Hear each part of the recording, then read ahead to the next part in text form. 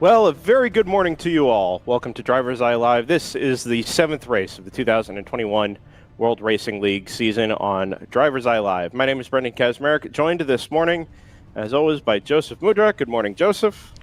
How's it going, Brendan? By Scott Michaels. Good morning, Scott. Good morning. Again, and by Ryan West, who was not with us yesterday, but joins us for our second Enduro of the weekend this morning. Good morning, Ryan. Brendan.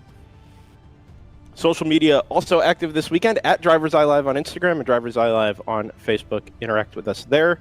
Layla Kazmarek will be staffing that throughout the course of the weekend. Plenty of content there, hashtag content there already from yesterday and our practice qualifying day on Friday. So we're just a couple of minutes away from the roll-off down on the grid. The C8 Corvette pace car will lead the slightly diminished field away, our 20-something GTO cars that are left, and probably a fair fewer than that general production cars in a separate start behind them. Scott and Joseph, you were with us, well, we were together yesterday. It wasn't a barn burner. It had the potential to kind of get there, but in the end, Irish Mike's kind of walked away with it. Yeah, it was a race that, as these tend to have a very different complexion at the beginning of the race, and even really at hour 7 than at the end of the race. It was full of surprises, not all of them good, but the team that ended up winning it persevered, as you have to do sometimes in these races. Quite. Scott, as a matter of strategy this morning, we know it's bound to be a different race than it was yesterday, if for no reason other than logistics. We've got our mandated quiet hours, locally mandated quiet hours between 10 a.m. and noon, which basically resets the race with the exception of any lap margins that exist when the full course yellow flies shortly before 10 o'clock, which means surely the goal for the first 2 hours this morning has got to be just don't fall off the lead lap. Yeah, familiar strategy for Joseph and I, but yeah, it is an interesting dynamic. They're almost like a NASCAR style competition caution, but obviously 2 hours into the race rather than 5 minutes. Definitely something the teams can aim for a checkpoint to get to. As you say, those teams who are particularly competitive, particularly in GTO, obviously it throws up a little bit of a curveball for the lower classes if you're in less control, because you're under the mercy of when whether the overall race leader ends up somewhere in your it's like you could be 5 seconds off the lead, but if the overall leader is between you and the leader, then you're a little bit in trouble. But yeah, particularly for the competitive GTO cars, it's definitely a checkpoint to aim for, and you know exactly what you need to do. You need to stay within a minute and a half, and everything resets, and we get a second race later on in the day. So yeah, definitely a different strategy element that will hopefully get us through the first part of the race a little bit cleaner, maybe.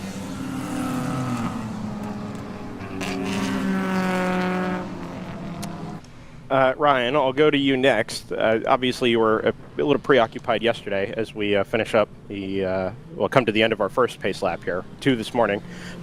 You seem to have a lot of comments about the trackside cameras. I'll turn it to you as far as Road Atlanta goes. The track, perhaps most well-known more recently for hosting the Petite Le Mans for the last 20 years or so. This is not Petite, but it's got the same sort of atmosphere about it, certainly from what we can see trackside. Yeah, absolutely. The track looks gorgeous. It's the right time of year here, especially in Georgia, where you have all the greenery kind of around the circuit, so it looks nice. And you've got some excellent camera selection. This is the first I've seen any of the broadcasts because I was working yesterday. And How dare you. This is fantastic. Yeah, I'm very excited to watch the race. I think it will be visually really, really good, just given the cameras that we have available. And yeah, I'm looking forward to it. I do think it's interesting. We have one team that historically is pretty dominant as far as using the RS3, and then to hear that Irish Mike's went ahead and took the victory yesterday, I think it's nice for the Hammer Motorsports team to have kind of a rival, I guess, using the same equipment. So I look forward to seeing more of kind of a head-to-head battle between those two teams. Hopefully it comes down to the driver, preparation of the car, stuff like that. But then again, I'd also like to see some other teams mix it up on the podium today as well. Yeah, we've got the potential for that. Like we said a little earlier, there was the potential for the race to go a slightly different way yesterday, and then all of a sudden, it was around hour 6 or 7, it seemed like nobody wanted to win, except Irish Mikes, and they ended up with a 2-lap margin, and that was pretty much the end of that.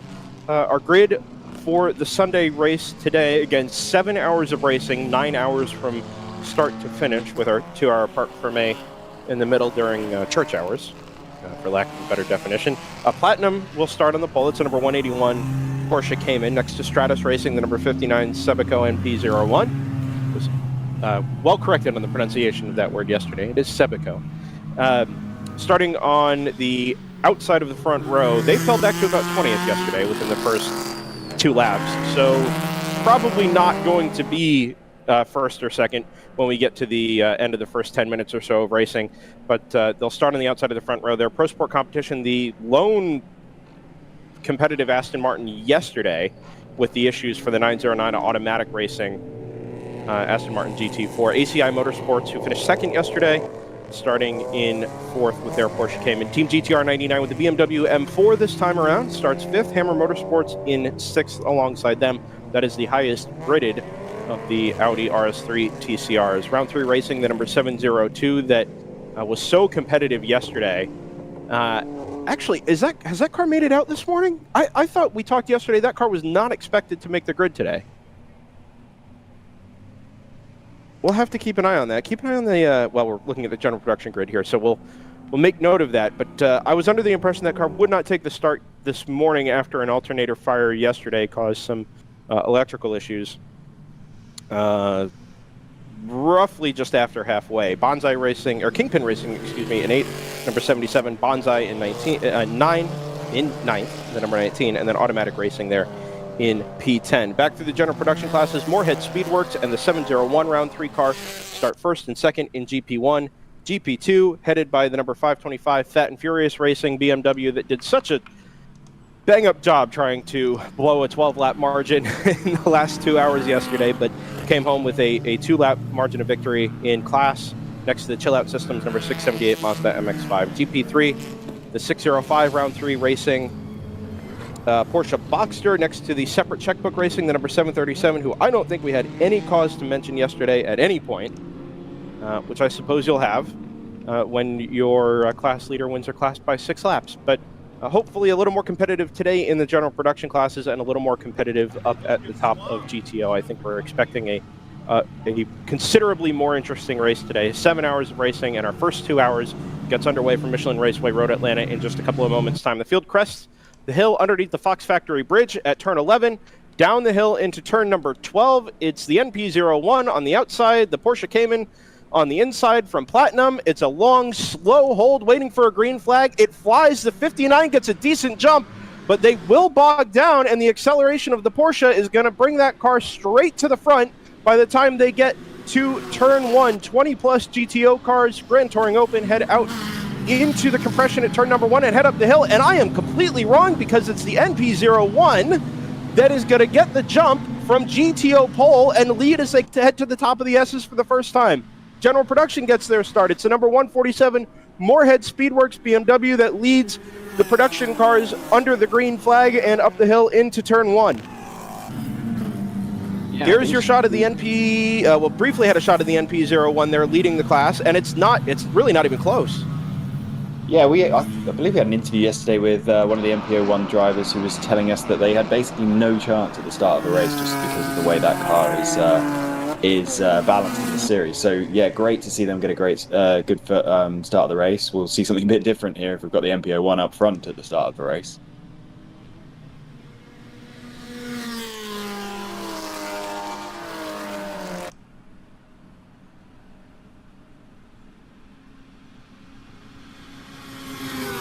They're going to be side by side into the braking zone at 10 here.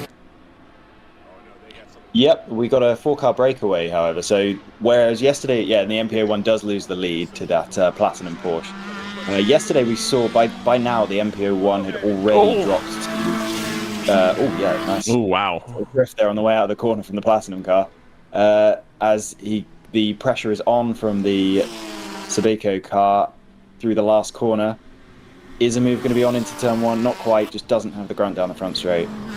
But, it feels like car had dropped teens, so yeah, very different start already from yesterday. I thought he was just going to hold back, but he's going to make the move into 3. Yeah, much more aggressive driving this morning from that car as it takes the lead into turn 3.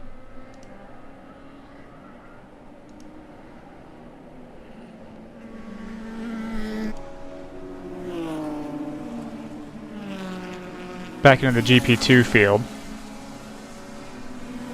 briefly as we lose the GTO competitors until they come back around to turn 7 where we can pick them up again.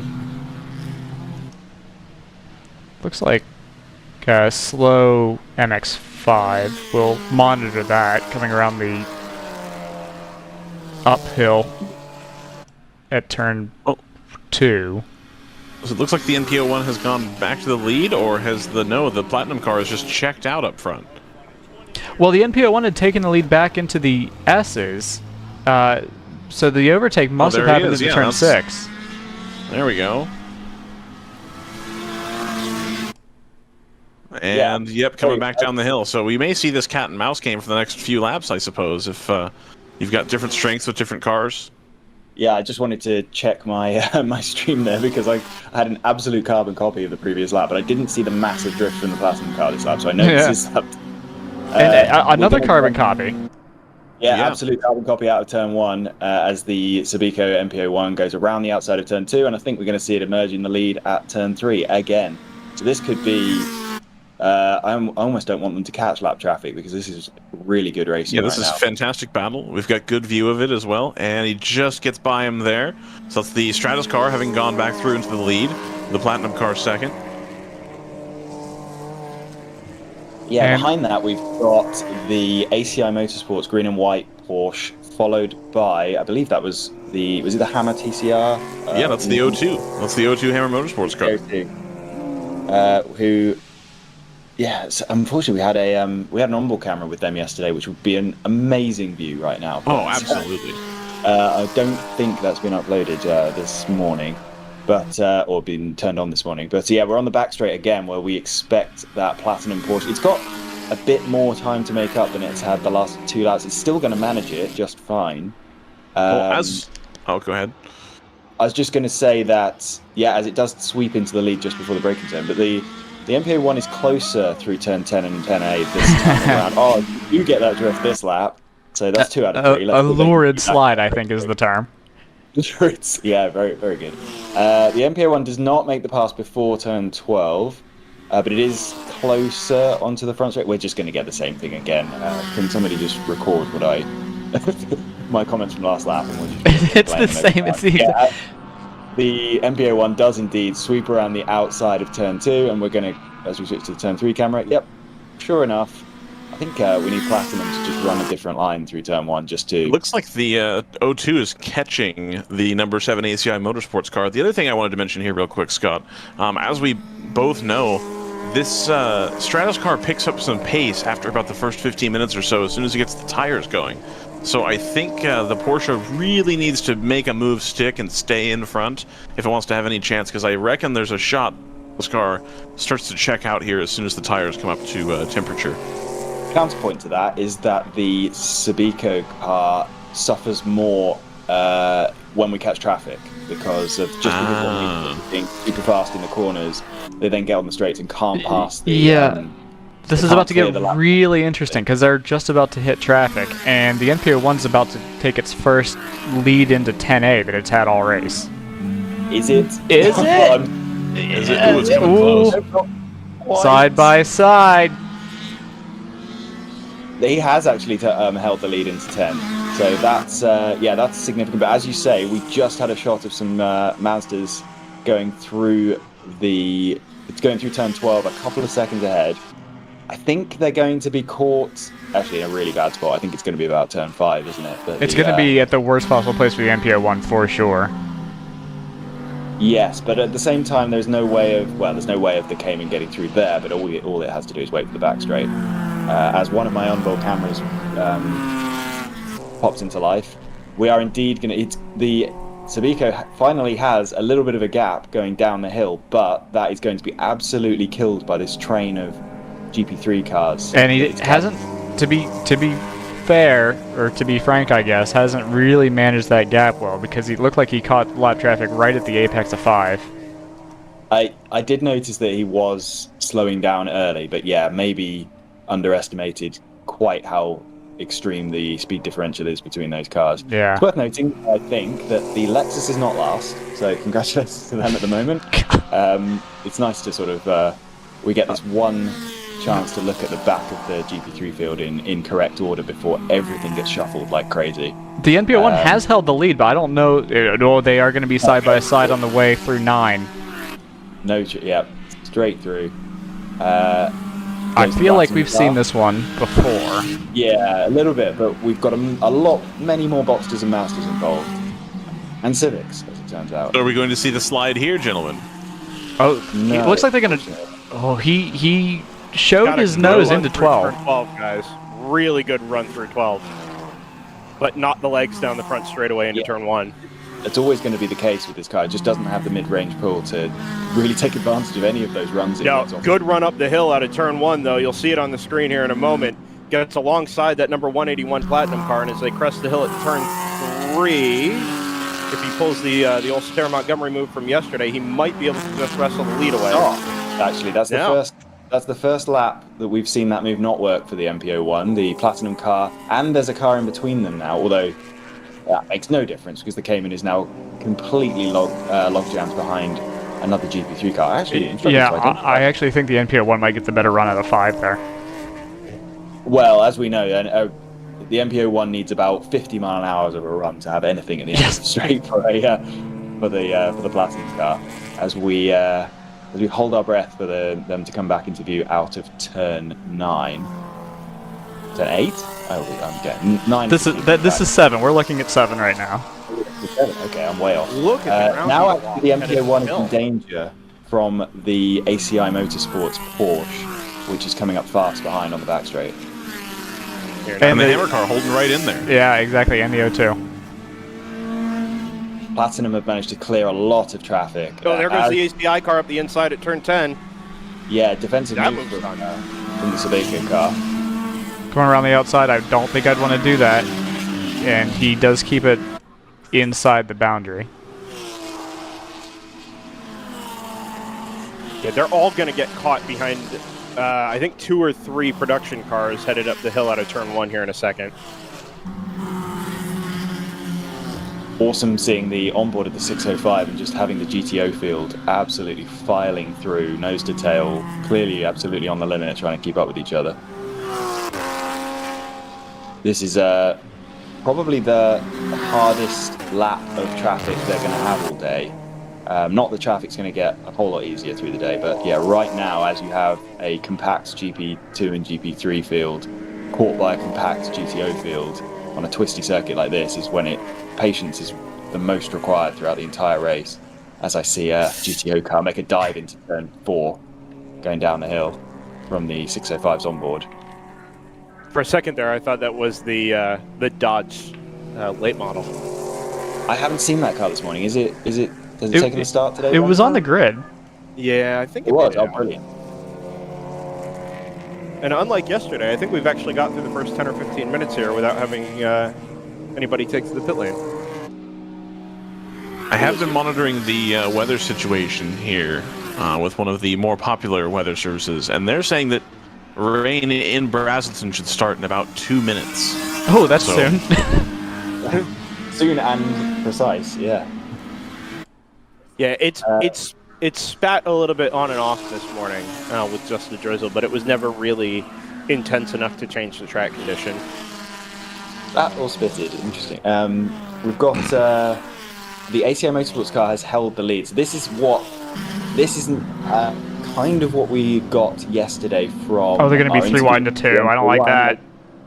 I think that's brilliant. They appear at turn 3, and Oh, the Buffalo Gals. Cutback. He'll have is that the move done. Chattanooga wagon car going to cause an issue coming down the hill? No, Move he's just done. did get the move completed. Yeah, I don't think it'll stick though. I don't think it'll stick in the 6. No, that Not- NP01 needs to carry the momentum through turn 5 at the sort of rise up out of the S's there and carry the speed up and over the crest if he's going to have any chance of defending down at the bottom of the brake zone at turn 6. And with traffic, that's usually not an option. This is exactly what we were getting from the interview with the MPO, the Stratus driver yesterday, who said that as long as they're in clean air, they can carry speed and make the most out of their car. As soon as you start losing the advantage that they have in the corners by being stuck behind slower traffic, and then you get onto a straight and you can't, then they have the disadvantage. They just get shuffled back and back and back. And I think that's going to happen. This is going to be a really clear indication of what the driver was talking about there. Oh, he's lost. Sorry, Scott. He's lost out not just to the ACI car, but the Hammer 02 was had the move done around the outside of 10A to get that position back. Yeah. I think they're still going to hold on to this to turn 1. I'm not be sure, actually. it would be a little dim of the TCR to try to shove it inside Right, T1. anyway. Oh and no he's- no you know no what? no no no! He's wide. He's going to lose out to the 99 GTR BMW. What was the word you used to describe what that would have been, Joseph? Because yeah. By the way, we do have 2 Aston Martins out there. I think you mentioned that there would only be 1. No, the 909 is back. It was actually on track yesterday, briefly. Yeah, I'm sure doing some shakedown. I must have misheard you then, but they both just filed past the 605, so they're nose to tail, the 2 Astons further Look down. at how much that move cost the 02 by being just a couple of inches wide, or a couple of feet, I guess, wide at turn 1. He's lost out a couple of, at least 2 spots, and now probably 3 seconds. I think he was definitely got into the dirt on the outside of turn 1, and I think those yeah. tires might take a few corners to clean off. And I Of course, think but that's they're all really a direct lucky. result of that move. I think they're really lucky to not be in the tire wall. yeah, I thought they were heading into the grass. To be honest, we saw a few incidents yesterday where cars got into that grass, and it's not iRacing ice grass, so they did get away with it. Yeah, but it has rained overnight. I thought it was, considering considering the panic brake situation that driver was in, I was fully expecting that car to be off there, but well held. As we've got some clear, I don't know what part of the field this is. Is this going to be the gap between GP2 and GP1? But we've got a lot of clear road for the leaders, and because of that, the Stratus car has made great time on the ACI Motorsports car and might be making its passenger move out of turn 1 as we. It's going to look. It's got a great run. They are side by side into turn 3. Yeah, he's got it again. Yeah, moved on. Yeah, so we'll see if he can make some ground up. There's a big gap that's opened up to Platinum, who've really their pace.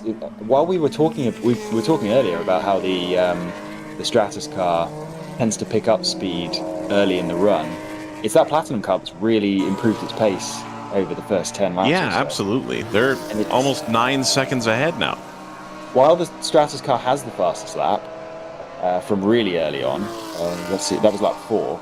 Platinum on lap 8 have got within a couple of tenths at that time, so it's them really who are picking up pace. Now that Stratus had a little bit of clean air, it will be interesting to see if they can reset that fastest. Well, they still have the fastest lap, but lower that fastest lap and try to catch Platinum. But yeah, I think this is a pattern we're going to see for the first hour. Is anytime we get into traffic, the Stratus car is just going to get shuffled back and back and back. Good visual there of the gap between first and second. It's the entire 10 and 10A complex at the moment. That Platinum Porsche looks like a lot of fun to drive. The driver's definitely having fun. Yeah. I think we can tell that. Team manager might be less excited about the rear tire wear, at least this early on. But he's just getting heat into him. He's all right. So looking further back, the car that took advantage of that O2 Hammer car having a lurid moment through turn 1 a couple of laps ago was Team GTR 99, who we mentioned quite a lot yesterday, but we were really discussing them more as a team to expect to come on in the second half. They didn't because they were having pit stop issues. I'd really love to find out Did we find out what was going on with that car earlier on in the race? Like, it had Which quite a lot car? of- Oh, quite a few- that was nearly contact. If it wasn't, it was awfully close. That was between Scott- the O2 and maybe the 525.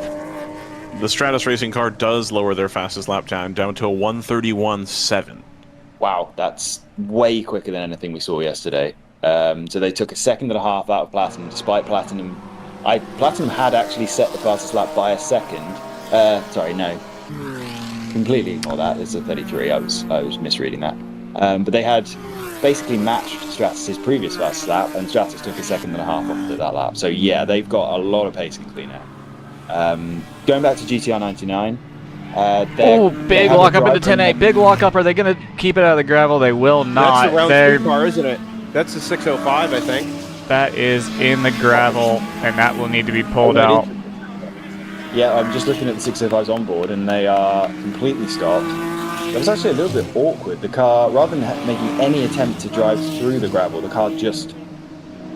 the driver just held the brake down and stopped as soon as possible. I'm going to actually rewind that and see, because that onboard camera has the driver camera inset as well. See if there's any clues from the driver of what happened there. Worth noting, I don't think that car ever, that car was not in the lead when that happened. A separate checkbook number 737 was out in front at the time. I believe that car has come through in the lead, or is about to come through in the lead, but, well, The driver... yeah, no, it is definitely that car, but the BSI car hasn't come through yet either. The driver made no attempt to put the car in reverse. They seemed to stop and immediately put the car in neutral, from what I can tell. So it's almost like that was not a driver error. That was a, I really need to stop this car moment. I don't know. It's hard to tell, obviously, and I don't have sound with that on board. But yeah, very interesting problem there. There, by the way, is the Dodge Charger. So that is in the race. On a more positive note, have any of you seen the new fastest lap of the race? Yes, Yeah, we absolutely. were just discussing that, and Stratus has put a very similar lap, while Platinum have lost 7 seconds to them on the previous lap. Sorry, 6 seconds to them, as I margins come down from 8 to 1.5. Now, we saw a lot of cars parked in this position yesterday. It seemed there seemed to be a pattern as to when a safety car would come out. Where that car is now, I would say safety cars tended to come out yesterday. As the 605 driver is trying to reverse that car out of the gravel, I believe. I just saw it move. It did briefly, yeah, and I don't believe they've got a tow hooked up to that car yet. No, there's no safety vehicles. Yesterday, a car in this position would have brought out a safety car. A little bit further around the corner, or a little bit deeper into the gravel, tended to not bring out a safety car. The driver's attempting something. Sorry, they're sending the flat tow from pit out up through the paddock and Guys, over towards the turn 10 cut. 366 is into the pit lane. That's the TLM Rova car. Yeah, I have news, guys. We're going to be side by side into turn 6 here. We're not gonna quite have that, but keep an eye out for the lead battle. It's tightened up an awful lot as the 701 has actually backed it out of the, well, nearly backed it out of the gravel. Or, well, it says 701 on the thing. Interesting. Yeah, Yeah, no, fair enough. Yeah, 605. I was confused by timing, but it definitely looked like a Boxster. Oh, there it goes. The 701 came and just come across start finish there. Interesting that the choice there was to sit for a while rather than to try and immediately see if they could get themselves out. I think It was he all not unreasonably assumed that he was just going to be stuck. Yeah, you think you'd give it one shot? Well, like I said, I was watching the cockpit camera, which is inset on their onboard, and the driver really didn't immediately seem to make an attempt to get straight out of the gravel.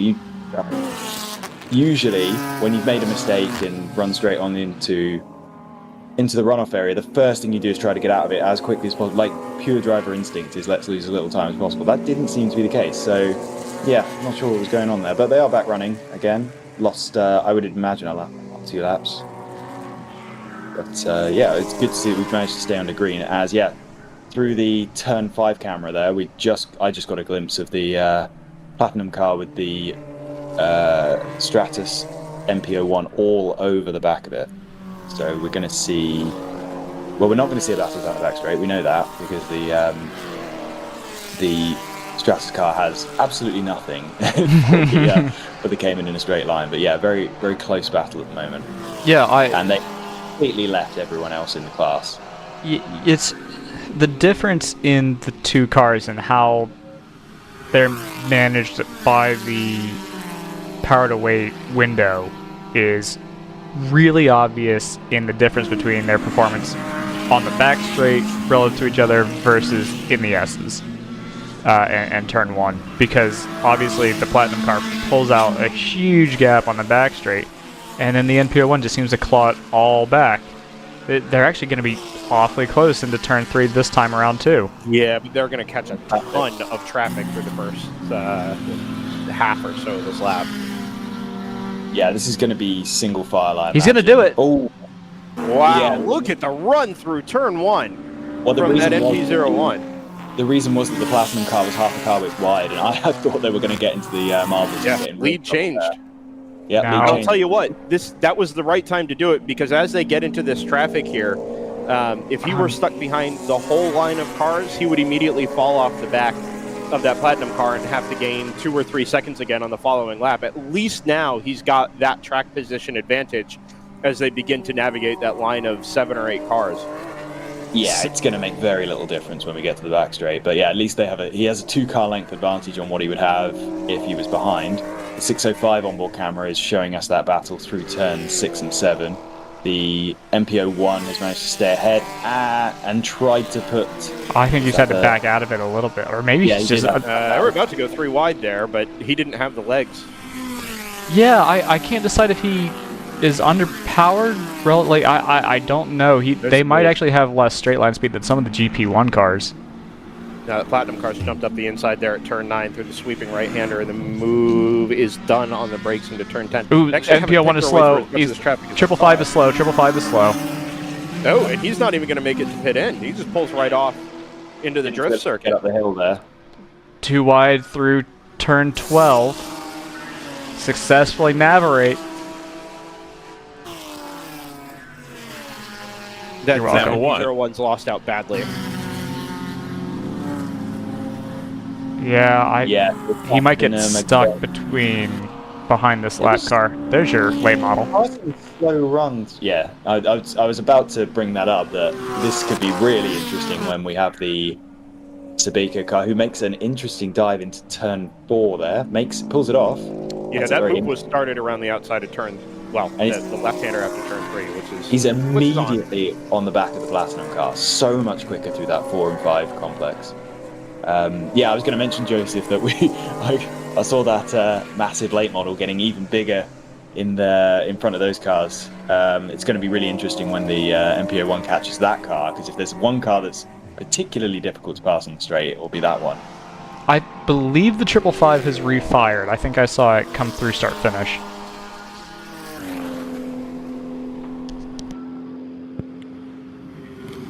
We are now on the back straight. With 15 laps done, as this is just settling in for the next minute or two anyway, a quick run through the general production classes. GP1 being led by Moorhead Speedworks from pole up ahead of the PC Racing number 44 BMW. That margin is out to 30 seconds already with 14 laps done. Thunder Bunny's number 110 sits there in third. That's the BMW 1 Series. Their new M2 Club Sport, a really solid run. I think the 5th yesterday. Great model in our first race. GP2 led by the 678 Chill Out Systems MX5, who we will have an onboard link for shortly, I'm happy to say. And PO1 balked at the Apex. Yes, but the Platinum car actually did take a different line through turn, head off that move that we've seen 3 or 4 times already, and it worked. Because they've managed to hold so turn 3. Far, he's moving every which way to see if there's an opportunity to make the pass around the outside of the S's. That's going to be tough. That's the only part of the track he's substantially quicker on. Yeah, but you have to be very quick to make a pass through the S's. Yeah, you rarely see 2 cars of the same class make a pass through there, so that would... I think he looked like he's got the pace. It's just a matter of getting the run through turn 3 and honestly the bravery to go around the outside of turn 4, or I don't know if that left-hander is actually called turn 4, but we'll go with it. They're onto the back straight again, and we're going to have a carbon copy of previous laps where the Platinum car briefly manages to pull a 5 or 10 car length lead. Have they dealt with the late model, or has the late model disappeared? The late model was into the pits. Yeah. Game. I was really Actually having a chat with a pit marshal. We have, side by side for third place between ACI Motorsports and Team GTR 99 down the back straight. Into the braking zone, ACI on the outside. Side by side through 10A. Oh, I think that's left rear. Yeah, left rear onto the grass crate. That's you don't want to put a wheel over the serrated curbs. Looked to me like the 99 was me leaving a little bit too much room for netcode through the 10A. Took the air off. As the ACI Motorsports car runs half a car width wide, loses a little bit of time through turn 1. Sorry, the NP01's right up on the back of that Platinum Cayman again, but they're both stuck in behind, I think, the Hitman Racing BMW? I believe that's right, yeah. Yeah. So meanwhile, the 7's being held up by slower traffic, and the 99's going to draw back in. 7 car, you mentioned yesterday, Joseph, as not being here, but actually they're just really, really anonymous this weekend, which is strange because we have seen that car run really high up the field earlier in the season. My memory is too bad to tell you exactly where they've been running, but we've definitely pulled their name a lot more than they have to. And they're already be lapped 28 minutes into the race is interesting. Speaking of, by the way, I noticed that our GP1 leader, who was that car was able to stay within 2 laps of the overall lead for the majority of the race yesterday. They've already been lapped. They are in the lead, Moorhead Speedworks, the number 147. But I'm just surprised. I think the pace of these leaders today is just way higher than it was yesterday. But yeah, surprised to see that car already dropping off the lead lap.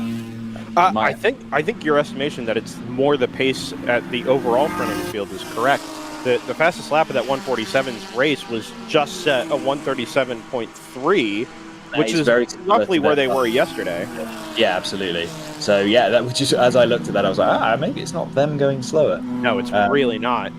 I mean, we weren't anywhere close to the 31s yesterday for anybody, and now we've had one from the Sebico, and we've had a bunch of cars into the low to mid 33s. I was going to say, the reason for that is because the Sebico car was mired in traffic, like literally. As we see again, they try to make that outside move in the S. You can feel the frustration, but it's just the move's not there. The move might be there. It hasn't been pulled off yet, but I respect him for continuing to try. It's risky.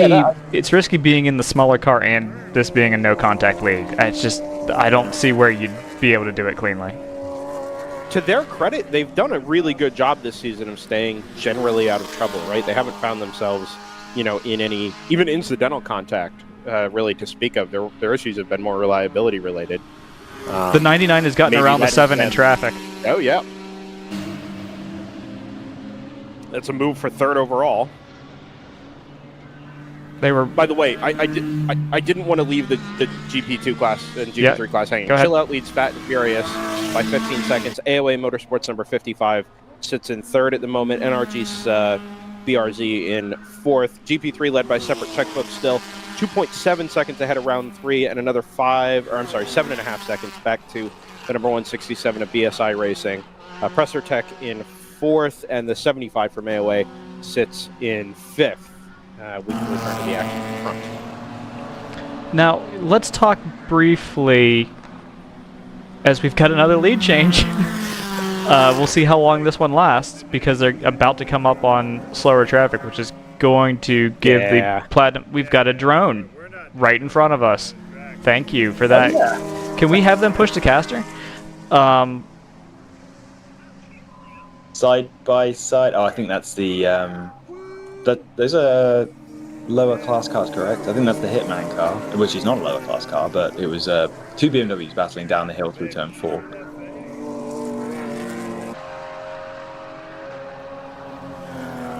So I'd like to talk briefly about the drone has flown away.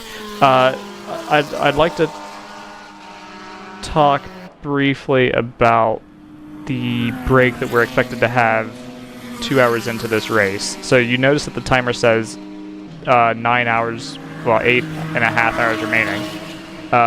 2 of those will be under red flag conditions, so this is effectively a 7-hour race. What can be done during that red flag period? Very little is the short answer. Oh, sorry, car off going Nope. into turn 12. Yep, that's the 93. I think he's managed to keep it out of the barrier, and I look to my right, he's just short of the gravel trap. So if he can get restarted and find a gap coming down the hill, I think he's actually going to be able to rejoin from there. That is going to be a yellow flag zone, spot, so though. be mindful of that. He's going to be in a really ugly spot. As it happened, he almost like, I imagine there was an element of looking in the mirrors, because I think the leaders were coming through on the inside at that exact time. I don't feel like he was forced over the curb. It just looked like he kind of lost his position on the track over the hill, almost went down the motorbike course, ended up on the wrong side of the curb and couldn't get it back. Really, really obvious indication of how wet that grass is as well, because there was no way the front tyres were gripping enough to get him back on the track there. Not my favorite rejoin, but the Aston was mindful of it. Right there. It's going to be difficult with 60 cars. I don't think we're at 60 cars, but 50 odd cars on 49. There you go. Yeah, I think 555 is back on track, but it's just pulled into the pits in front of the 605. so. In that whole deal, the NPO1's pulled out a huge gap on the Platinum Porsche. It has. And I'm not totally sure why. I missed the actual, even though we got it on camera, I missed the actual spin. So was the Platinum car at all involved in that? Is there any reason why they would have backed out? I don't believe so. I think the BMW went off to the left, didn't get in the way of the leaders in any way. I imagine what happened was that the Stratos car managed to get a few lapped cars between them through the S's section, and it was able to then stretch away while the Platinum car was struggling to pass as the MPO1 makes a nice move into turn 4 there. That's very aggressive. Only to get immediately stuck behind 2 more lower class cars, and that gap is... Oh, actually, the Platinum car is... It's got a huge... Yeah, that gap is really stretched out. It's stretched out another 4 seconds on that last lap. Yeah, has something happened to that car? I wonder if now that the NP01's kind of gotten away, he's happy to just kind of settle in rather than chuck that car around like he had been for most of the first half hour. Okay. Yeah, if you come to the break in second place, if you're 1 second behind or 30 seconds behind... Yeah, exactly. So and you could see through most of that first half hour how hard he was pushing that car, sliding the rear end around. And, you know, it was to good effect. He had a really good scrap with the 59, but I think now that the margin's been established, he's probably happy just to let it ride and focus on staying on the lead lap before 10 o'clock. Makes sense to me. The Dodge Charger's back out on track, by the way. Very good. You can see him circling around from 605s on board, so that's great news. We can give the Spirit of the Race award to the Dodge Charger. Doesn't matter what they do. Yeah, absolutely. It just gets Joseph excited. Yeah. for It's the spirit of my race. The spirit of the race yesterday went to that car taking the green flag in front of the field. I think that was one of my favourite points of the race was Joseph's colour commentary during that period. Kingpin and Hammer, I was going to say, we're having a decent scrap here for P6, but as they come down the hill from turn 12, or turn 11 into turn 12, the margin's gone from 1/10 of a second to 3.1 seconds. So I don't know if it was just traffic there for the 02. That 02 just really hasn't been able to hang like it did in the first 20 minutes or so. And now it's just sort of slipping off the back of this lead pack at the moment. Brendan, do you have a sense as to why the track is so much faster than it was yesterday? Is it just because there's more room? I don't think there's that much room. We had like 68 cars take the start, I think. It's considerably cooler than it was yesterday, even at 8 a.m. It's cloudy, right? So you're not pumping, you know, that energy into the track as well. And we had 9 hours of running yesterday. I don't think the track is that much faster. I think the MPO1 would have been capable of doing 31s and 32s yesterday if it had clean air, and all the other cars were doing 33s yesterday early in the race. With not all the other cars, obviously, but the front runners were doing 33s early in the race yesterday as well. The only difference we have is we have an MPO1 with clean air.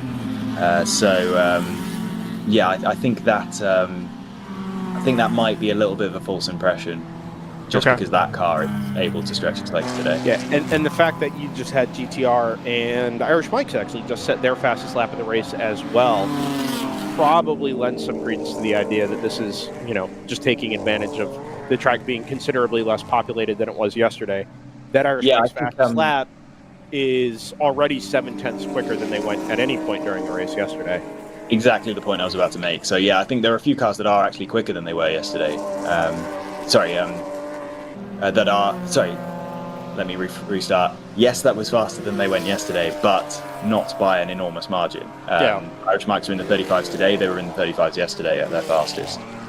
Yeah, how much of that do you think could be explained by just improvements in the setup of the car even? Just, Probably you had... not much.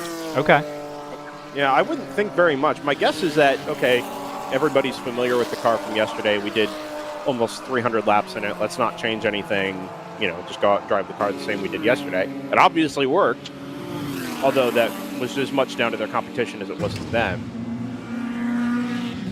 A decent battle at the moment, a little deeper in GTO. The 983 Will to Win Porsche, the 988 Star Spangled Racing Porsche, and then the 982 W2W car. This is 17th, 18th, and 19th overall, but they are really closer than anybody else is at the moment. I think they've just been lapped, actually. Oh, and the Star Spangled car has lost position to that 982. I was going to say, I feel like I just saw it. I was waiting for 17th to come by, and so what has been lost on me is the fact that we're already 40 minutes into this race somehow. It's been a actual barn burner of a figuratively. Yeah, a great 4-minute sprint race, to be honest. Yeah, that is the nice. Now that the NPO1's kind of come up to temp, I'm curious to see. Oh no! Sorry, there's been a spin at turn 5. I thought that was going to go way worse than it did. So they ran wide where that white car is there. Oh wow! What an odd place for a car to end up. Well, I think they were just offline because of the traffic, and boy oh boy, if they had a heart rate monitor on that car, it would be through the roof right now. I was sure that was going into the wall. Yeah, it's one of the overnight cars. 197 perhaps. My goodness. He rejoins at the bottom of the hill there. I thought we were about to see a huge accident. They swapped in so many times, but managed to keep it off the wall, thankfully. Well, it's like we mentioned yesterday. This is a high commitment, but also high consequence circuit, and it's not very often, even in cars that are, not going as quickly as, say, a GT3, GTE, or prototype car. It's not very often you have an incident and you get away with it. And a couple of times yesterday, I think we got reasonably lucky with that. There were also a couple of times we didn't, right? We saw a pretty big one up at the top of turn 3. But this is another case where somehow, at one of the fastest parts of the circuit, at least where you're doing anything other than going in a straight line, a car's swapped ends ended up off track and somehow managed to not hit anything. We just saw it at the bottom of turn 12 here with the number 93. Yeah, absolutely. Worth noting that the Platinum car has absolutely equalised the gap to Stratus Racing over the last couple of laps. So once again, Stratus, while they've got 2 seconds a lap on pure pace, they lose all of that the second they get into traffic. I guess that's a reason why we shouldn't really be seeing the Platinum car give up on chasing the lead. Again, while they've got no chance, it seems, in clean air, there's not going to be a lot of clean air in this race. So they've got every chance of getting back on and past the Stratus car if they can close back that 6-second gap in traffic. I want to make this point now that we're sort of 40 minutes in. We saw our first full course yellow, I think 12 laps in yesterday, which sort of interrupted any natural flow of the early part of the race. We haven't had that today, even though we've had our handful of little minor incidents.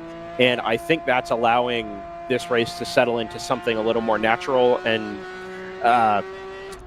reasonable or something that we can sink our teeth into a little bit, even though we know we have the interruption coming at 10 a.m.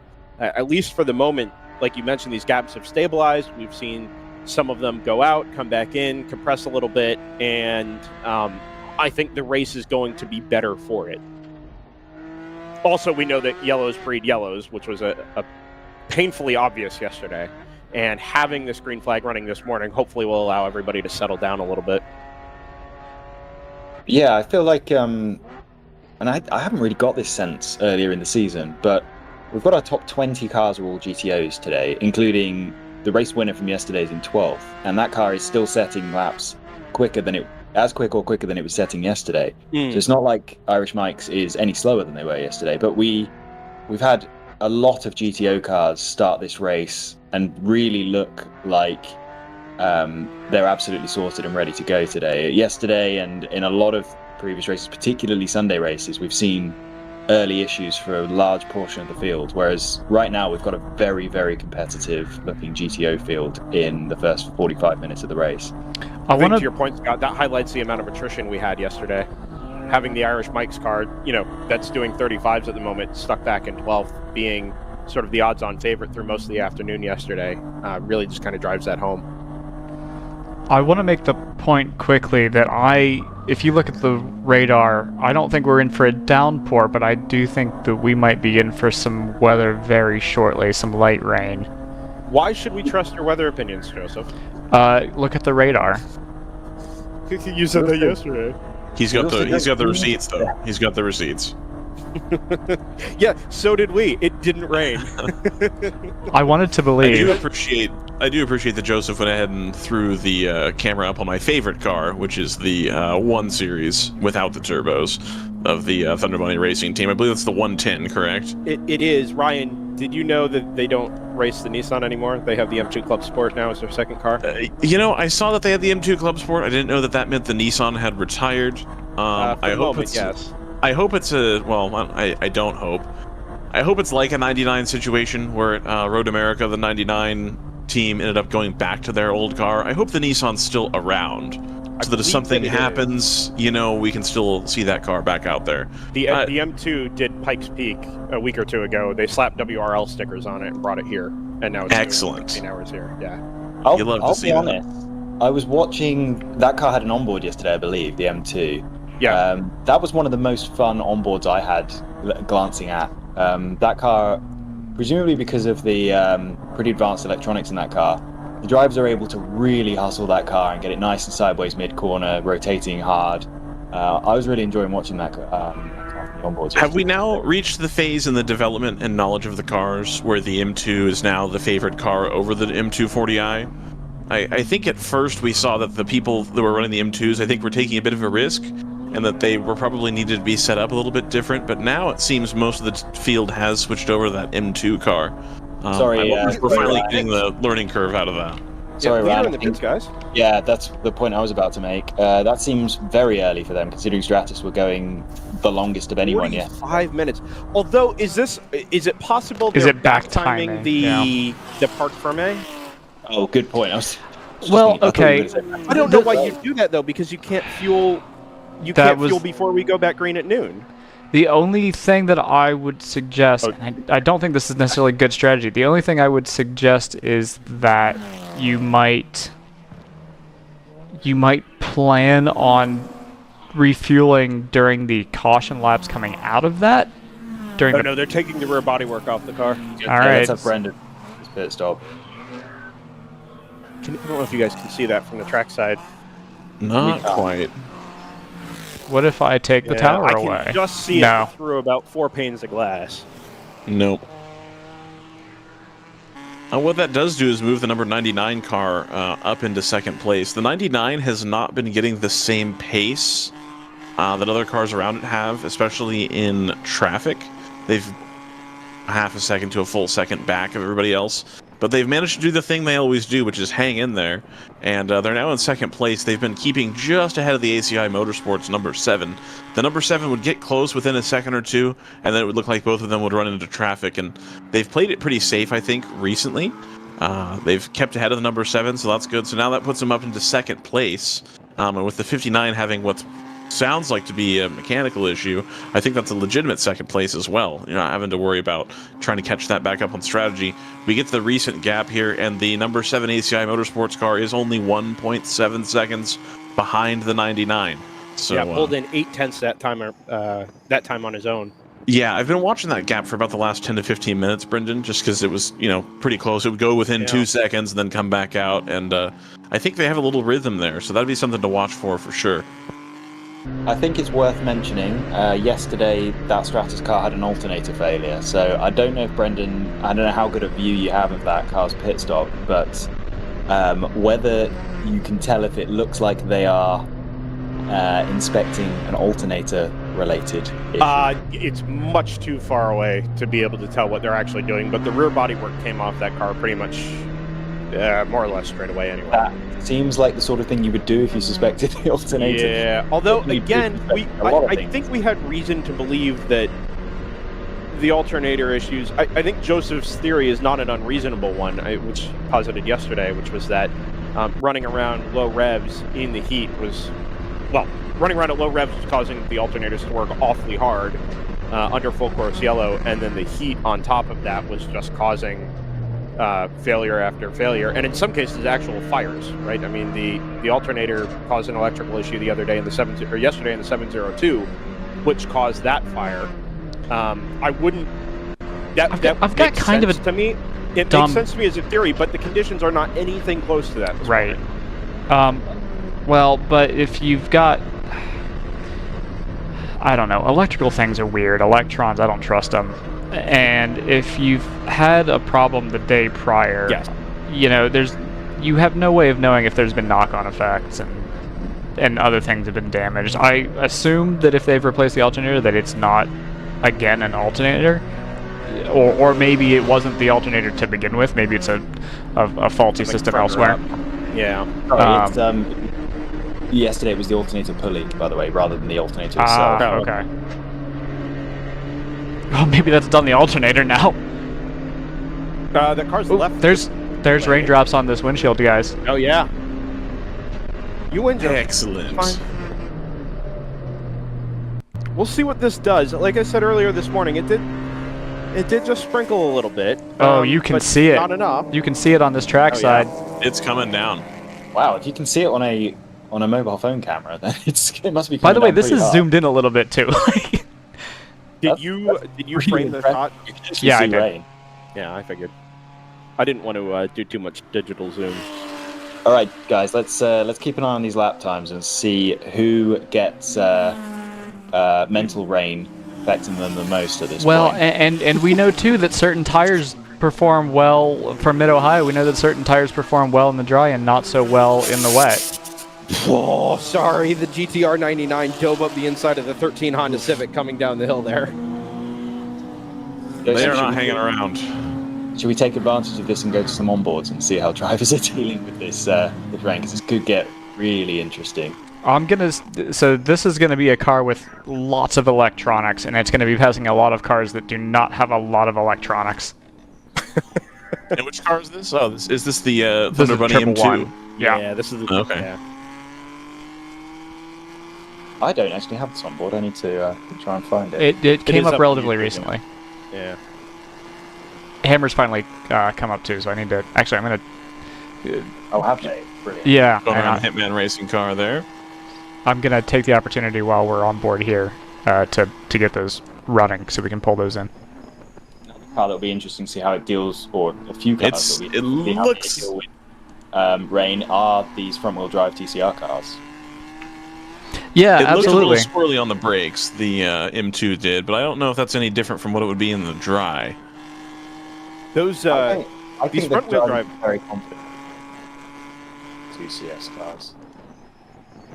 Those TCR cars have been about 2 seconds a lap off consistently this weekend. Irish Mike's Hammer, both the Hammer cars. Although I guess the 02's done a 133.7. I don't know that this is a track where really there's any advantage to running a front-wheel drive, even other than the natural advantage in the wet. I don't know that it's as big as it would be elsewhere. Now, I will make the point, I think this is going to be a very quick shower. It should be a relatively light shower, so it may not And this could be more of a mental thing than anything else, to be It may honest. have already stopped. I really don't see any signs out the front straightaway here that suggest it's actually actively raining at the moment. Even on the windscreen of the 111 here. I do want to point out that the number 45 and the number 13 in the GP2 class have both pitted in. That's the J&R Racing car, the number 13, in the 2017 Honda Civic, and then the number 5 Petawat Laser Racing in the 2002 Boxster. Both hit the pit lane for GP2. So that GP2 becomes... got the number 678 out front all by himself. The 525 Fat and Furious car now 21 seconds behind. And if we come down to GP3, still a close race between the 737 and the 605, with the 167 another 10 seconds or so behind them for the top 3 there in GP3.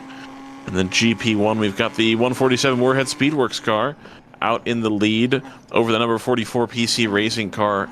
Still waiting for the gap to update on there. It's a lot, Ryan. Is it a lot? Okay, cool. That's what I figured. A lot. It was a lot yesterday, too, quickly. And then in third place is the number 110 Thunder Bunny Racing car. They are right behind the number 44, about 8 seconds. Not right behind, but relative to the gaps in this class. Sorry, change for second overall. ACI's gotten by the number 99 Team GTR BMW. Yeah, they were making pretty aggressive moves in traffic. I saw them go on the inside of the late model through the S's, which I thought was very rude to my favorite car. Pit stops from the 19 and the 77. That's Bonsai and Kingpin, who are almost side by side into the pit lane. They pit nose to tail, just about attempt to chase down one of the pit marshals. And in tandem are going to do driver changes and fuel on the GT4 Porsche Caymans. We've also pit had stop Hitman. Also from Hitman. Yep, there you go, Scott. Yep. Nicely done. I think they've been in there for a while. Oh, fair enough. Yeah, there was the next point I was going to make after Ryan, which is a shame because we've mentioned that car, but again they did drop off the lead lap quite early. I don't know if they've just been having some sort of issue this weekend. But yeah, the Banzai and Kingpin cars in the pits is interesting. We saw Banzai very competitive early yesterday. Kingpin were competitive all day yesterday, although it did seem like they were they got the best rub of the safety cars by far for most of the race yesterday. But this is early. I don't think we saw any cars pitting on schedule before about 58 minutes yesterday. Change for 10th overall. Hammer's gotten the 01 Hammer Audi has gotten by the 909 automatic Aston Martin, which if you were with us yesterday is the sort of the team car situation to the incident we had down at turn 10 with the 909 punting the left rear of the 02. 02. Someone's gone off straight off at 6. Okay. It's the 181 is in the pit lane, the platinum car. He's right in behind the 19 and the 77. All 3 of those cars are pitted nose to tail. Additionally, the 14 Dodge late model is into the pit lane. That is a black flag enter. It should be. They may have. No, there's. No, it's still there. It is still there, very much. Is that that's not the 147, is it? I honestly could not tell you. Oh no, the 147's right here. It looked sort of orange and yellow a bit. I want to make sure that we are noting down, gentlemen. We're at 55 minutes, and we're expecting. We know there's going to be a break at 2 hours. So any car that can't make it to 1 hour at this point is going to have to make an extra pit stop before that safety. But why aren't they making it to an hour? Because it really didn't seem to have any issues doing that yesterday. Even basically right at an hour was the very earliest pit stop we saw from it. 58 minutes, I think, was the earliest set of pit stops, and I don't have an answer for you. Well, so the other they are back timing. The other half of this, the other, well, not other half, but pit lane actually closes at 9:50. And then the pace car will come out at 9:52, 9:54, somewhere in that window. Oh, so it's not actually a full 2 hours before the safety car. That might not. be. Oh, we got a full course yellow. And that's terrible news for anyone who's just pitted. Yeah, which is why I don't. Or your erstwhile overall leader. Which is why I don't understand why people are pitting early.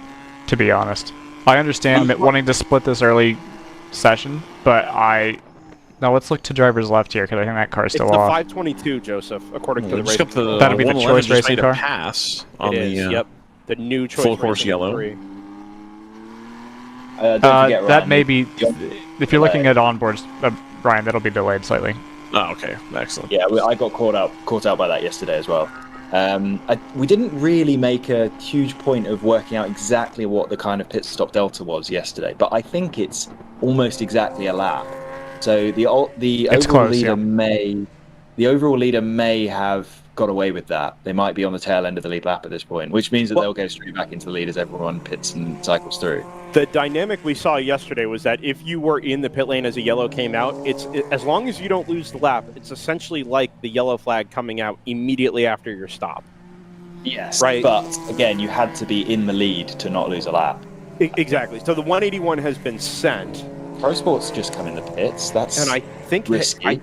I think it actually has lost a lap. Irish Mike's is in, the 348 is in. Somebody else led Pro Sport in as well. I think that was the Denton Brothers 540. Worth ACI noting also, finished lap 5 yet, and Platinum haven't finished lap 34. So if they come across the line before ACI finishes lap 35, then they'll be fine. no, I believe they've lost the lap, Scott, already. The Okay. the ACI car, I'm sorry, the Platinum car, the 181, has already been sent and left the pit lane. Oh, sorry, that's Here comes ACI into the pits now, as is the 99 GTR BMW.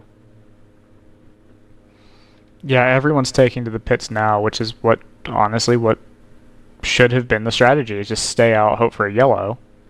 In which case, yeah, Platinum has definitely lost a lap now. Yeah, so with ACI being in the pits, if Platinum can keep the speed up under yellow here, they'll be able to get this lap back and everything will sort of cycle back out, other than leaving Platinum at the sort of the tail end of the lap. Say, yeah, they definitely won't get that back. They'll get stuck behind the safety car and they'll be on the lead lap, but on the tail end, which is that's a minute and a half loss. Hammer 02 is in, 988 Star Spangled Racing is in, the 44 from PC Racing is in, Chill Out is in from is that the GP2 lead? It is. I haven't seen the 525 into the pit lane behind them as yet. Thunder You can Bunny still 111 is in. You can Here still see comes the rain coming 181. down, Brendan. Oh, very good. I think it's returned, actually. I think it's come back. Yeah. Sorry, the Platinum car's just gone by start finish. Yes, Pro scored Sport car has 16. yeah, the Pro Sport car's been sent. Now remember, Scott, that he's going to pick up most of these positions with, well, a bunch of positions with a ton of these cars being in the pit lane now. Yeah, absolutely. But 431 was their outlap, although that was under yellow flags. 431's relatively long, but again, they're yellow flags, so not super unexpected. The 01, the 909 cars have not pitted. They've just come across the start-finish line on the racetrack, I believe. So those cars are presumably going to cycle to the lead. The 01 being an Audi TCR, we could expect that car to go as long as an hour and a half, maybe even slightly longer than that. So not super surprising that they've decided to, I don't know if it even counts as rolling the dice, but they've stayed out on track and not taken advantage of this yellow flag. The 909 is surprising. That car, I wouldn't expect to be able to go much longer than an hour. It does go a little bit longer than most other GTO cars. Brendan, do you notice any hour activity at the gravel trap of turn 1? No. Okay. I don't. We just cut to an onboard that had recovery vehicles. I might have been wrong. That might have been 6. 6, I think. Yeah, I'm pretty sure that was outside of 6. That makes more There's a sense. sort of lip there because of the camber of each of those corners. Yeah, I had a moment where I was like, do we have another full course yellow with 2 separate accidents? No, I don't think so. Although that was our theme yesterday for sure. It's actually, I was going to say, it's more remarkable that we seem to have had a safety car period for, well, actually, no reason. Have we worked out why the safety car's out? No, Yeah, there there's was a car recovery straight off vehicles at 6. on- Yeah. Oh, yeah. There it You can is. see it right here. So the ACI car has just... Sorry, go ahead. I think that's the same car we saw in the same position yesterday at one point. It's that orange and white BMW, is it not? It was... it's- maybe. It's blue, white, and orange. It's a 522 choice car. Which, yeah, that was the car that was off in exactly the same position yesterday. So, weird coincidence. As all this shakes itself out, and we reach the end of our first hour of racing on the Sunday, I think now's a good time to go see Uncle Cooper again, say hello, and we'll tease the 24 Hours of Sebring once again as sort of Blue Bun bed towards the end of the little oddity from the Hammer 01 car there into the pit lane. Tease that event again and rejoin the other side, hopefully with a little better understanding of the pit stop cycle under our first full course yellow of the morning from Michelin Raceway Road Atlanta. It's round 7 of the 2021 World Racing League season on DriversEye Live. Back in a minute. Hey, your Uncle Cooper here. Once upon a time, there was a girl named Goldie, my niece, your cousin, and Goldie didn't know which tires were right for her. The first ones were too much tire, and then the next ones were not enough tire. Anyway, long story short, Goldie found the Coopers, and they were just right. What a happy, practical ending. Go to sleep. I love you. Go with the Coopers. Cooper!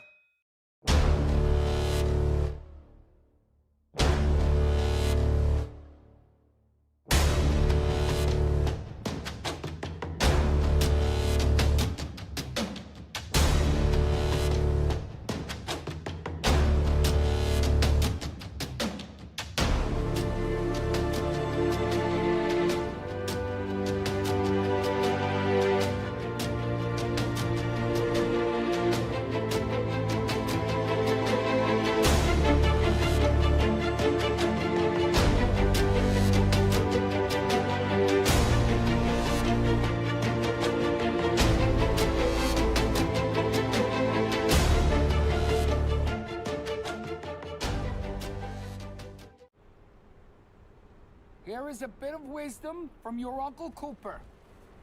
Tires exist on a spectrum. On one end, you got too much tire. On the other, you don't get enough. Both ends are rip-offs. You're either paying for more than you need or needing more even after you pay. So if you want a tire that costs what tires should cost and does what tires should do, go right for the sweet spot. Go with the Coopers. Cooper!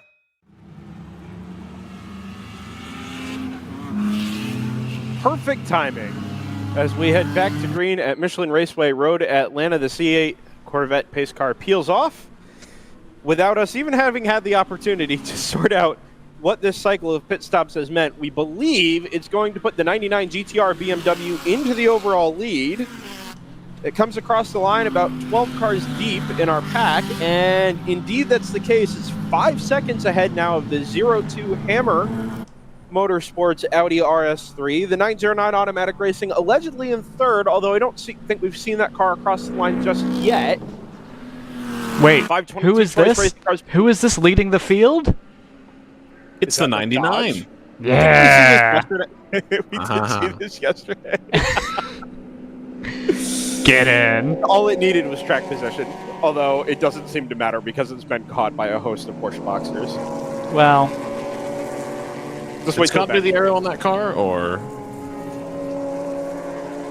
I noticed it has the Penske livery as well. It's sort of like a Kodak.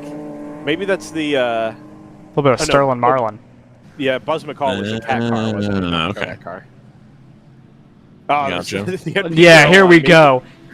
Not a chance. Not a chance. I don't know. That MP01's kind of hanging. Might get him in the brakes. Oh, he's got him. What is this? Maybe they changed Stunning. the MP01. Or they took what they? It's like they gave 2 cylinders to the NP01. That is the polar opposite of what I expected to see. Like, it could not be more in opposition. This is gutting. This is what a shame. All right, so resetting, it goes 99.02.111. The Thunder Bunny M2 third overall now after our pit stops. The 7 ACI Motorsports Porsche, I think, is really lost out here. Maybe Platinum is the only one who's lost out more. The car had such a long pit stop. We know it lost a lap underneath the yellow flag as the 111 dives up the inside of turn 12, of one of the Miatas up at turn 12. Kind of a late move, but no harm, no foul. The 7 is at the very end of this pack. Yep, the 909 is even further back, and the Hammer car right behind it. The margin there is a second and a half.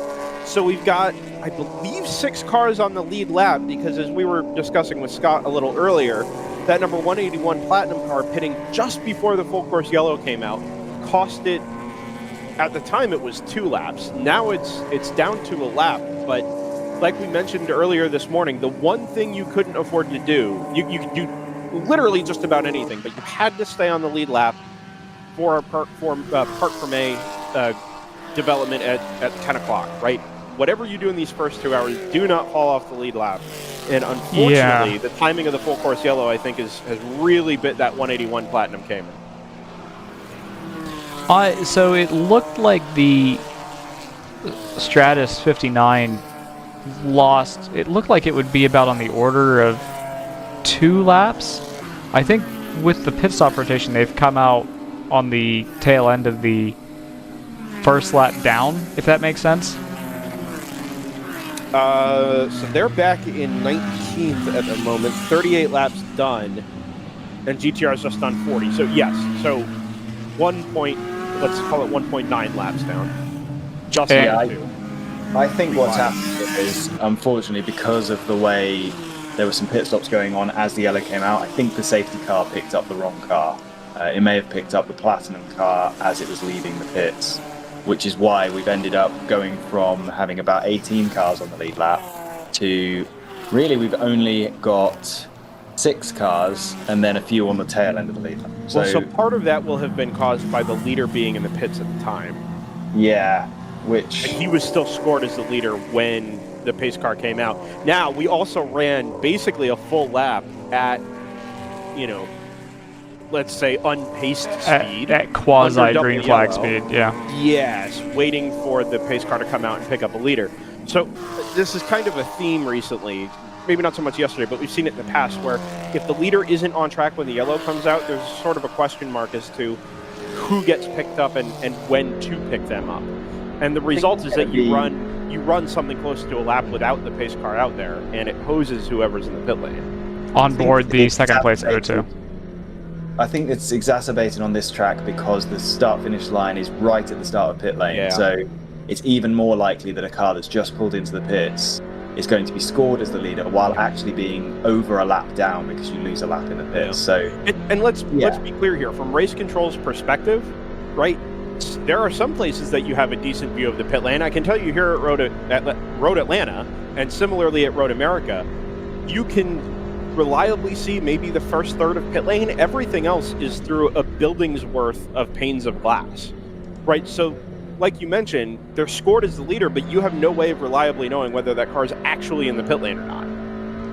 So who do you pick up? You almost have to wait for things to cycle through, find the second place car, when they come across the line as the leader, and then send the pace car out.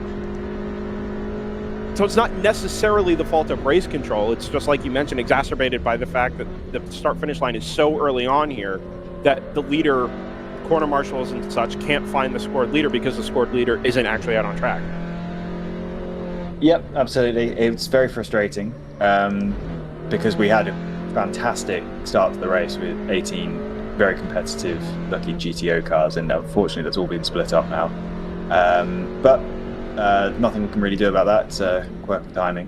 So we'll have to carry on. I was quite surprised, to see that Thunder Bunny had ended up in the top 3 because they were one of the later cars during the yellow flag cycle to come in the pits. But we had a brief discussion about this yesterday, as the rain is more obvious on the 605's windscreen than I've seen for a while. But we were discussing yesterday the merits of waiting for the whole pack to get bunched up and you to catch the safety car before coming in the pits, because otherwise you do risk the vagaries of where the leader is and where the safety car is. Really unlucky I think if a lot of the cars, Platinum did pit before the yellow. It was just before the yellow. I mean, within a minute. Irish Mike's didn't. Pro Sport pitted on the first lap of the yellow. Yeah. Most of those cars have all been trapped flat down.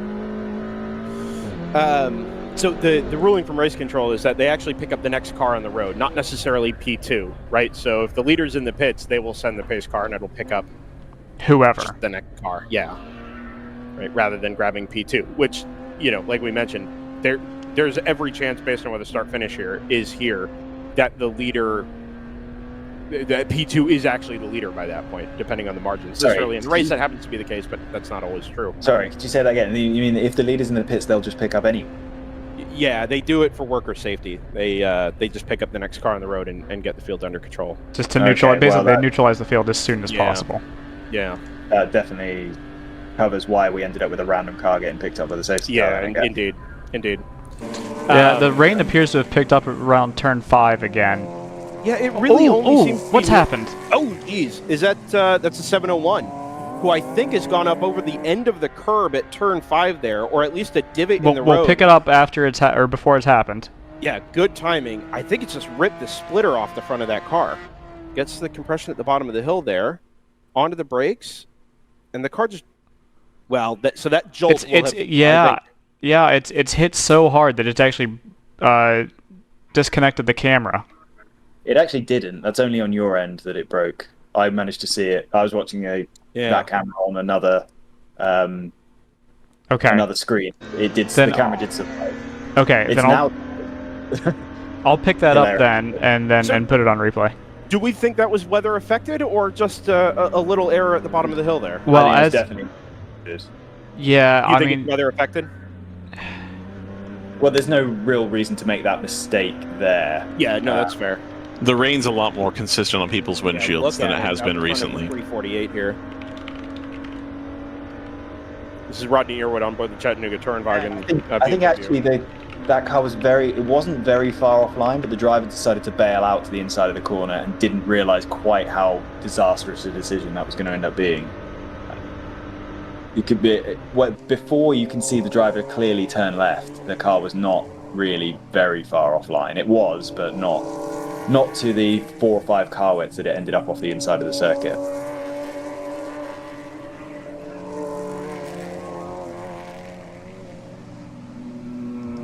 So if we look at some lap times, so far I'm not seeing really any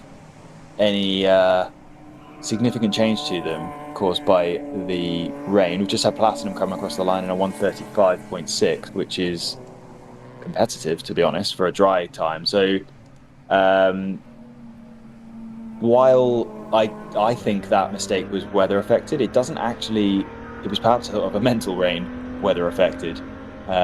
Most of the cars don't seem to have been super affected pace-wise by the rain so far, and we're not seeing other cars skittle off the road.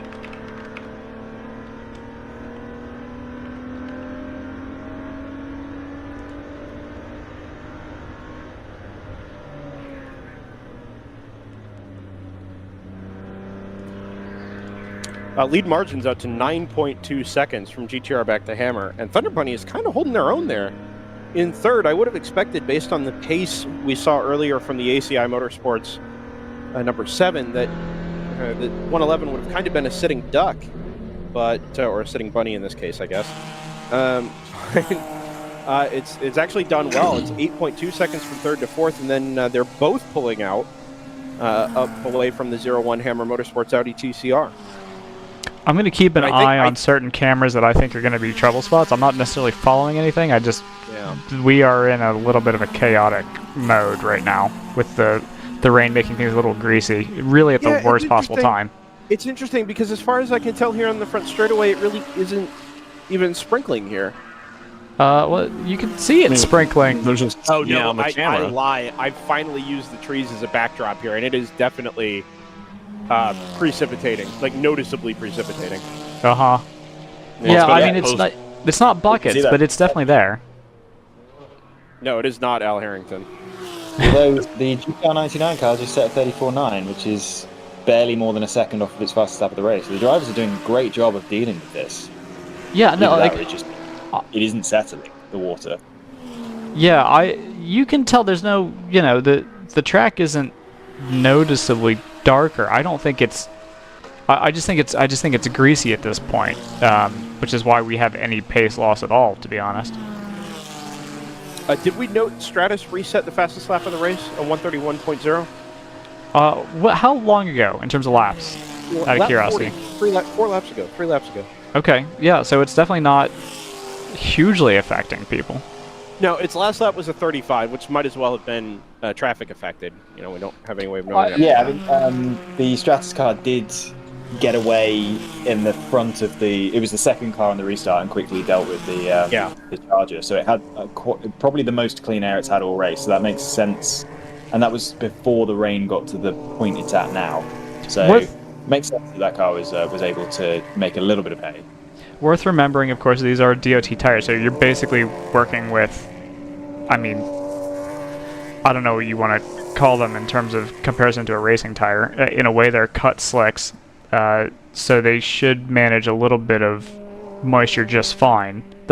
You say DOT tire, and I was actually looking into this the other day for a car that I'm about to get, and they're DOT tires, but I think you'll find that 80 to 90% of the manufacturers who make a tire that's specifically a 200 treadwear tire, quote unquote, most of them say not approved for highway use, and they aren't really intended for the rain, I believe, is the point there. I'm sure they can handle a little bit of a course, as we've seen in the past. Sorry, Jack, maybe a Turnwagen have just hit the wall off of turn 5, I think. Oh, you can see it still sprinkling down there. And if you're going to get crossed up anywhere, look here. As it's happening. Yeah, yep, it's the painted curb. A softish impact. They may have gotten away with that. You see the driver restarting. So that's more of like the reaction. Apologies for the language. Where the driver just immediately, first thought was, let's lose as little time as possible here and deal with the car later. Well, the language is continuing. So. Well, the good news is, for his sake, he seems to have gotten away with it.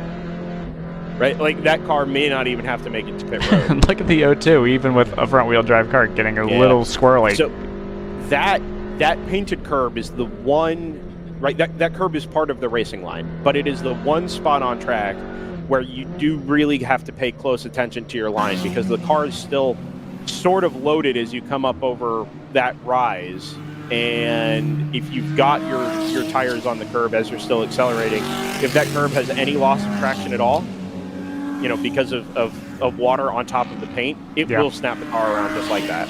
Chattanooga's come in the pits, by the way. For the first time, I'm seeing windshield wipers going on a couple of these cars. You can actually hear the rain on the on this camera. Yeah, I'd buy that. Hilariously, it's absolutely apocalyptic rain outside my window, so I can only hear rain from the real world at the moment. But... That's very funny.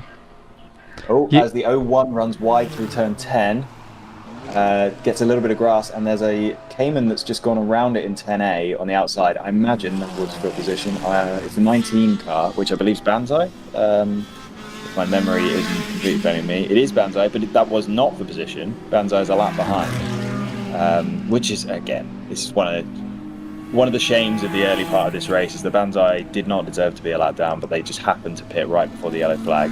So they're on a bit of a recovery run through no real fault of their own. But yeah, the 01 car hiding wide there in turn 10. We ran through the effects of that full course yellow and the associated pit stop cycle pretty thoroughly in GTO. We didn't really get to it in the GP 1, 2, and 3 classes, and the reason for that is it didn't really change anything, with the exception of GP 3, where a separate checkbook has fallen from 1st to 4th, and potentially off the lead lap as well. Quickly, I feel like it's... Brennan, you'll have a better look at this outside your window. It looks like it's coming down a bit at 12. Yeah, it's dark. It has been for some time. You can see it up against the trees in the top right of the screen. I mean, you can see the drops coming down. Like I said, it's been that way for some time, but just within the last 3 or 4 minutes, it's the first time I've seen windshield wipers going on any of these cars. It's not everybody. But yeah, I mean, we've seen definitely picking up now. We've seen tire smoke into 10A recently, so it, you know, obviously there was enough dryness to choices wide coming down the hill to get tires smoking. This is going to be, and if you want me to send to any onboard in particular, just give me a heads up. But at the moment, I'm not even following anything. I just think some of these corners are going to be particularly sketchy. And I want to have eyes on things as they happen. Looks like the worst case scenario for the rain here is 20 or so more minutes, 24, 25 minutes. So I don't think we're going to see a rain race coming, but if it stays this level of intensity for 20 minutes, I do think we're going to have a pretty wet track. You can see that the line itself is still fairly dry, but anywhere offline, it is just sort of peppered with rain spots. It's not fully wet, but if you do get offline, there's a little bit of, I'm sure there's a little bit of greasiness there, even on a DOT tire. Yeah, the point that I think Ryan's kind of alluding to is you can have tires in this series that are nominally, all-weather tires, but they will not really work in the rain. I mean, it'll be basically be like cut slicks. So if it really does rain, you're going to be in trouble. There is a spectrum of tread patterns down in the pit lane for dry weather running. Some of them are properly treaded, like you would expect out of a 180 or a 200 tread wear tire, and some of them are, like Ryan mentioned earlier, and like you just alluded to, nominally treaded. Yeah, exactly. And there's a continuum too, where it kind of exists that the tires that are, and it would make sense, the tires that are, impressive in the dry are not necessarily the ones you would want in the rain. So if you run maybe one of the tires that's a more balanced tire that isn't necessarily the best tire in the dry, but is a little bit better in the rain, I don't want to say you're hoping for bad weather, but it makes your call on tire, make a lot more sense. I don't think we're ever going to get to a spot in WRL where we're raining enough to merit putting on an actual rain tire. I'm guessing they would red flag it long before that if that became an issue. Yeah, we would have been there at Daytona if not for the lightning. True. Okay. That's a place where you'd want to stay hooked up, especially on the banking. Yeah, I mean, it's kind of the closest thing that a lot of these teams will have to an option for, a quote-unquote wet weather setup, because you're probably not going to be changing out springs. You're probably not going to be doing anything crazy. Maybe some of the setups with adjustable wings might make adjustments, but really it's just the whatever tires you might have available. You might opt for a slicker or a more grooved tire, and that'll be your we're going to plan for a wet day or we're going to plan for a dry day. Those are your options. Well, on the subject of tires, I do want to give a nice shout out to our sponsor, Cooper Tires. If you head on over to Walmart right now, most of the Cooper Discover AT, which is kind of their all-around really good off-road tire for small SUVs, and they have a couple light truck sizes, most of them were under $150 a tire, and many of them were under $120. So if you are looking for a new tire for your truck, SUV, I would highly recommend the Cooper Discover AT, which had won several Best of awards in the past several years. It's the Walmart version of the Cooper tire, which means it's just the AT3 from a couple years ago as opposed to the current AT3, which is still an impressive tire. And as Uncle Cooper would say, at a pretty impressive price as well, especially right now. Right in the sweet spot, huh? Right in the sweet spot. I ordered 4 of those bad boys as soon as I saw the sale was on. Yeah, I was going to say, are you telling us this because you literally just did this? I did. I just did this about 48 hours ago. But I would highly recommend it. It's an impressive price. When you look at competitors in the space, $200, $250, sometimes as much as $300 in certain sizes. Really take it from somebody who drives tires in the snow and off-road and on the jagged rocks and stuff. You don't need to be spending $300 a tire. Go get yourself some Cooper Discoverers, save a ton of money, and have a tire with a 60,000-mile treadwear warranty. And then go to the chili cook-off in Greensville. Yes, exactly. Do we know which tire brand GTR 99 is on? Because their lap times are pretty impressive at the moment. I think they're on the Yokohamas. They've been a Yokohama car for a while. Yeah, and like that's one of the few cars that makes their tire brand or their tire choice obvious than others.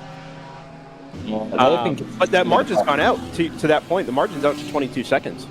Yeah, although actually Stratus Racing have once again made my sentence completely irrelevant before I've even finished it, because they've gone a second and a half quicker on that lap. If we can pick up the Stratus car on external cameras, Joseph, they're about to make up 2 or 3 positions, I think, because they're significantly faster than the cars that are 2 and 3 seconds ahead of them. Ask and you shall but yeah. receive. There's There we the are, 7. yeah, so in fact, they're behind ACI. ACI is a lap ahead. Yeah, I was going to say that'll be to unlap themselves from that car, So right? we're And that'll looking put them for onto the- the same lap. We're looking for the 52 ACP Tangerine Associates car and the 172 TLM USA car. Those are the 2 cars ahead of Stratus for position. That would be to take 14th and 13th. Obviously, that car is out of position. It should be... well, they had kind of a double whammy, didn't they? They had what we're suspecting is another small alternator issue. They were in the pits for repairs. Yeah, sorry, TLM is right in front of the ACI car. Right. So they must have already, and that means that Tangerine Associates car is right behind Stratus, so they've already dealt with them on this lap. Stratus, by the way, on the last lap set a 34.0, which is 3 seconds slower than their fastest lap. But they're They're going to make the move into 11 here. Yeah, done at the bottom of the hill. Yeah, over under out of 10A, easily through. Well managed as well as you can. I thought they were going to sweep around the outside of the lower class car there, but they've done another over under to get through them, and they're right up behind. They're going to be right up behind the TLM USA car through turn 1, I think. I think they've actually timed all this pretty well. All things The driver's considered. doing great job right now. Yeah. I don't think it's timing. I think it's the driver managing this. No. I'm saying they are actively timing it well. Right, actually timing. Okay. As another great. That's past Star Spangled. Actually, they didn't make the cars. So which car is Star Spangled? Ooh, that That's is the going to be awfully 98. close. The pair of Boxster, or no, that was one of the MX-5s in the But it overnight was, Boxster yeah, it was one of the 5, AOA. which has brought that Miatas. whole pack behind them to an absolute crawl through. Yes. We need to get a Sentinel system on the Stratus car. By the way, the 01 is on the back of that group. If we want an onboard at this point, this this conglomerate. There they are. Is the 01 camera working? Because last I saw it, it stopped about 20 minutes into the It is race. working. Okay. It says the car's going at 0 miles an hour. That's the only thing that's not working. Okay. Yeah, I have the on one, so I thought.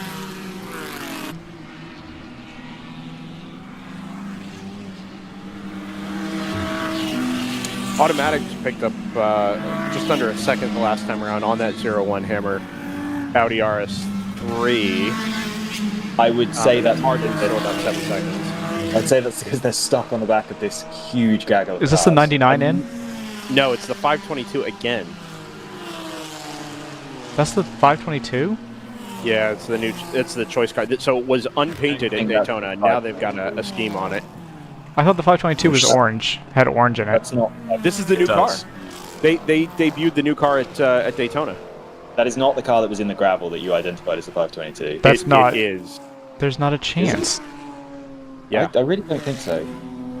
I'm willing to be proven wrong. I'm terrible at identifying. Says the Unless- 522 is in the pits. Yeah.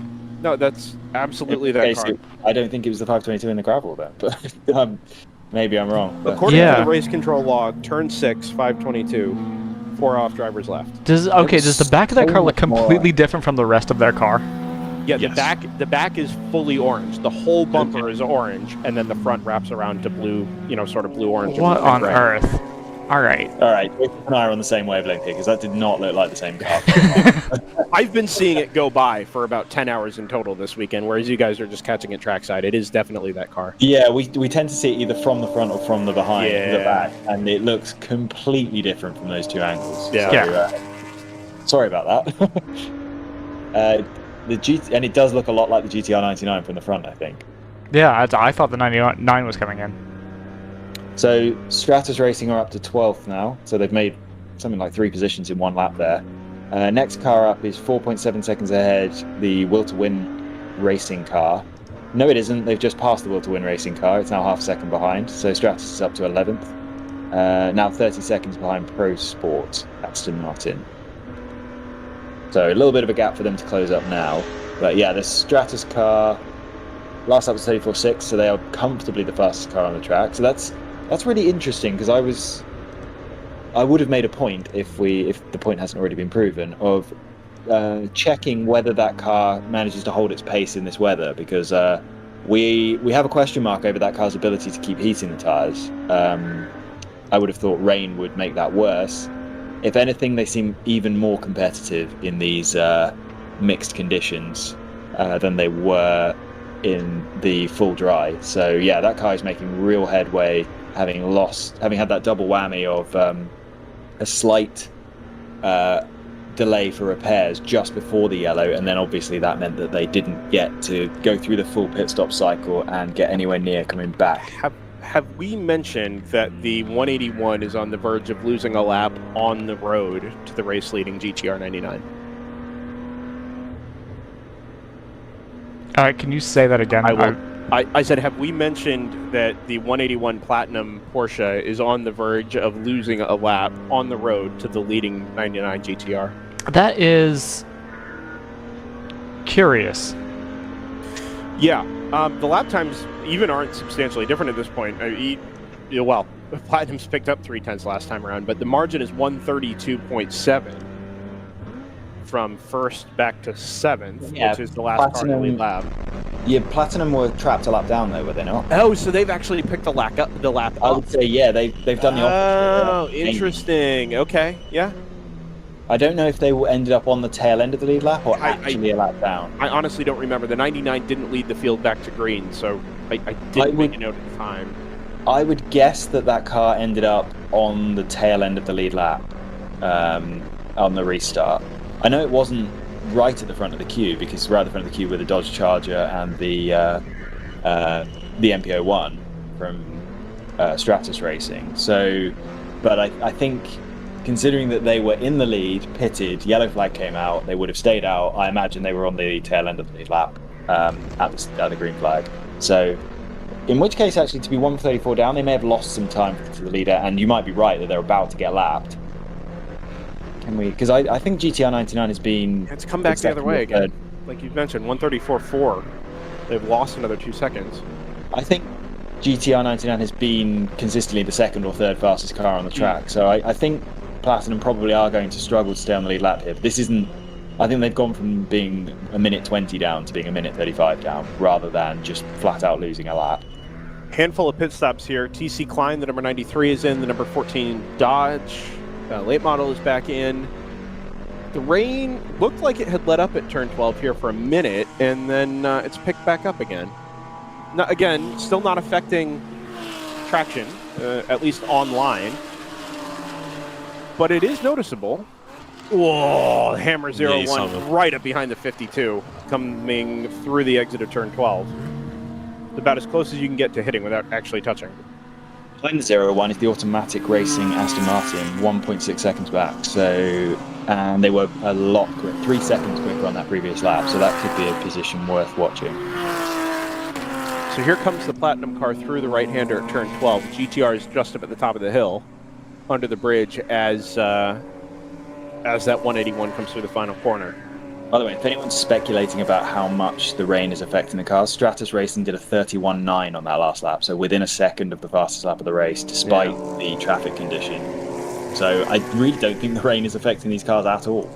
No, like I said, online, at least from what I can see here in front of me, under the bridge and then the sweep down into 12, there's really no, even offline, there's not a substantial... It's not wet. It's just peppered with like little wet patches. So you guys I say don't know how else that, to describe that, but you've got the number 99 just did a 139. The 02 did a 138.7. The 111 did a 136. The number 7 did a 137.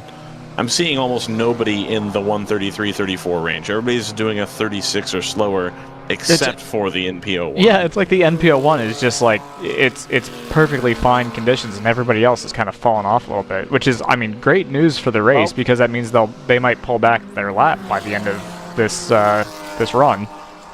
Got a slow number 701. It's creeping over the top of the hill before pit entry. I think it's going to make it, although it's pretty sketchy watching cars come past on the left over that blind crest. Yeah, he's definitely going to make it. It was a hard hit into the end of that curb. Said that was the 701. Yeah. Joseph, if you want to demonstrate why you delay turning the windscreen wipers on as much as possible, is it the 110 or the 111? The 110 at the moment has the windscreen wipers on, and his windscreen is just a smeary mess. Oh no. Oh my. So, good demonstration of why you probably see most of the cars out there haven't turned their windscreen wipers on yet. This is iRacing with an original rift. And confirm. The lead margin Truth. is GP1. I've just gone back to GP1 to look at the Thunder Bunny's lap times. They're out to 1:43.9, which is about 4 seconds off the pace. The margin from Moorhead back to PC Racing is well up over a lap now. So, First sort to second of class. mirror image of what we had yesterday, basically, essentially. Yeah. Do you remember I Chill said out. that- Fat Furious is up over a lap.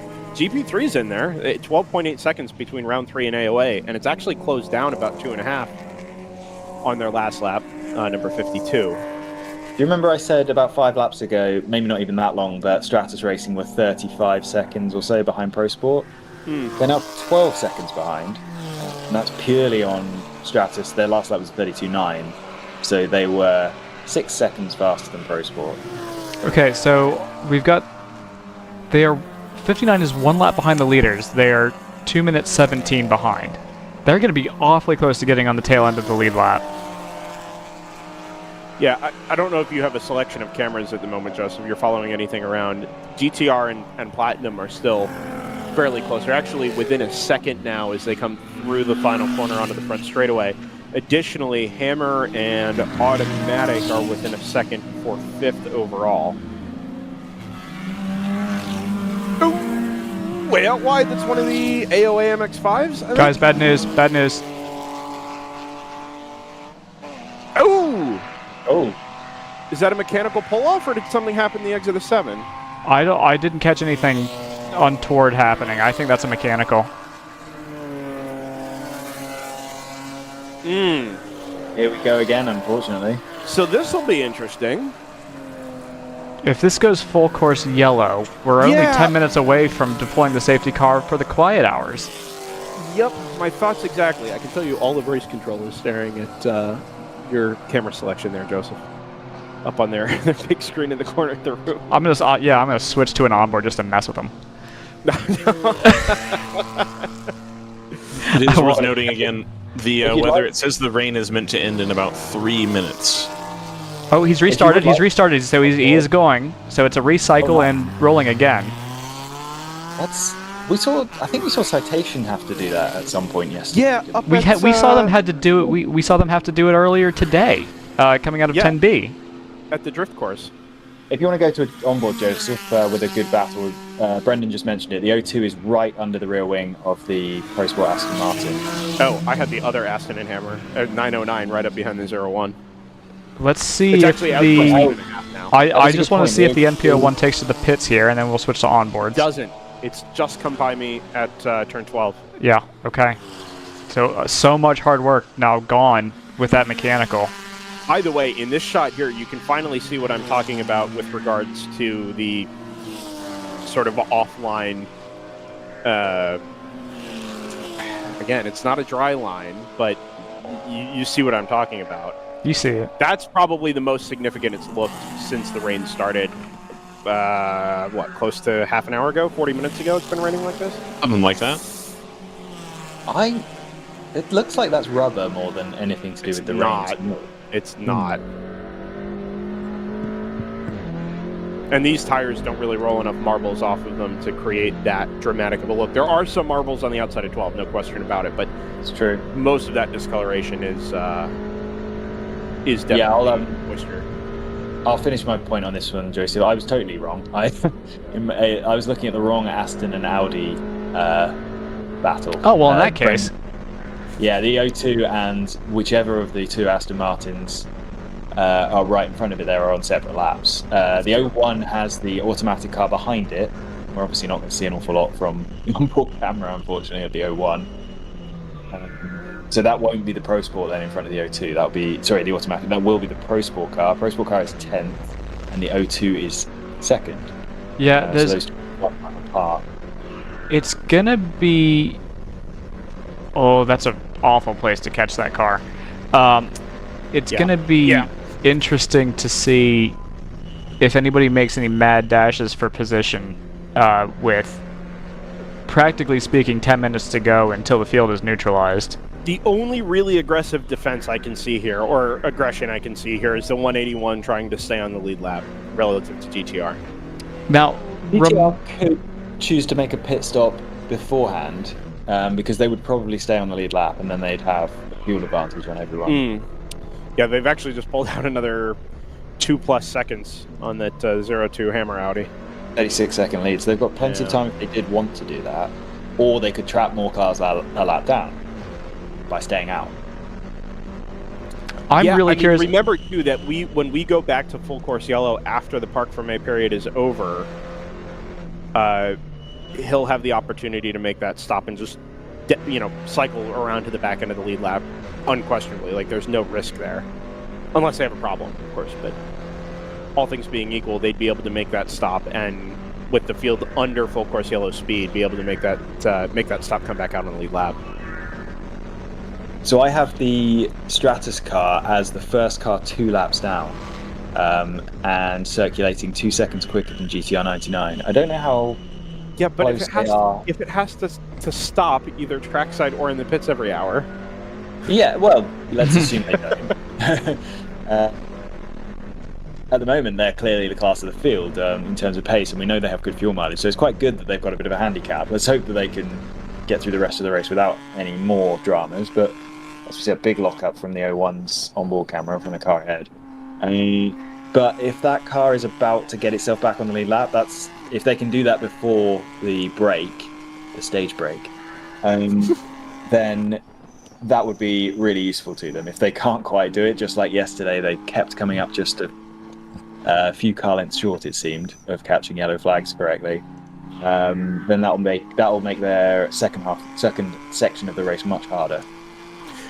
With us now coming to under 10 minutes before we begin our shutdown procedure for the Park for May period. And can you run through what that's going to be really quick before it becomes a thing? Yep, exactly why I'm about to do that. So on the WRL app, you can find the same rules and regulations. Pit entrance closes at 9:50. Cars that enter pit road after, cars that enter pit road after 9:50 will be sent directly to pit exit. You cannot go to your pit stall. Teams may not enter their pit boxes after 9:50, which is just rehashing that. Teams that are in the pits just before 9:50 may continue working, but must exit pit lane by 9:50. So both the entrance and the exit will close right at 9:50 a.m. Excuse me. Teams that enter, pit exit closes. Exit before the pace car when we resume. So you won't lose that lap if you get caught at pit out. You will be able to exit before the pace car and rejoin the back of the queue when we go green at noon. Pace car leaves pit lane between 9:52 and 9:55 to catch the leader. It will collect the field and come directly back into pit lane unless conditions require an additional lap to get the field under control. Will be collected and field will be brought in and collected prior to 10 a.m. The Park for May and red flag rules begin when the pace car crosses the pit lane speed cones, which is at the very beginning of the front straightaway, sort of the plane of the exit of turn 12. All engines must be off by 10 a.m. and there's no work on the cars under Park for May rules except to remove the driver and change out video and data cards. So that's our exit procedure or close down procedure for our Sunday morning quiet hours here. Again, that process will start at 9:50 in about 4 minutes time. So we'll watch the circus over here in race control off to my right as all that happens. Yeah, and to reiterate, this is planned procedure. The track is legally obligated to have engines off and to be quiet by 10. Sorry, Joseph, I don't want to cut you off, but stop calling me Scott. To make a point. I know. I was just about to make. Well, I did Daytona with Scott in person. It was last night. So yeah. Anyway, I wanted to make the point that the last opportunity to make a pit stop and get out with the pit lane exit open is roughly right now and the only caller, as I was about to make the point, has been the number 7 ACI Motorsports Porsche. And I don't think that's wise. I probably agree with that from a strategy perspective. I would also like to make the point that Platinum has just lost the lap to GTI. Yes. So they made it to within about 5 minutes, and unfortunately have not been able to hang on. We're watching that right now, mostly because the Stratus racing car has caught the leader to try and get back 1 lap down. Oh, by the way, is a good 4 or 5 seconds a lap quicker than the leader. But by the way, does that mean that this is for position between Platinum and Stratus again? No, it doesn't. No, there's Stratus a lap between 2 laps them. down, Platinum 1 lap down. Got it. Okay. Thunder Bunny 111 is into the pits, and I'm not sure they're going to be able to make it through pit exit before. You have to be out at pit exit, do you? Not through pit? Yeah, at 9:50. Pit entry and exit close up at 9:50. Ooh, that is good information. I've got 9:47. I think they'll have no problem. No, actually, you're probably right. So it was more catching cars coming into pit entry at 46, 47 being sort of the last opportunity to make it to pit exit by 9:50. So this is kind of their last opportunity. Spending a minute and a half in the lead in the pit, so midway through 9:48 is kind of the very. So very does long. it make sense to do this though, knowing that they could have been on the lead lap had they chosen not to pit? Yeah, no, I don't think it makes any sense. No, unless you're GC 99, it makes no sense. The 99s has come through now. No, And what even it smells then, vaguely of is the NASCAR strategy of pit right before the yellow comes out, but you lose so much time in these pit stops. Yeah, it only if you are losing more than a lap, then it turns into the NASCAR strategy on an oval, where that's the last thing. Yes, exactly. Which I think all of these cars, certainly the only car that isn't going to drop off the lead lap is the leader at the moment if they pit, and I don't think there's much of a gain for them doing it, so I don't think they will. It would certainly help a lot of people. Cars, they did. Yeah. But, Money on their way. Another reason why they shouldn't, because they should trap cars as many laps down as they can manage at this point. So and Thunder, all of these cars obviously pitted under the safety car, which was ended about half an hour ago. So not convinced by any of these strategies. Oh, chill out 678 into the pit lane. That's your GP2 leader. They're going to be in big trouble. I don't think they're going to make it out. Well, especially because even if you come out on the lead lap relative to your class leader, you might get the leader stuck between you and them. Well, Joseph is saying they're not going to make it out before 9:50. Yeah. Which I agree with.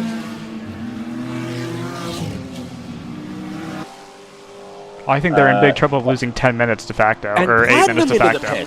Is this the... Yeah, I don't agree. I don't understand this. I think either there's a... Platinum may not have a choice. Well, they've only got 30 seconds to get out, so... Yeah, it's just...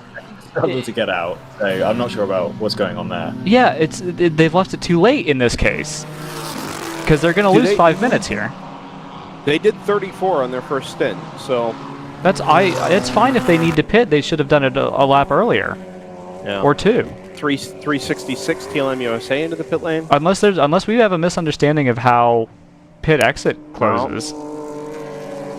No, RJ usually corrects me on that stuff if I've read it wrong, but in this case, everything I read, must exit by 9:50. Teams that it's do not 9:50 finish now. work or fueling, Pit should be closed. I'm looking. So they've let the. Does pit exit actually close to the point where they won't even let them on track? That's kind of what I'm wondering. Yeah, that's what I'm reading here.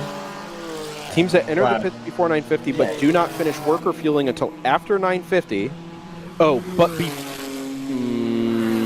so the work has to be done. They can't leave their stall after 9:50.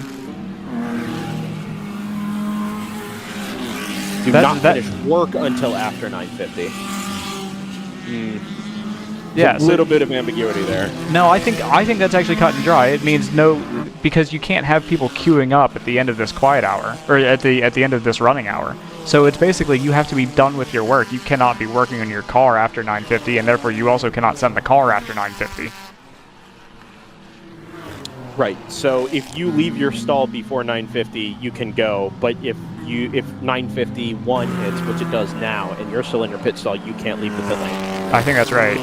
Yeah, I'm looking at Platinum here, still working in their pit in their pit stall with the hood up to fuel the car.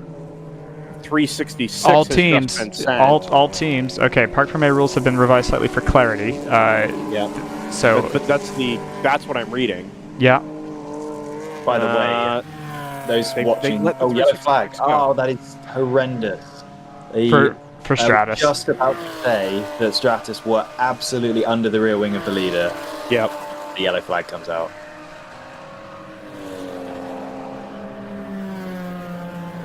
Yeah, they did. I can see from one of the onboards they didn't make the pass. They were the car right behind the leader as that happened, having just caught them from many seconds behind. What a shame for them. Well, and for the race too, because that's now one fewer car that is a lap or fewer behind.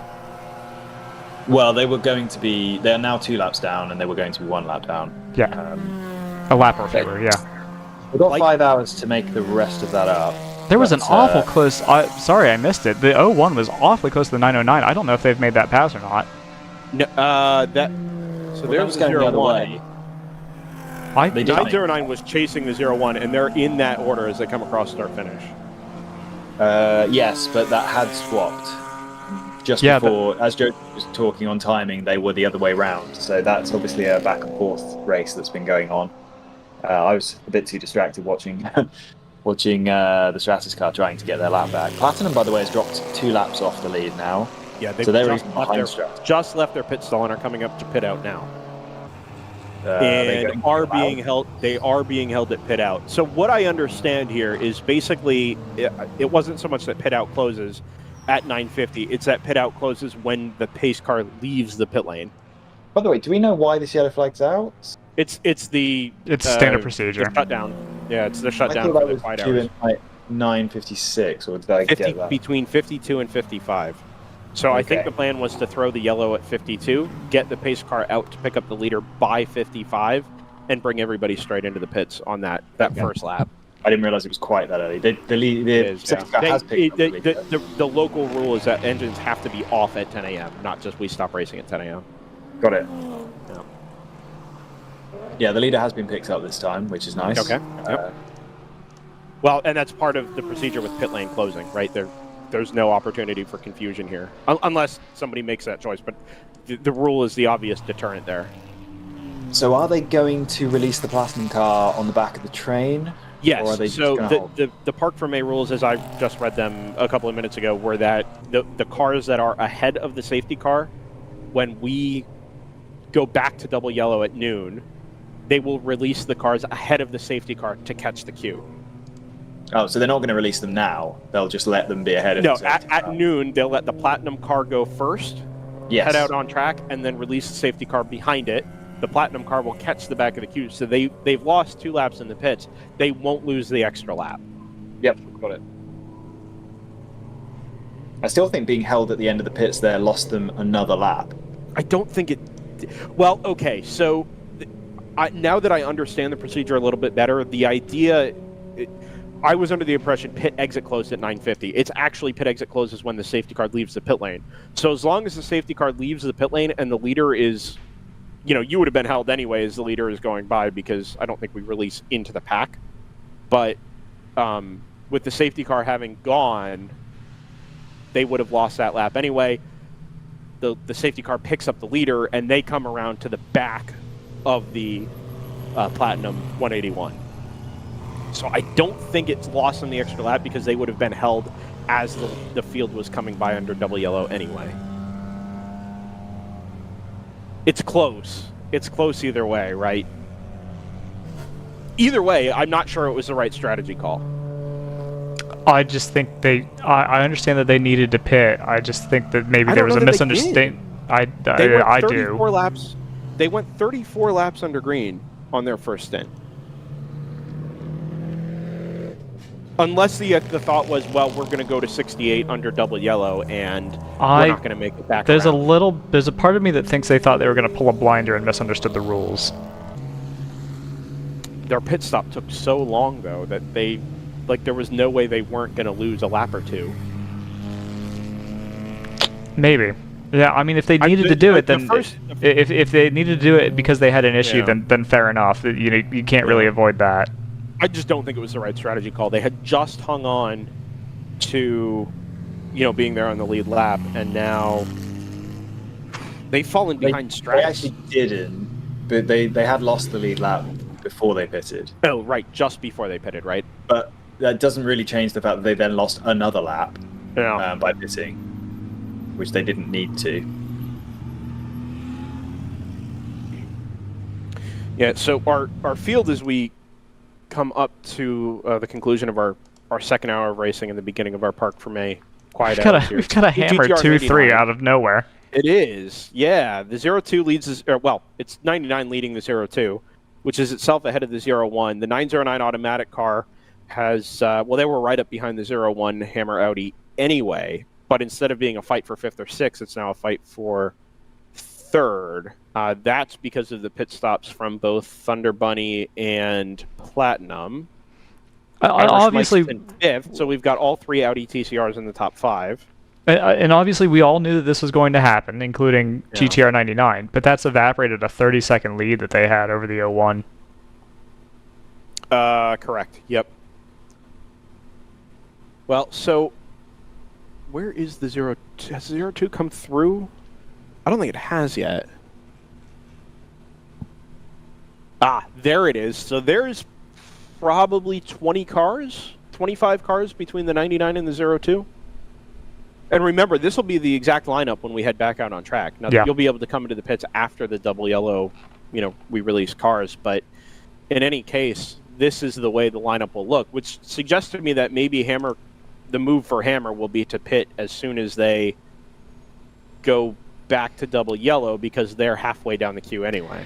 Yeah, and so the point that I want to make, rather than just, as much as I love to criticize people, the point that I would want to make here is that in situations like these, it's almost always going to be better by the WRL rules to either pit slightly early if you absolutely are going to have to pit on the mark, or wait and do it on the formation lap or two that we're going to have after we fire engines back up at noon. That would be my move, to pit at the end. Especially if you're going to be a little further back in the queue anyway, then you are going to get held up in traffic regardless. Right. And there's no risk of being held at pit out. So I agree with you there, Joseph. Thunder Bunny's been caught about a lap and a half down, the number 111. They had pitted just before the yellow, but got back out. So they're just in behind the 0-2 Hammer Audi, but a full lap behind it. The 0-1 is going to come through, and the 909 are actually going to come through across start-finish now, 2 cars ahead of the last car in line, which is the 67. So that 909, from the looks of things, is the last car in the lead lap now that all this is shaken out. Irish Mike's is 5th, but they are, I think, about 10th or 15th in line, a full lap behind the GTR 99. So there's the red on racehero.io with 5 seconds to spare before 2 hours of race time, 10 o'clock local. I think what we'll do here, Joseph, is just put a banner up. Our plan, my plan, is to bring things back around 11:30 and do sort of a recap. My hope is to have an interview with the Vice President of the World Racing League, RJ Till, and do that before we go back to green. His staffing situation down in the pit lane permitting, obviously. And to take the next hour and a half to do maybe a little walk down in the pit lane and the paddock, catch up with a couple of people, and in particular be interested to know what's going on with that Stratus NP01. Other than that, it's going to be quiet from us here on DriverSeye Live for about the next hour and a half or so, and the teams will take the opportunity to reset themselves as well. So that being said, on DriverSeye Live, the Sunday race at Road Atlanta rolls on, and we will see you back here at about 11:30, plus or minus a few minutes, to get things going for the final 5 hours of our racing weekend from Road Atlanta on DriverSeye Live. Bye for now. Attention on pit lane. Attention on pit lane. Please pull your drivers out of the car and get back across the pit wall. We are in park for May conditions. No work is allowed to be done on the cars. Please get your drivers out of the cars and back across the wall as soon as possible. Thank you.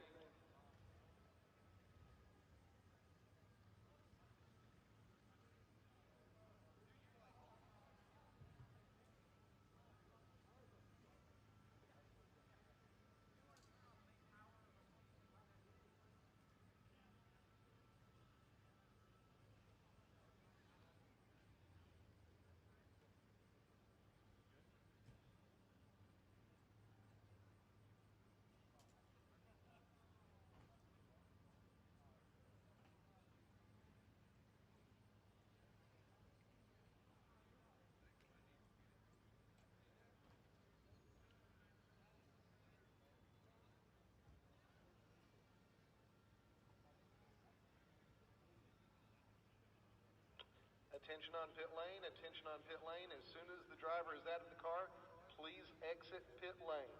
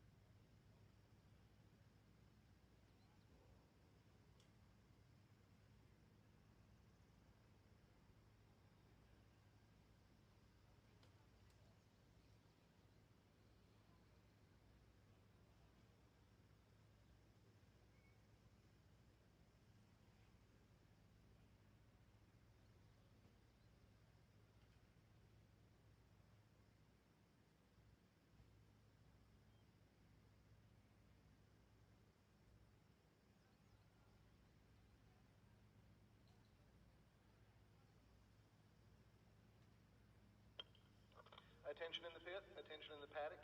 We will reopen pit lane at 11:45 to begin putting the drivers in the car, servicing cool shirts and doing things like that.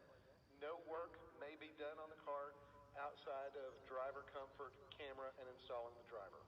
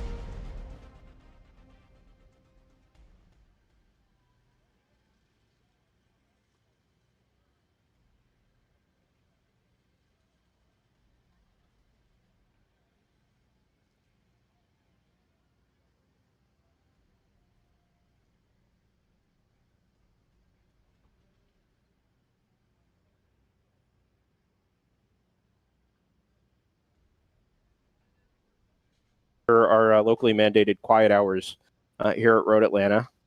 69 laps completed, and another 5 hours of racing to come before the end of proceedings here this weekend from Road Atlanta. While we have some time here and some downtime, I'm fortunate enough to say that RJ Till, who I believe's official title is the Vice President of the World Racing League, yeah, he nods correctly, so we're good there. While he doesn't have any other obligations at the moment as sort of the face of the series, has decided to join us. So first thing, good morning, RJ. Good morning.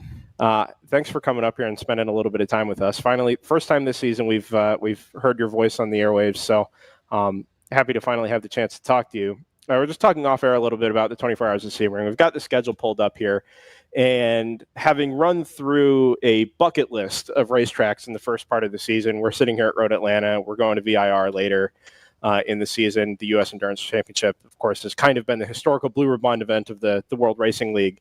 But you've stuck an extra one in there right before the U.S. Endurance Championship down at Sebring. For the first time down there, a 24-hour race, first time for anybody, never mind for the World Racing League. It's moved across from being at High Plains in the past. Brand new event, big event right at the end of the season before the USEC. We're tremendously excited. I know there are plenty of challenges to come before that event kicks off, but I imagine you guys are pretty excited to be holding the inaugural. Yeah, we're super excited about it. Obviously, like you mentioned, we've had 24-hour races in the past. They've always been at High Plains. We saw attendance kind of dwindle there on the 24 hours. So some of the feedback we got was that people preferred, because of the long travel for some people, the shorter races at High Plains. So we did that. We've seen attendance come up. So when we purchased the series and bought out the rest of it, we were running the Southeast region only up until October of 2019 when we bought out the rest of the series from Joey. We knew we needed to do a long endurance race, and we hadn't done one, in that first year, and we were looking for one, and we talked to every track, and increasingly, as everybody knows, it's getting harder and harder to get permission to run overnight or even after dark.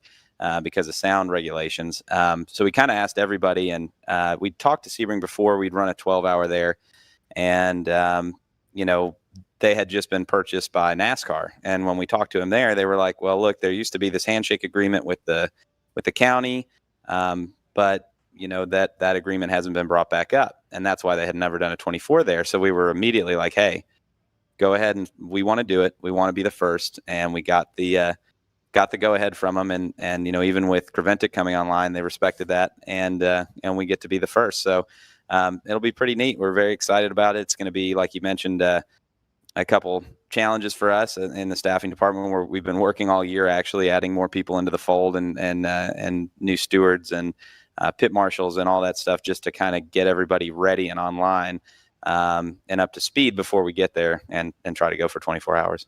I have two follow-on thoughts. The first, as a race, right, for the customers and the teams, the participants of the World Racing League, one of the primary promotional opportunities for the World Racing League or selling points is that you can come and build a car to a specification here, right? It's not pace-based classing. It's purely technical, power to weight ratio plus the modifiers, of course, for the production classes. You do have your selections of TCRs and factory built cars and that sort of thing, but anybody can come in and build a car to a specific standard. And there aren't too many 24-hour races anywhere where that's the case anymore, right? So I imagine for the teams that you've spoken to, there must be some excitement about this being sort of the ultimate opportunity to go prove their expertise in building and their driving expertise and their operation as a team. Yeah. Oh, yeah. I mean, there's no question that Sebring's definitely going to be a challenging race for a number of reasons, and we weren't blind to that when we planned it. But we did want to have, and we advertised it as the biggest, baddest endurance race, and I think it's going to be pretty close to that. I mean, it's a challenging track, both technically and mechanically. And a lot of these guys, the prep level on these cars is really high, everywhere from the Miatas and stuff we have running in GP3 all the way up the ladder. And I think that is going to kind of show, because the prep is going to come into play a lot more there than really anywhere else. And inevitably things are going to happen, and work's going to have to be done on the cars, and that's going to involve the crews. So everybody's going to have to be on top of their game to get that done. And as you mentioned, with our classing and we want to allow people to come race and be all encompassing and let you bring a factory built car or something you built at home, and come out and compete for the same podium.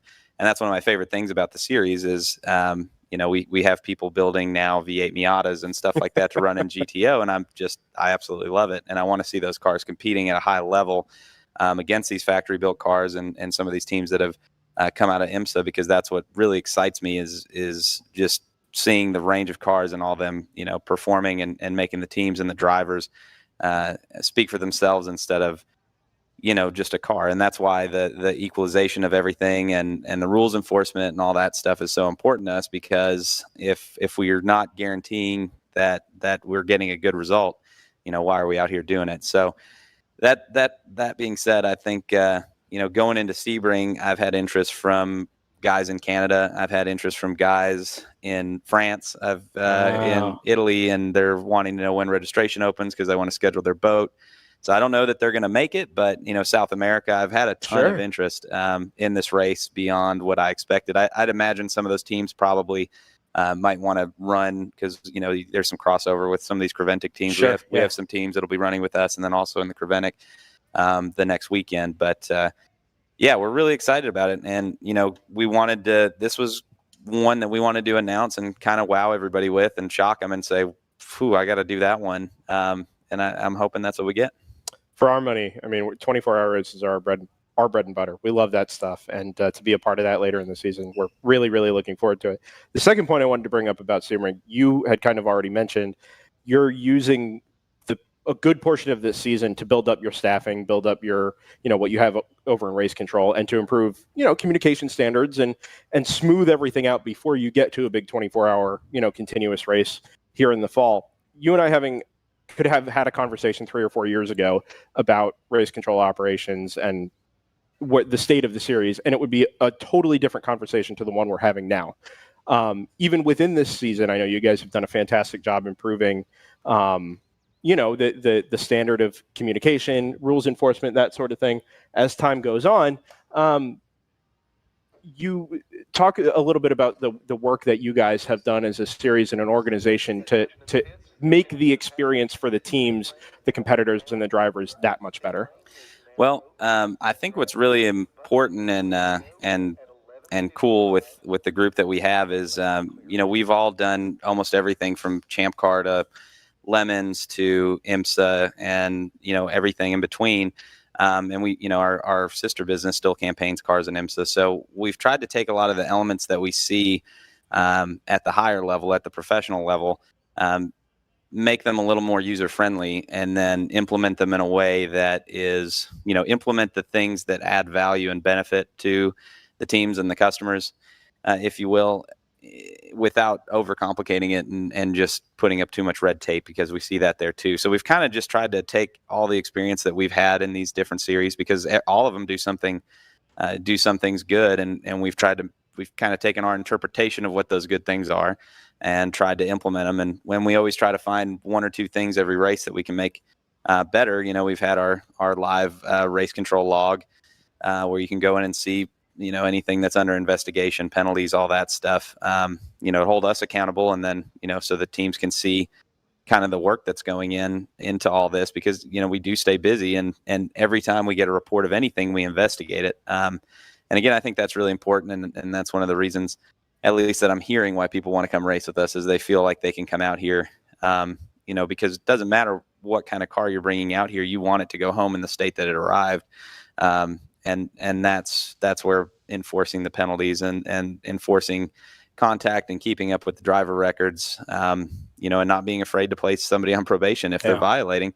And we've seen really, really good response out of all the drivers with that. And, I really do feel like this is a series that I myself would want to race in, and I would feel comfortable running a car in. So Ryan West, who's joined us for the Sunday this week, and one of his reminders at the end of every broadcast is, to paraphrase a little bit, getting involved in this is easier than you think it is, right? It's not, you're building a team from scratch. You don't have to build up a car from scratch. There are opportunities to go racing at this level, and in the World Racing League specifically, that are accessible to literally just about anybody. You can't come on track with no experience, right? But for the most part, if you want to go racing, you have the desire to do it, and you have just a minimalist amount of experience, you can come out and participate in the World Racing League. What is that, in a minute or two, just what is that process like getting involved with WRL, one of the teams? Yeah, so there's a number of ways. We want to be inclusive without allowing people who shouldn't be on the racetrack. We do that a couple of different ways. But when it comes to driver vetting, we allow people with NASA, SCCA, BMW, CCA license. They can come in with their license. When somebody comes into the series, we're always looking at them for their first race to make sure it's basically coming in on probation, making sure that they don't have any issues or anything like that. But we also allow people with HPDE, advanced solo, or instructor level status to come out and race with us. They're a pretty substantial driving resume, as well as a reference letter in a standardized form that has to be completed. And we track all those drivers when they come, and we watch them, and we know when they're in the cars for the most part. And if we see anybody that's off pace or anything like that, we'll talk to them. We just want to make sure, that they are capable of being out in a race. And I can tell you, because we do track all this stuff again, as you know, with all the driver records, we have almost zero incidents or issues with drivers coming out of these DE programs, and actually to the same extent, the guys coming out of Champ Car and Lemons and those guys that have a lot of experience doing that type of racing, when they're ready to move up to a series like this, they come in and they're used to racing in big fields with, and there's varied skill here too. We've got lots of pros down there. Interestingly, we have John Fingers racing with us. I don't know if you're familiar with him. I know the name, yeah. But he actually raced the first race ever at Road Atlanta and won Can-Am. Holy cow. Here at Road Atlanta, and he's driving in that number 14 Chandler School stock car. And he is actually their fastest driver as well. And I'm not going to quote his age because I don't know it, but you can probably date him. But he's a great guy. I've been really fortunate to get to talk to him a little bit. Literally, people say nobody knows this place better than him. Yeah, I think that's actually probably true in this instance. So very cool, and he prepped that car as well. Fantastic. So and they actually work with the Chandler School is a school for dyslexic children. Oh, wow. And they have the kids from the high school that are over the age of 16 come out and they work on prep, do the strategy and everything for the car. That's fantastic. So that team is actually run by students. So that's a really cool program that we have in the paddock. There's lots of stories like that out there. I couldn't even touch on all of them, but the people we have in the paddock is what makes the series awesome. And all of our teams and drivers, they're the ones that have we owe any and all success that we have to them. So just want to thank everybody while I have the opportunity, if I haven't already face to face. But yeah, we're just super delighted by the response and the people that have come out. My final point here before we start to get the process of getting back underway this afternoon here, getting it going within our last 10 minutes. You mentioned drivers coming out of Lemons and Champ Car and moving up to a series like this, and I think that statement is apt. It's not just maybe it's still amateur endurance racing if you're going to assign a title to it or an accessibility level to it, but both the paddock experience, the buzz and the energy when you walk up and down the paddock here is a step up from that. I've likened it in the past to something more in line with, what Grand Am Cup used to be, right? Before it became Michelin Pilot Challenge, the big money started getting thrown around. And for that, to that point, you have similar types of cars up in the GTO class. So for me, that's been just mind-blowing to see and feel that excitement and that energy in a paddock like this on a race weekend where, the name of the game is, to get people track time and to let them go racing competitively. And the second point is that the on-track product has been absolutely phenomenal. From our perspective up here, watching racing for, 14, 16 hours in a weekend, you really get sucked into it. And, we said at the end of Daytona, I think Joseph said it, Brendan, how does this keep happening? Half an hour to go and we've had a 2-second, battle for the lead.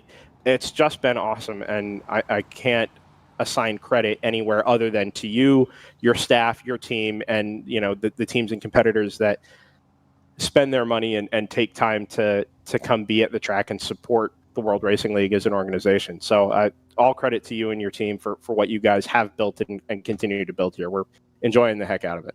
Yeah, well, we appreciate it, and and to put that back, I mean, it really is if we have a secret sauce, it's the people that are involved in this and that have come out and helped us grow this, because from the rules writing to race control, we just have people with a ton of experience from all over the place. I couldn't name everybody if I wanted to, but even down to the formulas we use for certain rules things, and our fuel rules and all that, we've gotten these races down to seconds, and in most cases, and I'm really proud of that and proud of what everybody has worked so hard to put together.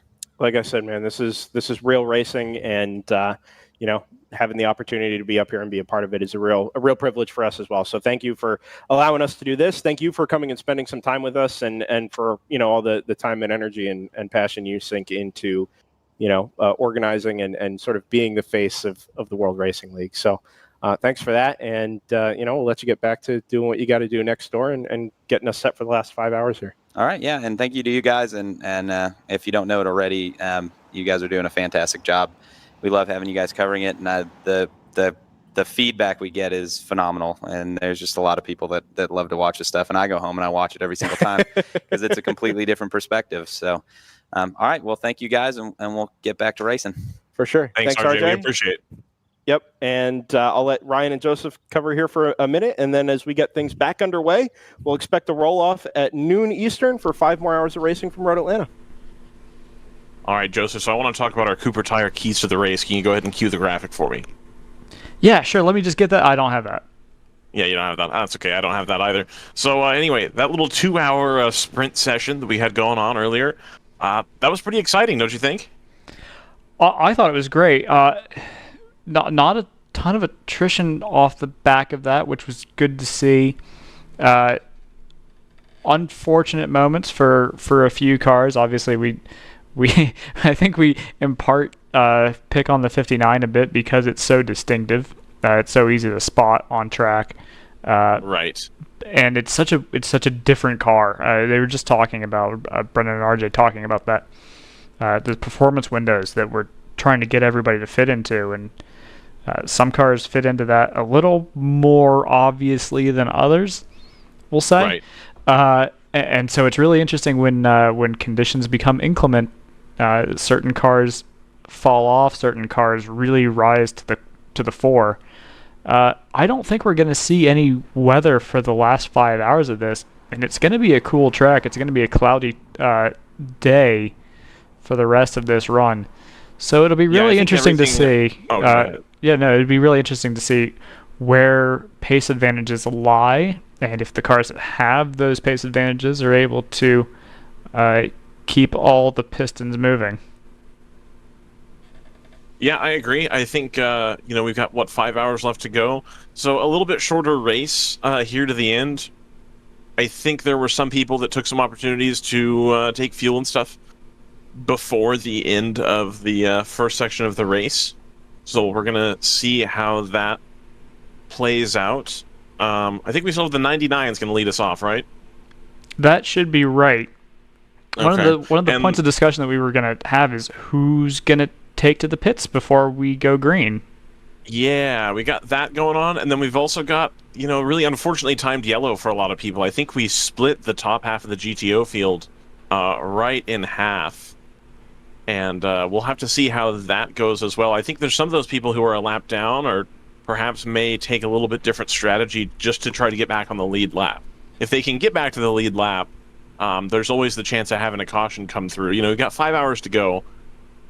There's reasonable chance that there'll end up being a mechanical or something happen. I don't hope it happens, but probably going to happen at least one more yellow. So if you can get back to the lead lap, any of those guys that are, down, that would help tremendously. Yeah, it all always depends on who gets caught where. That is right. The challenge, I guess, with full course yellows is, if you're not in a say full course yellow code 60 situation, you're going to have some reshuffling of the order. Even if you did have a full course yellow code 60, in order for things to stay unchanged, you would have to close the pits. So it's whenever you see something like that, it's a marked shift in the race in favor of somebody and to the disadvantage of somebody else. So it's that's the thing that we're going to need to keep a really close eye on, is how do things develop, and what changes, who basically who is advantaged by a full course yellow when they come out, because it's going to be a different car every time. Right. Joseph, do you have the line on whether the race here is going or not? I'm trying to, see if I can pull that up, but it's there's no active session on here. No, I think 3 minutes to go. I think Race Hero maybe times out when there's no passings for a bit, and because we've had these 2 hours quiet, we might be down on Race Hero until we've got cars circulating and passings running on orbits again. And that makes sense. I just wanted to, run down the order at least. But if I don't have that option, I can just continue to talk about whatever. Let's talk about whatever. No spoilers, please. Yes, absolutely. Only wings here. Well, I guess one car has a spoiler, don't they? Yep. It's the late model. How much Dodge is that? Oh, it's at least a Swerve. Is it a Dodge motor too, or no? I don't know the answer to that. I think officially it's listed as a Pontiac. So I don't know if it was a Pontiac motor and they've put a Challenger shell on it. Well, that's kind of what I was hoping for, is that it was a late model of some variety and they've opted to put the Dodge bumper on there. That they're making a statement at that point, which I really respect that.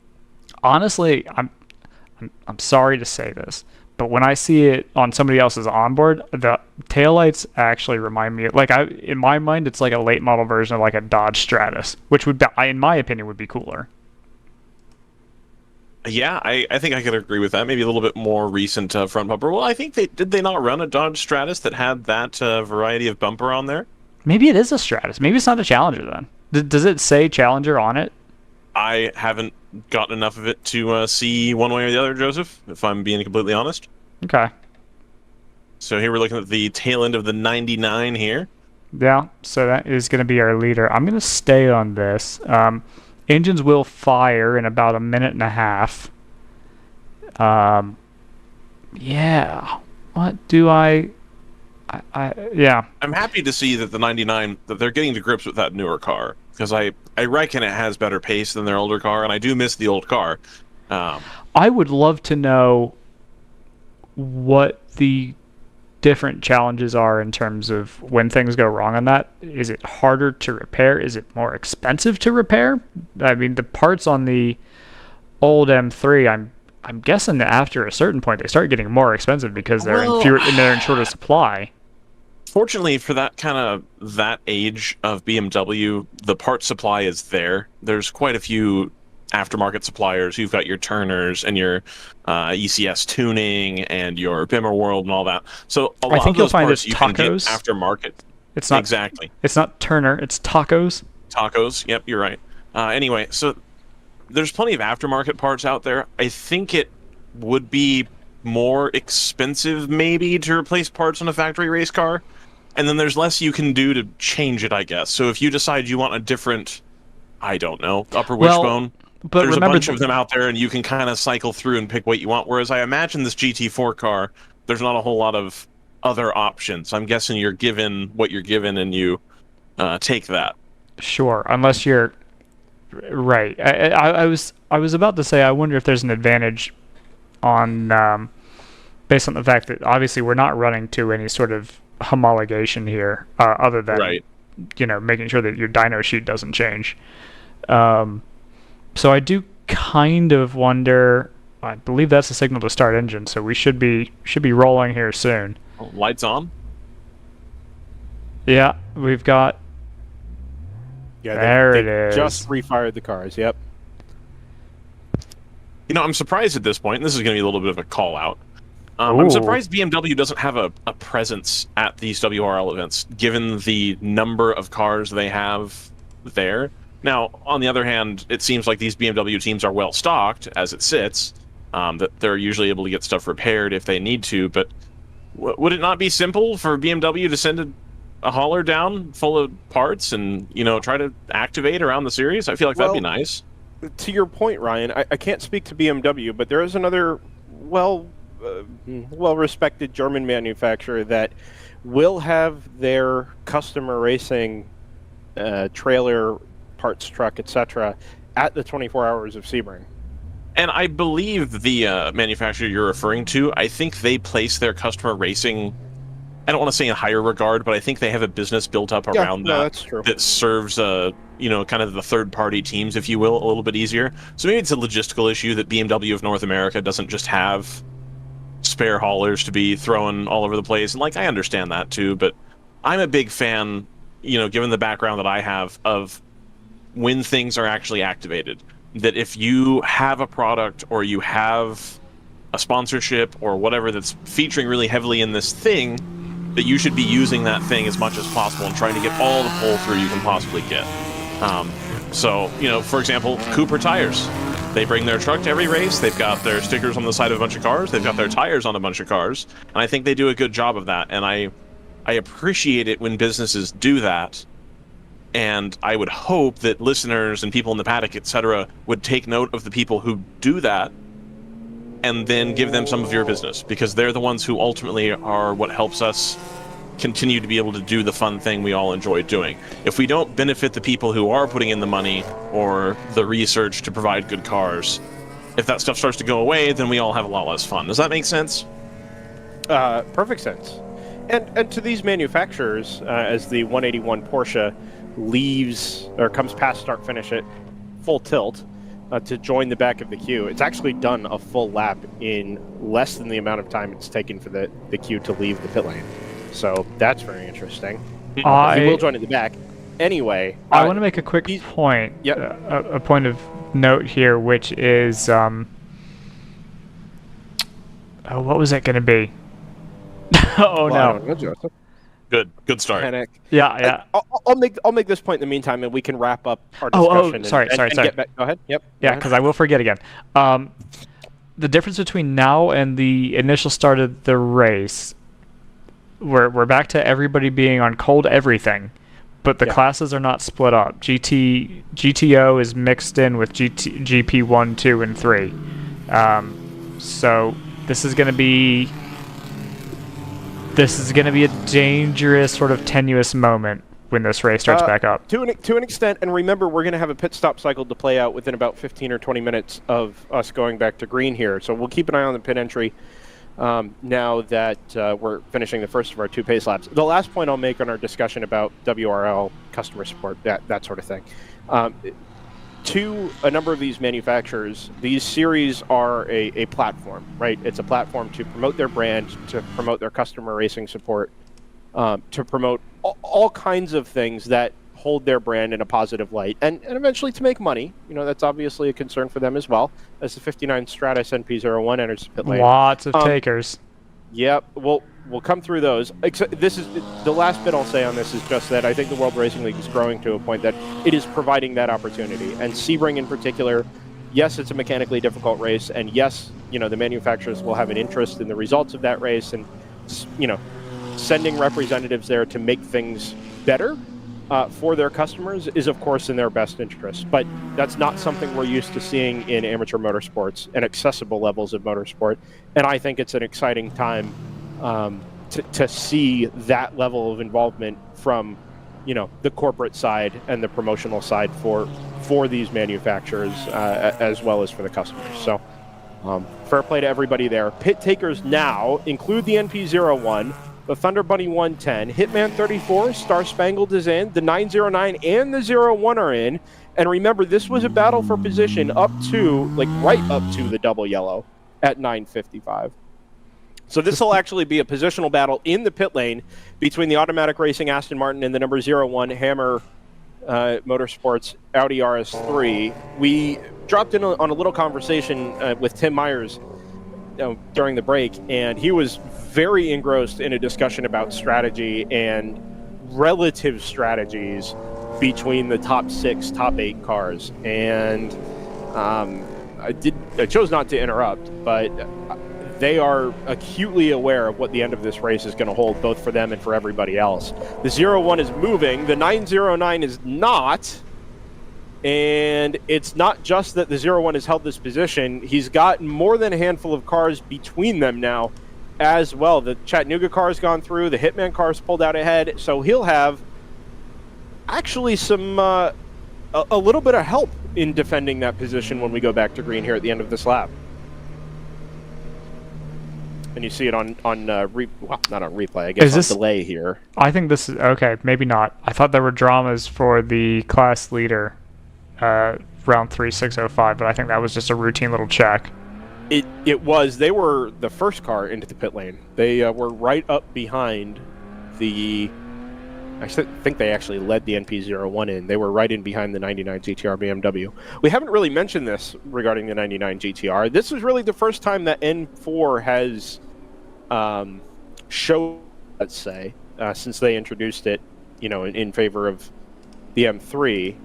Yeah, we were kind of touching on that earlier while you had stepped away, where Joseph and I were trying to decide if that car is cheaper to run, more expensive to run, better parts availability. That's kind of what led me onto my BMW tangent there. I think it's just a better starting point than the Lights M3. are off. And I think so too. They had maxed the M3. The M4 is, just beginning its development cycle. They've already done a ton of work on that car. They've put new aero on it. They've done all kinds of work on it. And now it leads the Sunday race at Road Atlanta back to green, 4 hours, 52 and a half minutes remaining. And your number 99 Team GTR BMW leads the field by something like, I think is going to be about 30 seconds from the number 02 Hammer Motorsports Audi RS3 TCR. We're going to keep an eye on racehero.io for live timing, because all of this business with pit stops is going to be working itself out in real time in front of us. I think Scott has joined us as well. Good afternoon, Scott. Good afternoon. Maybe not quite. He'll need to be louder. We can get there. Yeah, anyway, I think we'll see the ultimate pace from the 99 here. We'll see exactly what they have in the bag, as they have a little bit of free track space ahead of them for the first time in quite some time with that car. Yeah, now that everybody's come across the line here, with maybe 1 or 2 exceptions, 4 cars left on the lead lap. Irish Mike's in 5th is the first car 1 lap down, with 1.7 seconds in hand over the number 77 Kingpin Racing Porsche. Pro Sport Competition in the 2nd of the Aston Martins in 7th, ACI Motorsports in 8th, and Thunder Bunny, the number 111, in 9th. ACI and Thunder Bunny were the 2 cars in the top 10 that pitted before the full course yellow, just before 10 o'clock today. So they're on, it's not an alternate strategy as such, but they will have lost time as a result of that strategy decision. Looks like And it's not entirely their fault either. Looks like the 3rd place GP1 car, number 110, is still stuck in the pits. Guys, it is. Guys, the 99 isn't leading this train anymore. No, it's not. The 52 is. Something's happened to the 99. It's like in the middle, maybe back part of this train.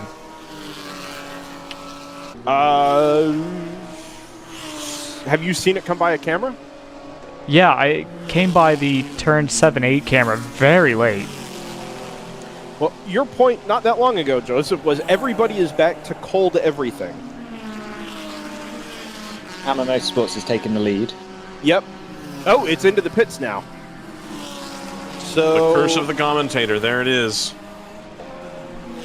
I don't see any damage or anything like that on the car. Perhaps they need a short fill? Well, they did not pit, right? They haven't pitted yet, and my thought would have been that the strategy call was to pit as soon as we went back out under double yellow. It seems obvious to me, but maybe their fuel mileage is such that that would have been entirely too early. Well, no, they're an issue on that restart lap because it was very slow for an in lap. Yeah, no, they hadn't pitted when they had fallen back to halfway through the field. 4 off driver's right at a turn number that hasn't been filled in yet. So perhaps turn 5? It would have to be 5. Yeah, because they were leading into 5, and they weren't leading out of 7, and you're not going to go driver's right out of 6. Car 7, pass under yellow, under investigation at turn 10. That will, of course, be ACI.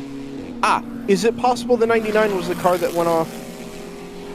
No, it's a 366 stop and continued at 10. So that will have been the yellow flag that the 7 car passed under. So we'll look for a penalty there for the car in 8th. The 366 has been slow even on this restart, so they've got something going on. They've been slow a long time this morning. The 7 passes the 02 and unlaps itself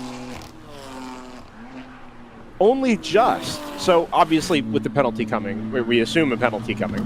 I'm not confident that it will be, depending on... But it'll kind of depend on what state the 366 was in, because if it's the 366 that it passed, I don't know. It's one of the... I don't believe so. Okay. It is possible the 99 went off at turn 10, but I think we would have caught that on the camera. The only other place I could see that car being in the gravel is turn 5. I was paying attention to it. It was... I would narrow that down to turn 5 pretty quickly. Perhaps a hammer on board, if any of them are still up, might provide a view of that car off to the side of the track from a couple of minutes ago. Yeah, they're both still up. I'll take a look. The thing that was surprising about that... The thing that was surprising about that whole ordeal is they had basically set up to bolt. They held the field back so that they could launch on the restart, and given themselves some gap, and had kind of given that up by turn 5. So it's possible that everything was under pressure, under temperature. I would have been a little surprised, given that these tires tend to last, in a lot of cases, a whole day. I'm surprised that temperature and pressure would make that big of a difference, but apparently it has. So, in reviewing... if you look back at the 2's replay there, I think it's the 99's off to the... almost stopped at the side of the road after turn 5, almost all the way down to turn 6. So that's probably not a spin-off then, or a drive-off. That sounds like a mechanical pull-off. Yeah. It looks like mechanical. And would suggest the reason that they ended up in the pit lane on their in-lap. Or ended up in the pit lane on They're still slow. They're going to come back in, Brendan. You're going to see them come back in. Oh, yep, there they are. Down the hill and into the pit lane. Very peculiar. I wonder why they sent the car back out. Maybe it had started to resolve itself and now it just reoccurred? I wonder if it's a quasi-electrical issue. They thought they recycled it in the pits. Seemed like it was, sounded good, basically. The 01 car's replay is better. The 99's car, the 99 car was fully stopped on the run to turn 6 by the time the 01 got there. Is any part of this car run by Penske? Leaving cars sitting in the pit lane for too long and then having mechanical issues immediately on the restart? I didn't see the driver of the 99 having a complete fit about it, though. So, the driver of the 99? Yeah, didn't have a huge fit about it, so couldn't have possibly been a Penske car. Oh, fair enough. Called out. I like it. So that car's back in the pit lane, hood up, and now hood down. And no real emotion or energy down there in the paddock. My guess is that they will take that back into the cold pits. Because they haven't done anything to it. They just opened the hood, looked at it, and then sent it back out. Keep an eye on it here and see if it makes a hard right at the end of pit lane. It doesn't, no. It's back out on track. Very peculiar. So the end result of all this is that Hammer has a 1-2, and they've both just stopped. As has, I think, just about everybody at the top, haven't they? Irish Mike's hasn't. But we saw them go upwards of 55 laps on a tank yesterday. Lock up into 10A. Just keeps it together. Irish way off Mike's the line, but were caught out by the early safety car. So we've got a car off at 10B. I think that's a mechanical. Will that be up on the track side? Nope, it's the Lexus. It's the Mondeo. The number 84. Is that still listed as 9.4 Motorsports? Ooh, look at It the is. front left tire. Yeah, It does look towed out, doesn't it? I wonder. Excessively cambered. It didn't appear to be next to anybody on the way in. I wonder if they ran it over the curbs, got over the sharp edge of it, basically. Standing yellow at 10A. Slow BMW, is it not? Oh, they may have just been balked by a slower car under yellow flag, actually. Yeah, so what happened there, I was able to see it before I switched over. But basically what had happened was the car seemed to take 10A fine and then just dawdled through 10B and finally pulled it off to driver's left, which is unusual. You know, they're almost at the top of the hill. They could have coasted it in.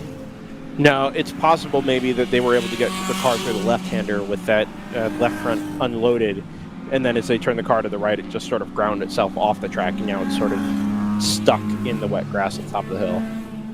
I don't think it's stuck. No, not stuck as in it can't move, but it didn't really have drive grinding that left front tire at an odd angle going up the hill, and now it just can't push itself up over the grass. I'm sure the wet grass won't be helping that, but if I were going to guess how that car ended up where it did, that would be it. The other issue is that without a gap in traffic, although there's one coming up there, There's plenty of gaps, jumping actually. across the track to get into the pit lane is a challenge. Yeah, there's plenty of gaps, so if it's not making its way across the track, I would wager to say that's because it can't. So, in looking at the top 15 or so here, with GTR having been, to some degree, the class of the field in the first 2 hours, and certainly was in a strong enough position on pit strategy, that car's not out of it by any means. It's only 2 and some change laps down. The Stratus car is in a similar situation, 2 and some change laps down. And the cars that are leading, the 02, the 01, and even the 909, which has only done a 36.1 this morning, the pace, the potential pace at the top of the field doesn't seem like it's such that it would count out really anybody inside the top 15 at the moment. Yep, that's typical of what we've seen of the Hammer cars through the first half of all of these WRL races, is that they've not really necessarily been the pace setters. So yeah, the fact that we've got those 2 cars plus Irish Mike's up there does give the opportunity for any of the faster cars that run clean to catch up. But we've seen multiple times that nobody runs cleaner than Hammer, or nobody has better than Hammer do.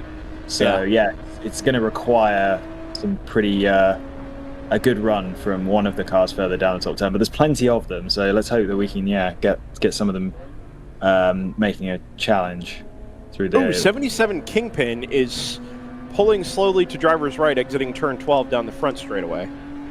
And that is your 5th place car overall. I don't want to say he's coasting, but it doesn't look like he's got a ton of power.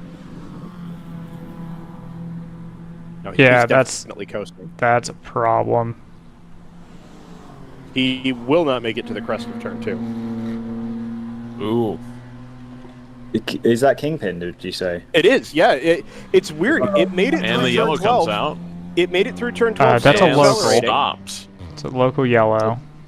Yeah. Yellow, yeah. He basically just quit accelerating coming out of turn 12 and pulled to driver's right.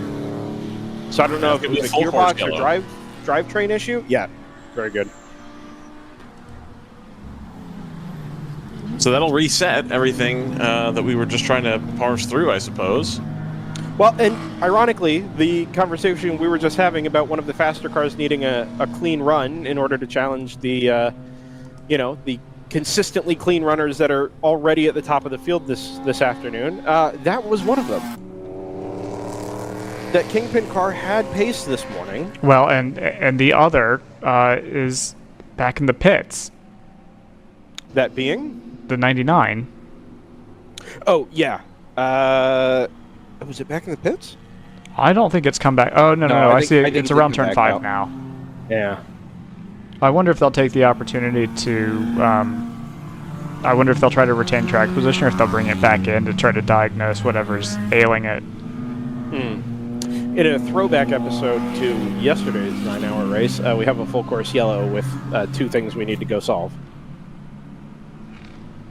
Yes. Which that honestly seems to be the common denominator in why they throw a full course yellow is there's multiple issues simultaneous. Yeah. It's the closest thing I've found to a pattern anyway. 52 very quietly inside the top 10. Team ACP in general this weekend just hasn't really featured the way I think we would have expected. They had at least one car at Daytona that was reasonably strong through most of the first portion of the race. Here it just hadn't really seemed like they were on the money as far as pace goes, but it had quietly gotten themselves up into the top 10. Pro Sport 143 are in the pits. I was about to mention them because I think they were right behind the leaders and didn't quite get ahead in time to get their lap back. So they got trapped a lap down by this yellow, and they've now taken an early pit stop. Who has the pace car picked up? Because the 7 has just beaten it. The O2, it's the hammer car. Okay, the 7's very fortunate then to not lose a lap. It will be interesting to see if Irish Mike's decides to pit here or if they run their strategy or their fuel tank out to, my guess would be lap almost 90. They were in at 35 and they were doing 55, 57 yesterday. Drivers getting out of the 84 as they get ready to put it on the flatbed. There's an enormous gap for some reason. The second clump of cars has not been moving terribly quickly. Yeah, it looks like it. Yeah, they'll catch, but it's it's not going to help anyone who's trying to get an early pit stop in, but the leader is behind the safety car, so hopefully... Irish Mike's is on the way in, but they're just coming through turn 12 now. So, I don't know. 6. The safety car is where, Scott? Turn 6? Turn 6. Yeah, I mean, that's a minute and a half from home. Minute to a minute and a half. And that's not correcting for the O2's onboard camera delay. Yeah, I don't know about this stop from Irish Mike's. I think they might have needed to wait the extra lap till they had caught the back of the train. Especially with having 2 incidents to recover, this is going to be a longer yellow. And this Actually, is going to be might as well waited another 5 minutes after that. That car holding up the second clump, I imagine, because I suppose Irish Mike's were probably in that. So the Aston is gone. Yeah, they had just come into the pits. Bonsai is out. Pro Sport is moving. And that Irish Mike's car is the lone car you see right in the middle of your screen. Pace car just heading down the hill into turn 10. There's a lot going on in this shot. And how? Hopefully Irish Mike's will notice this and maybe release the car early. It's worth it. Come back in on the next lap. Nope, they're just putting the second tank of fuel, maybe third tank of fuel into the car now. That is, send the car. Pace car is very slow over the crest.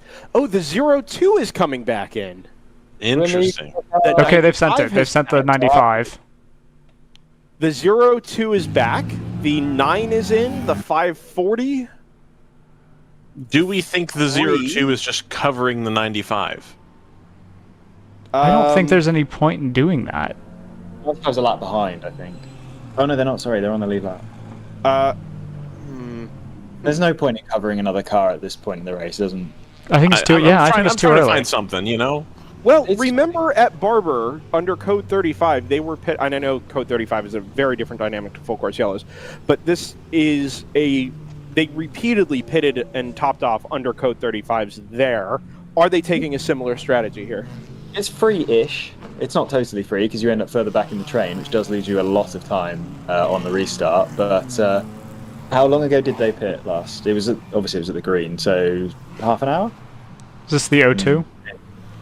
Yeah, not that long, I suppose. We had quite a late restart, didn't we? They'll get 20 minutes more fuel by doing this, which they've obviously decided is worth the 30-odd seconds they may lose on the restart. Yeah, the O2 hasn't pitted on this stint. This is its first. No, but they pitted before, on the after the break. I don't think that's right. Yeah, I think they were in, or were they not? Well, they're in on lap 69, so that's after the break. It's the last yellow period. They pitted on lap 69 to come into the red. Because they have a 2-hour lap after that. They haven't pitted. Ah, okay, yeah. So I'm being tricked by that. In that case, they absolutely needed to pit. Yeah, no, I think that all makes sense now. Right, yeah, because if you look at the 01, they pitted 2 laps in a row, and one of them was the 2-hour lap. So, yeah, okay, that makes sense. So they needed a pit. Yeah. All right. Mystery solved. That is... They are taking the shortcut with that stricken Porsche. Now I'm curious. I've always assumed that they go through the short course, and I'm watching the other camera, and I don't think they're coming through. Can you take a right in the middle of the short course to get back to the paddock? That's kind of what I'm wondering.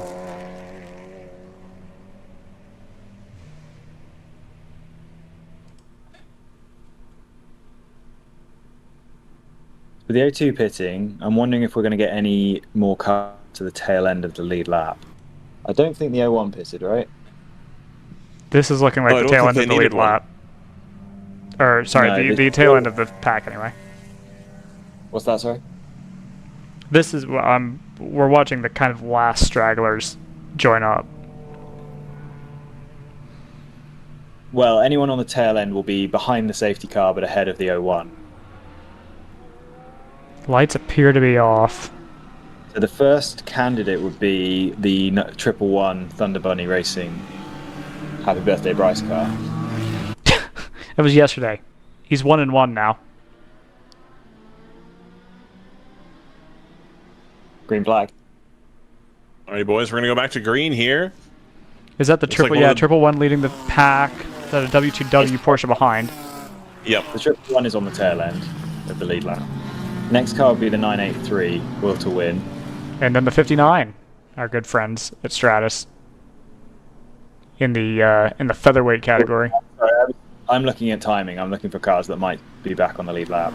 But yes, Stratus in track position there. Well, something we haven't talked about yet is that the 909 is also on the lead lap and in the lead pack, and they're only 1.9 seconds off of the 01. So GT4 car versus TCR car hasn't meant a whole lot in WRL recently as far as outright pace, but I'd be interested to see if the 909 can get around the 01. I would think at least that it's got a little bit more legs on the straights. Confirmation that the only car that has got back on the lead lap under that yellow is 111 Thunder Bunny.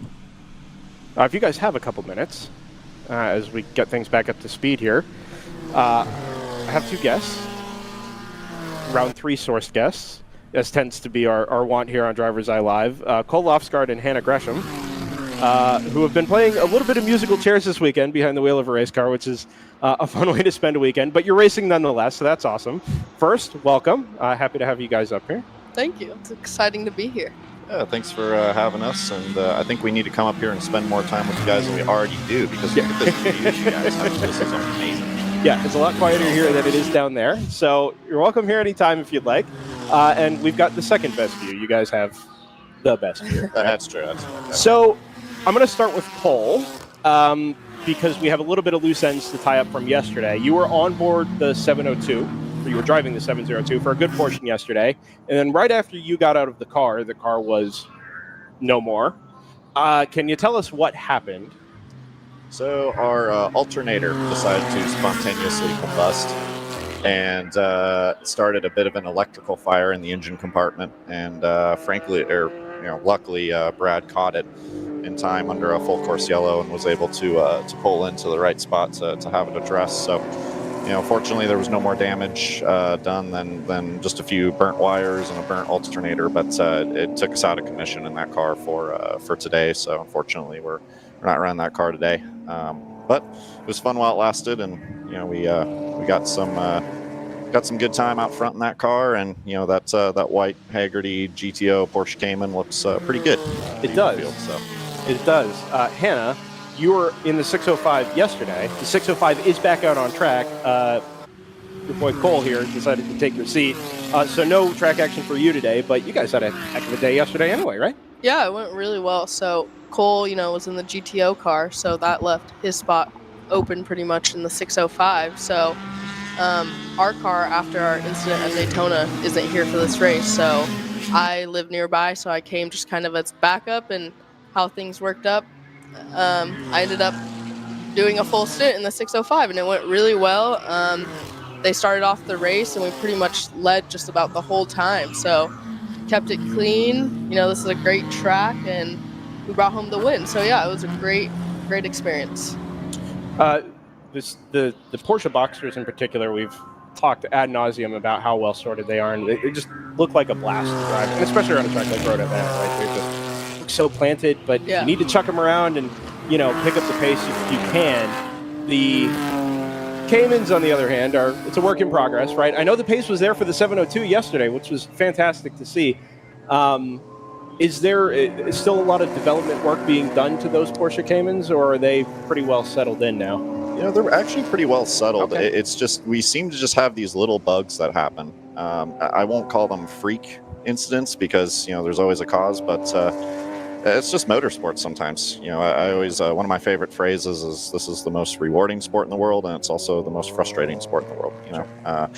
The team does a great job prepping these cars. It's evident in how well the Boxsters run, and we just need to find a little bit of luck on the Cayman side of things. And like you said, the pace is there, and that sometimes can be the more difficult part of the equation.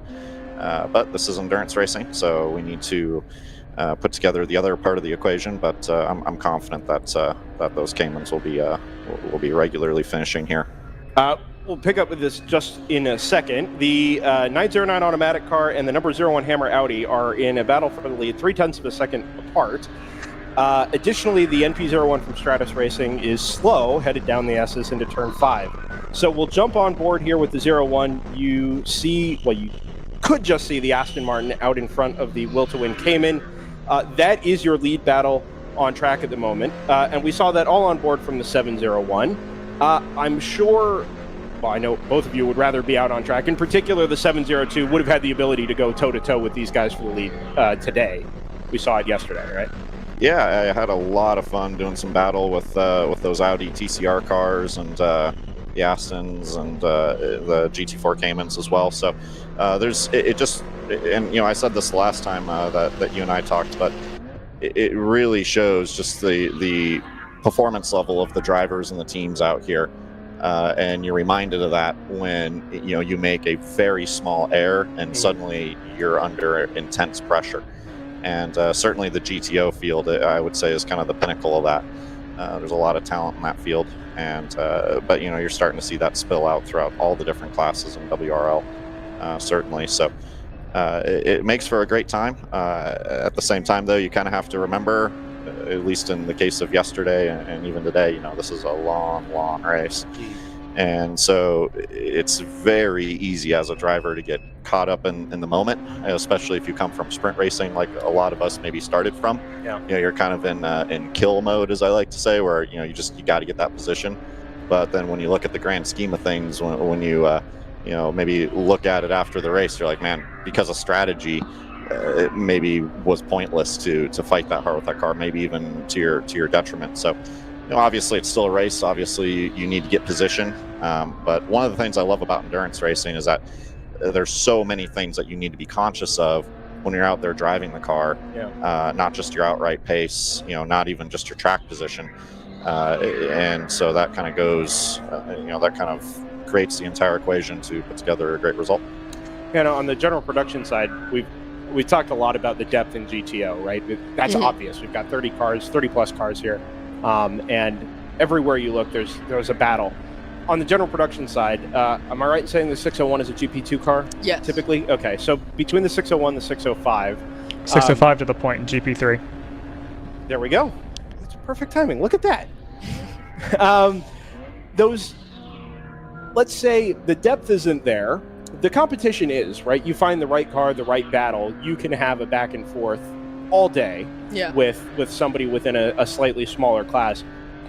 Even if not, let's say you've got a pace advantage or whatever, do you find yourself still pushing the car and the team to be as quick and as good as they can be, or do you just kind of back off and say, well, we've got, the quickest car in the class, so, let's just take it easy and bring the car home? No, I mean, in these races, the thing is like you never know what can happen. And I think like in the GP2 class for us, there's kind of a little bit of a difference between like speed between, just different cars.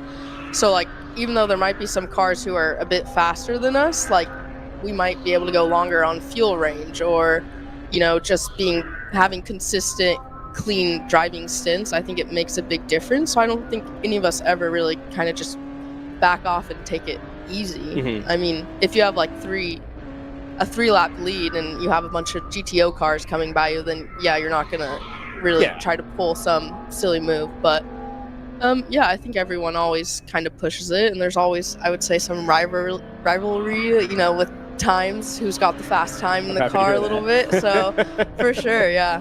I mean, what's funny about that is that we get preached to by our team owner Brad. Yeah. Not only every weekend, but every team meeting that we have in between the weekends. Don't chase lap times. Don't be competitive with each other. Yeah. Come on. There's kind of a running joke in the team. Oh, we don't chase lap times around here. Yeah. But secretly, we're always checking the timing, like who went fastest. So, are the 601 issue notwithstanding, full season for the rest of the 2021 WRL season for both of you? Yeah. We'll both be in for the rest of the season. We just had that little issue at Daytona, and since there's 4 cars on the team, they tried to get it back together, but they didn't want to not focus on the other 3 cars and take away from everyone else. So, but yeah, we're both in for the entire season, so super excited for that. So, to that end, then, if you are not supposed to be chasing lap times but actually are you also out chasing wins for the sake of wins?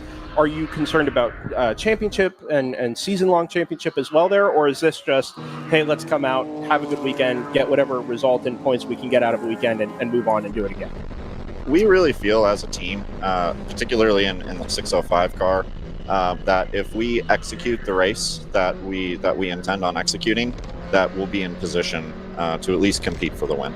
So, we really feel like as long as we don't make mistakes, as long as we run, like Hannah said, as long as we run consistent laps, that we should be there at the end. And ultimately, we're here to race. We're here to win. Certainly the championship is always in the back of your head. But you hear a lot of, if you ask a NASCAR driver that question, for instance, you'll hear them say a lot of times, well, wins take care of that. If we win the race, that'll take care of that. So to an extent, that's the mindset that we like to have. But certainly, it kind of caters to the rest of that endurance racing mindset that don't do anything stupid, don't put the car in a compromising position. But the other thing too is, since this is endurance racing, you can very easily have a streak of races or even a streak of weekends where you just have straight up bad luck. Yeah. Maybe your car's reliable for 7.5 hours, and then with 20 minutes to go, you break a ball joint or something like that, and it really compromises your results. So it's really, I would say, ideal to build up a gap in the points if you can. So I think the best way to go about it is to approach each individual race within each weekend as, let's go win this thing, but let's go implement our strategy to win the race, which is be consistent, no mistakes, quick on pit road. And really those are the ingredients that we've been using all season long, and so far it's been working. So we're just kind of sticking to that plan, and I think going forward that's going to be the mindset. So I know there's a spectrum within the World Racing League of driver talents, driver aspirations, driver backgrounds. At one end you can have somebody come in and just want to get some track time and tool around for 16 hours in a weekend and get what they can get out of a weekend. Others treat it very professionally. They take the promotional opportunities seriously. I know Round 3 is much more on that end of the spectrum, which is fantastic, and the WRL obviously provides a platform to be able to do that. But for you guys personally, do you find yourselves being as emotionally invested in this racing and the weekends here and what you're doing with the team down there as you would be, say, in a professional ladder series? Or is this just, hey, these are great group of guys. I like spending time with them, and this is fun for us. I mean, I think as a racer, like, we always, you know, as like a true racer, people who love this sport, Sure. like, we're always giving it our 110%. And I don't think, at least for me, and I'm sure you're the same way, it doesn't really matter what series we're racing in. Like, we always want to do good. You know, we always want to have a great team, which we do. We have an amazing team. So yeah, I don't think it really matters. Like, I think we're all taking this as professionally and serious and working just as hard as we would if we were to go to some, like, an IMSA series or something. Hannah and I actually talked about this a little bit yesterday, that, you know, really to stay in this sport long term and to make the sacrifices necessary and put in the effort necessary, you really have to eat and sleep and breathe this. Like, it has to be a passion and then some. It has to almost be part of your identity.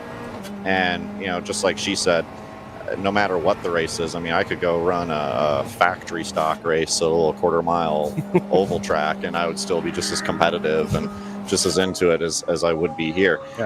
But, you know, just from a practicality standpoint too, I actually, you know, you'll never know who you'll meet in the paddock, or, you know, who could be around, what kind of impression you could make. And so I think even just strictly speaking from a practical standpoint, you always want to put on your best. You know, you always want to present the best version of yourself, whether it's driving or whatever the case may be, because you just never know. I mean, I actually, a couple of years ago, I was running an SCCA race, and I met a father and a son team, and we almost ended up doing an SRO GT4 deal. So you never know, is my point. So I always tell, you know, sometimes I'll run into younger drivers just getting started in, you know, Spec Miata or whatever, in the Southern California SCCA division, and, you know, they'll think, sometimes I'll hear comments like, "Oh, this is just club racing. This is nothing," and that's, my opinion, not really the right mindset to have, because, you know, frankly, it all starts somewhere, right? And like I said, you never know who you can run into. And WRL, I think, is and no disrespect to those organizations, certainly, but WRL has become, I would say, the pinnacle of amateur level racing, just in terms of car count. The class structure is brilliant. And I mean, just look at the paddock here. I mean, you know, you've got IMSA trailers everywhere. You know, you've got tons of factory-built TCR and GT4 cars out there. So, yeah, this is, I hate to even call it amateur racing anymore. I mean, it is, I guess, strictly by the definition of it. Yeah. Although I think nowadays that line between amateur and pro racing is being blurred more and more. But, you know, certainly at a series like WRL, you know, I've never competed in an IMSA event or anything, so I guess I can't speak from experience there, but I still feel like this is very, very high level when you really put it up against anything except, I don't know, maybe Formula One, maybe beyond that. Certainly in the sports car world. Sure. Yep. Well, I really appreciate you guys coming up here and giving us your time, and you know, I hope you guys are back with the 601 next time out. I don't know if you're going to High Plains, but we'll certainly be back with VIR, or at VIR, and hopefully, you know, see the fourth car back out there. I know the championship interest here as well. So, you know, best of luck to you the rest of the day, the rest of the weekend, and of course the rest of the season. I'm sure we'll talk to you guys before we get too much further into the season. So, Thank you. Thanks for coming up, and yeah, we'll let everybody catch up with what's going on out on track.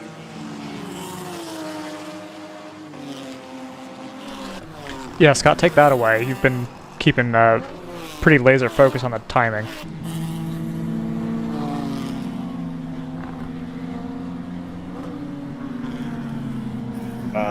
Actually haven't, but been distracted slightly. Okay, well, you were mentioning that the 7 was catching up to the leaders and that the 02 was falling through the order, which there definitely still seems to be a pace differential. Ryan's also made a point in our private chat that weather might be incoming, and you can kind of see it on this camera. It's another sort of... Well, it's raining on that camera. Yeah. For sure. 59 has continued to have problems. It's slowed on track again and come back into the pit, so they're having a rough old time of things. I can't see any of the onboards that show rain spots on the windscreens right now. The 605s was earlier on, although that camera seems to have died, which is a bit of a shame. Yeah. Could be getting some rain, but then we saw in the first 2 hours that it took quite a lot of rain to make any difference at all to the pace of the cars. So probably not. There we go. The 701 car is starting to show some relatively significant rain on the windscreen. So I think it is coming. But yeah, let's not get too excited because as I say, the tyres seem to be up to, and probably as much the tyres as the sort of heat in the road, the number of cars going around as well. There seems to be quite a long crossover before we actually get any real effect. Other than the curbs, we did see 1 or 2 cars spinning on exit curbs when the rain was at its worst earlier. So yeah, keep an eye out for that, particularly at turn 5. That's where the Chattanooga car ended up in the tyre barrier.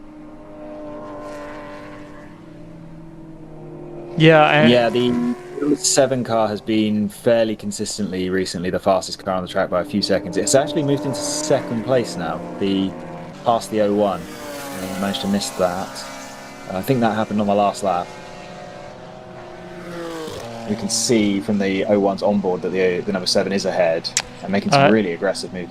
Guys, I've got news. The 909 is under investigation for contact with the 983 on pit road.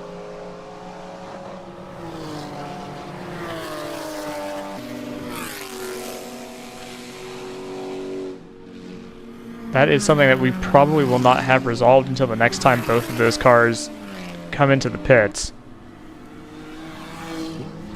Well, the 909 is going to have penalty trouble. It's going to put the number 7 is currently in 2nd place in GTO.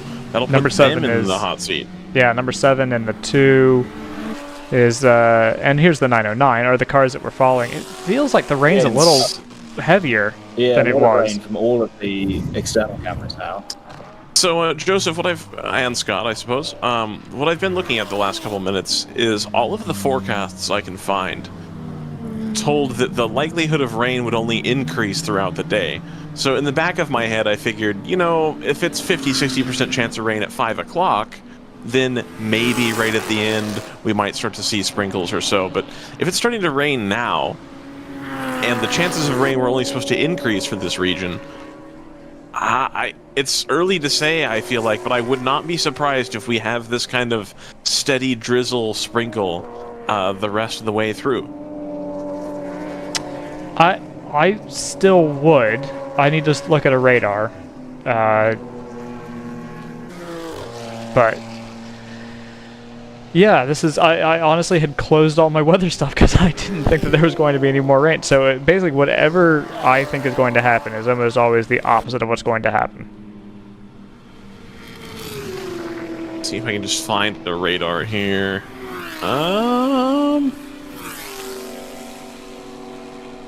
Let's see. Yeah, they have. So this Via One weather app has it raining until just after 1 o'clock, and then going to resume again around 1:45. Okay, so sort of patchy stuff off and on. It really depends on how heavy this is. Right. I need to look at a lightning map and make sure that we're not at risk of something. So that was the other thing too, is that there was chance of thunderstorms. But again, the chance of thunderstorms right now is only supposed to be around 30%. But as we've seen, it's starting to rain. Or not starting, it is raining. So the radar that I've found, doesn't really... There's not a lot going on, if that makes sense. It's patchy throughout the region if you just kind of hover over Atlanta. It comes and goes. There's a little bit bigger cell coming from Jacksonville, Alabama, kind of moving to the north, which I think might be where you would start to expect to see some thunder. And then by 2:15 in kind of the Athens area to the east of Atlanta, between Atlanta and Augusta, there's a little bit as well. And then to the south of Augusta, there's a little bit more of a dark red. Dublin, yeah. So it seems like it's all patchy pop-up stuff. Yeah, right. So it would not surprise me if we did end up with some thunder, just given what's going on now. But like this camera, I can't see any rain at all. This one you can see a little bit. You have to look at the grass. Right. Some of that's a function of just these are low-cost cameras, we'll say, and the dynamic ranges could be better. Well, Right. It seems to be picking up a lot more rain on the external cameras than the onboards, which That's shows true. the windscreens. So I'm a little bit surprised how much rain we're seeing from these externals, but I don't think it's as extreme as it looks, to be honest. The lap times are indicative of the fact that ACI just set 35, which is pretty quick for this. By the way, we're about to have a fight for the lead. Yeah. We need to pick up that battle. In fact, there it is, right in front I've been of us. following it, Sky. You just are always staring at onboards. Well, no, I'm just Brian going on and on and on. I'm joking. While we've apparently gone. Oh, we're on the outside in the S's. I think he's made the move, and I think he's made it stick.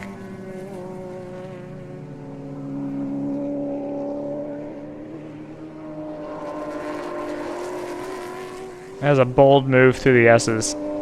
Not a place where you typically see an overtake, especially not between cars that are basically on level footing.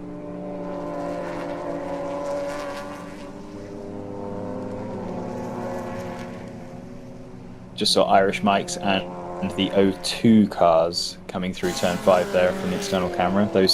That's a race for 4. I think it's stretching out in favour of Irish Mike's, who are currently ahead. But those 2 Audi TCRs are out there. So we got top 5 cars. We've got 3 TCRs, but admittedly they are 3rd, 4th, and 5th, and not gaining on the lead 2 necessarily. Did that? Yes, the Porsche Cayman is ahead now, and they've got a car in between them. So we do have ACI number 7 in the lead.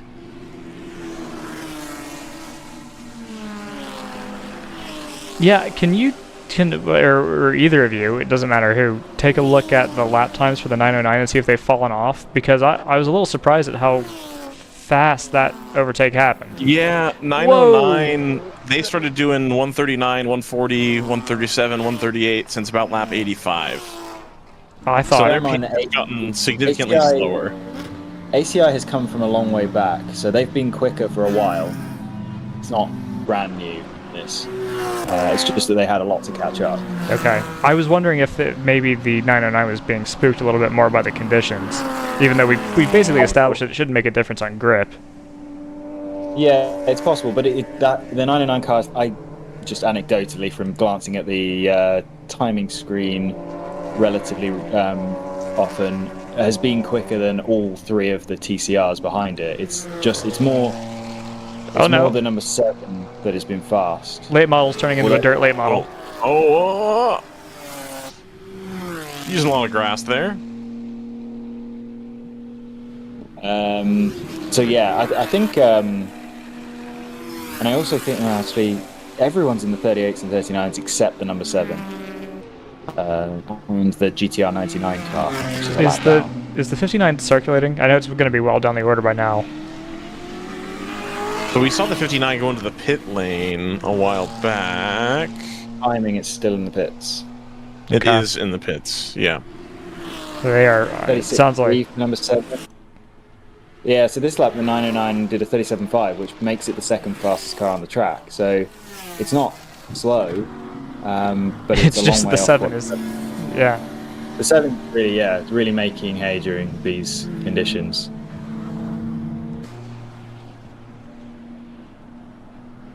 Having said that, Irish Mike's does a 37.4, so maybe the rain is easing slightly, which it doesn't look brighter from the external cameras, and I can't see rain now. So yeah, maybe that's the case. We might be getting back to full dry conditions.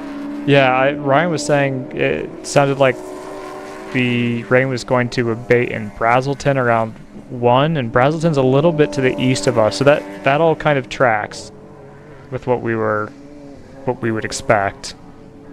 It's not far to the east, but it's a few minutes. I have a small piece of information. Okay. I'm not sure if you brought it up. Have you looked at the race control log recently? Are you talking about the 983 and the 909? Uh-huh. Yeah, we you did see bring that them out. Did you see that, though, on the cameras? No, it's in the pit lane. Oh, it's in the pit lane, okay. Yeah. I didn't see it happen, did you? No. Interesting. Have they been docked a lap already for it, or is this it where says is? under investigation and team reported is in the other notes. This is not privileged information. It's on the WRL app. My interpretation of that is that, unlike regular on-track contact, which tends to be a slam dunk penalty, if it's happened in the pits, maybe it's more like a little misunderstanding fender bender type of deal, and it might be a little bit less cut and dry. So I'm not interpreting that as a slam dunk penalty. Yeah, I don't know how to read that, to be honest. And team reported is going to be different than marshal reported, judger of fact reported, right? I mean, these marshals are both pit lane and trackside. I see. Okay. You know, because the team can claim anything. I was treating team as the object and not the subject of that clause. So rather, the team was reported rather than you would assume the team reported it. Yeah. Yeah. One of those two teams came and said, hey, somebody just hit us in the pit lane. And now race control will investigate it. But my assumption is that if they are the ones reporting it, that a marshal probably didn't see it, and the burden of proof is going to fall on them now. Yeah, they're going to need to provide video evidence. Michael Peden says 909 and 983 contact was in the S's. Oh, well, it reads pit lane, so that's... It does. I wonder if it was reported by a pit marshal, like one of the team members said to a pit marshal, hey, that car just hit us in the S's. It was reported by the marshal downstairs and not by a trackside marshal. Unless this has happened twice, and there's an incident that we don't know about. True. Yeah.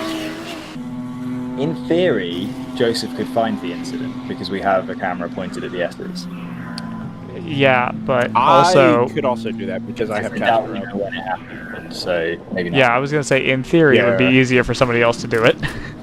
The report was 12:42, so that will have been about 15 minutes ago, which means that the incident itself would have happened well before that.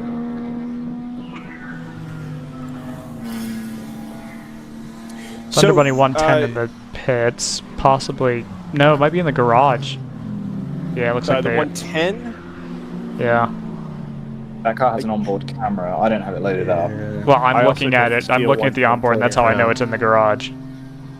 Oh, look, considering you were unsure whether it was in the garage or the pits, I assumed you weren't looking at it. Hoods up is the reason I couldn't tell at first. For a while, right? And it was definitely in the garage while running third in class earlier. I assume it had dropped away from that. So this ACI Motorsports came in. Is it there essentially by attrition luck, or have they just been reeling off lap times over the last half hour or so? I mean, they've been fast. Just the fastest car on the track by miles at the moment. Fair enough. Yeah, they're in the 35s, and no other car is below a 37 right now. Really, nobody's even in the low 37s, so they're 2 seconds plus faster than everyone else. A lot of action on board Michael Quattlebaum's on board here on the 01. Weirdly, the second and third fastest cars in the race are Hitman Racing down in 16th, and they've shown very little pace all weekend. And Denton Brothers Racing, in 18th place, who again we've barely mentioned. So I'm not sure what's going on at the front of the field, whether drivers are just taking it easy in these slightly tricky conditions, or maybe all the leaders are in traffic. But the rain appears to have come back, or at least the drizzle. It's funny you say that, Joseph. I was actually just looking up against the trees that line the edge of the property here at Road Atlanta, and I don't see anything falling here. Yeah, it must be very localized. Obviously, this is going to be a little, was it south of you here at 5? Yeah. Yeah, there's rain streaming off the 701's windscreen. Going into turn 10. Yeah, so it will come from that end first. Down from the south and west, usually. I will be honest with you. I was expecting it. I think everybody was expecting it to be a fair bit cooler today. The high for today was only projected to be 83. I had kind of assumed that was meant as it's still going to be very sticky and very unpleasant, just not quite as outright hot. It's actually pretty pleasant outside. That genuinely shocks me. I saw that it was low 80s, but still. It's a little muggy. It's a little muggy, but it says the real feel is 89, and I don't feel a bit of that.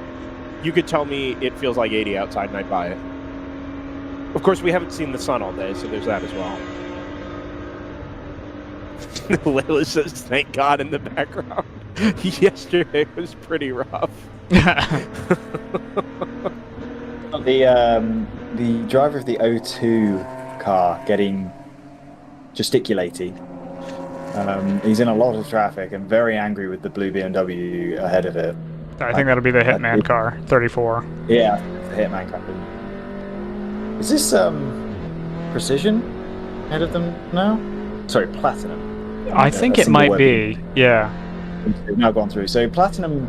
Yeah, it's got the racing stripes down the middle. Disappeared yesterday as well. They've disappeared today a bit, and yeah, I'm wondering if they've got a hot shoe that they start in that car, and the rest of the driver lineup might be a little bit more variable. But yeah, the O2 had no problem, and Hitman had no problem carving through that car. This might be the heaviest. This might be the closest thing we've had to actual rain all weekend, and you never know with some of these tires. Do we have any sense of whether or not the pace of the track is falling off? I was just looking at that. The fastest laps out at the moment, GTR 99 is just done a 36.7, which isn't slow. But generally, a lot of the field is above 140. So yeah, we may have lost about 5 seconds for some of the cars. I'm not going to say all of the cars. Yeah, leaders, first and second are in the 38s, which is relatively slow. We've seen ACI in the 36s quite recently. But yeah, you don't know how much of this is traffic affected.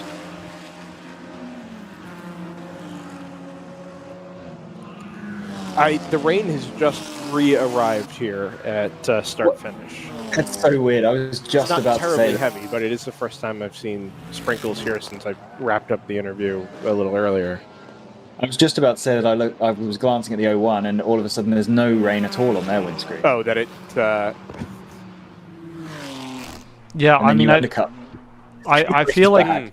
I think we're dipping into the cliche of this track is a little oblong, and so it may rain at one end and be completely dry at the other, etc., etc. Yeah, I was looking at the 01 going into turn 10, although in turn 1 now there is definitely rain on the windscreen. So yeah, it's super localized, I think. Thanks, Howden Haynes. You're welcome. Yeah. It's pissing it out there. Okay. It's kind of small potatoes because it really isn't affecting anything at the moment. Well, we can't decide. I feel like people are tiptoeing around in case it's slippery. Yeah, I mean, I think there might be an element of mental rain and an element of some tires are being affected more than others right now. And also, you used that phrase earlier, Scott. Mental rain. Explain for the idiots among us what that means. It's something very common in karting where you're on slick tires, for sure. At least that's what my main experience with it is you arrive at a corner and you're traveling at, in the case of karting, 50, 60 miles an hour. In these cars, you could be over 100 miles an hour. Rain, very small amounts of drizzle on a windscreen at 100 miles an hour looks like it's hurricane conditions. So you arrive at a corner thinking it's going to be super slippery, and if you were outside of the car, just stood next to the track, you'd hardly feel anything, and you'd be fully aware that the track is completely 100% gripped up as if it was dry. As I say, in a car, it feels, or a kart, with rain on your visor or on your windscreen, it feels like you're in a hurricane and you're going to arrive at the corner and it's going to be absolute ice.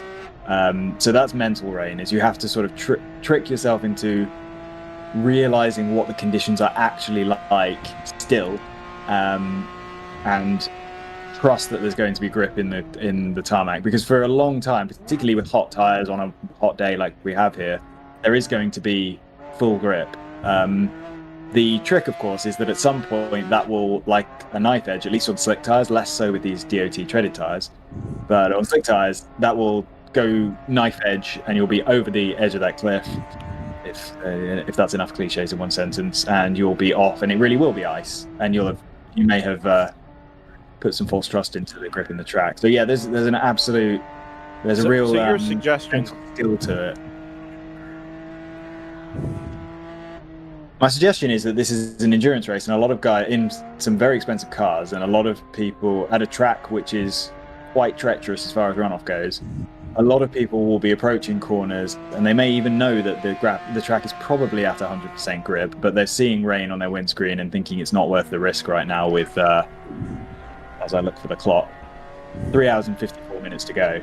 Yeah, if you're one of those people that's buying your seat for the weekend, this has the potential to be an expensive enough track when it's bone dry, let alone when you see raindrops in your windshield.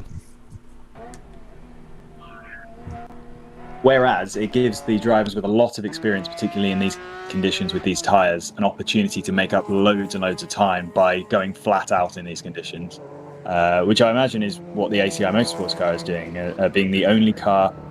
That was a 35.3 that last lap. I can't see. Team GTR 99 did a 36.1. Nobody else is below a 38. So they're gaining 36.7 that time for GTR. Yeah, so other than GTR, who are lapped, they're the best part of 2 laps down. ACI is currently gaining 3 to 4 seconds a lap on the field. So yeah, that driver's doing. And we haven't seen that. 34.7.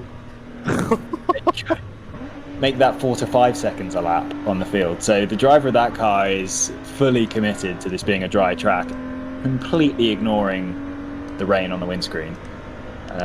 You could even see it relative to the 909, who's about 15 seconds behind, coming through turn 12. That 7, not even a hint of a lift, just full chat all the way down the hill and through turn 12. Whereas the 909 is, taking plenty of caution. Can somebody through the please of 12. lend Thunder Bunny a bottle of Rain-X? Oh yeah, that We'll trade stickers for Rain-X as well. Were they not even allowed to clean the windscreen during the red flag, or have they just completely redone it immediately? Well, they have the heating element on the windscreen. I wonder if they have the heating element on to try and keep some of the rain off and get it to evaporate Just a little bit boil more it quickly. away. Yeah. But if that leaves the sediment in the rain on the windscreen. No, I mentioned this car earlier anyway to Joseph. I brought up the example of do not turn your windscreen wipers on until you need to. Yeah, they've smeared so much. Windscreen wipers earlier. Yeah, very early on in the rain. It does. Oh, the rain has definitely picked up here, by the way. Both around the circuit, as you see on the Thunder Bunny windscreen, and up against the backdrop here. No problem for the 7 though. Another 34.7. Looking as wet as I've seen it. Within 0.03 of a second of the lap before it. I am monitoring the trackside, so if something unfortunate or weird happens, we will know about it.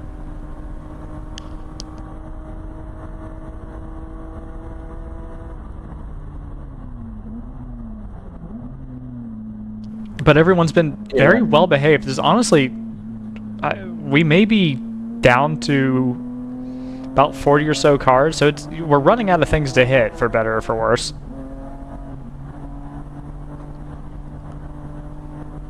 Yeah, I'm also wondering if a lot of these drivers taking a little bit of extra caution in these conditions is actually resulting in them just generally taking a bit of extra caution, and we're having less. We're having fewer issues with cars coming together. That would be totally fine. What's our closest battle on track? Let's try to find something to chase. The number 4, or I'm sorry, the 01 and the 95 are within 8 seconds. It's the 01, the 95, and the 02 within 10 seconds of each other, or it was until. See if that's connects here. Yeah, 3 seconds for the 02 to the 95, and then the 95 is 8 seconds off of the 01. So you have a little bit of a hammer sandwich there. Let's see, what else do we have? 41 seconds at the front of GP3, so that's a little bit far out. 51 seconds at the front of GP2. yeah, that kind of third, fourth, fifth battle in GTO is about the closest thing we have on track right now.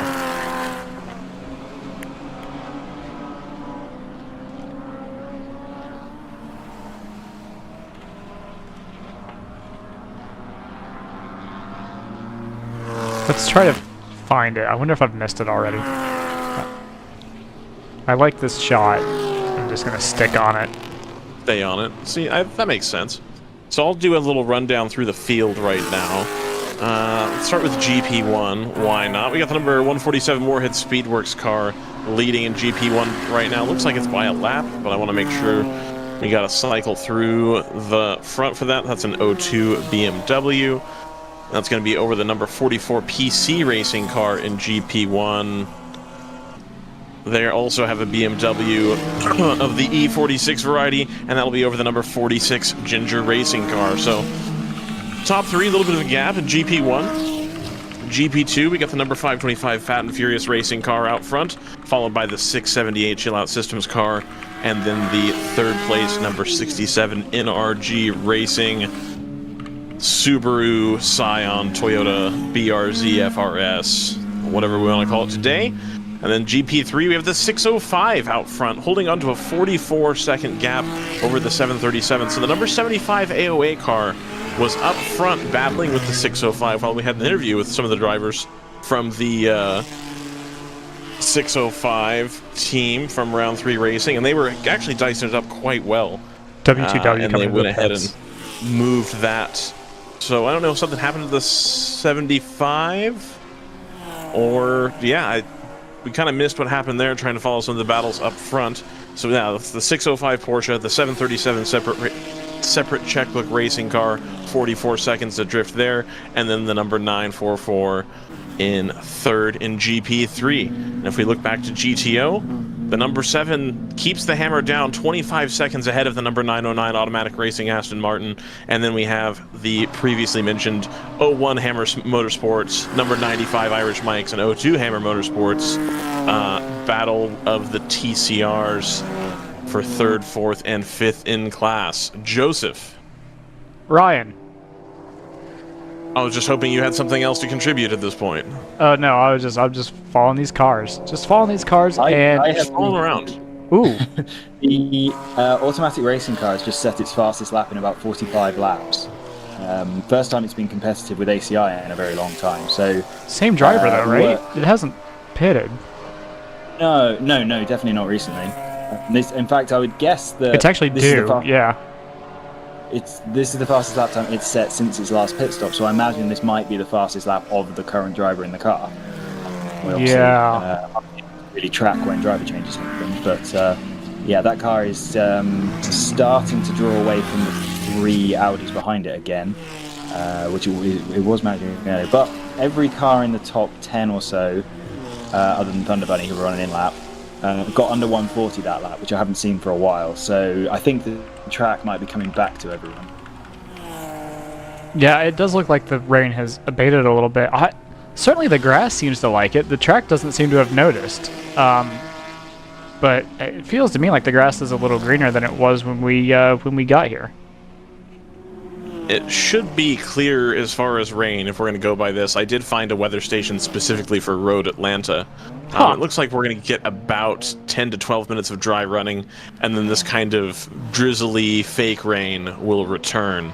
Again, now it's moved up to right before 1:30. What this rain will do a little bit is take some of the energy out of the track in terms of track temperature. It'll evaporate a little bit of that heat away. Whether or not that's actually perceptible in cars on basically summer road tires, I'm not sure. But if we were working with maybe higher downforce cars, ooh, we've got somebody stopped around the 4-5 complex. I missed that entirely. I'm not sure who that actually is. It looks like an MX-5. You could tell me that was an MX-5 or an RX-7, and I would believe you. No, it's like it's an Indy. It's an Indy. It's got the big front grille and stuff. 75 AOA is missing. I don't know how 75 is yellow. Yeah, so the 75 we yeah, talked about, they were up front with the number 605, and they just kind of dropped. I noticed that in my rundown. 75 is on track. We're gonna see them. That's them now going by the Chevy sign.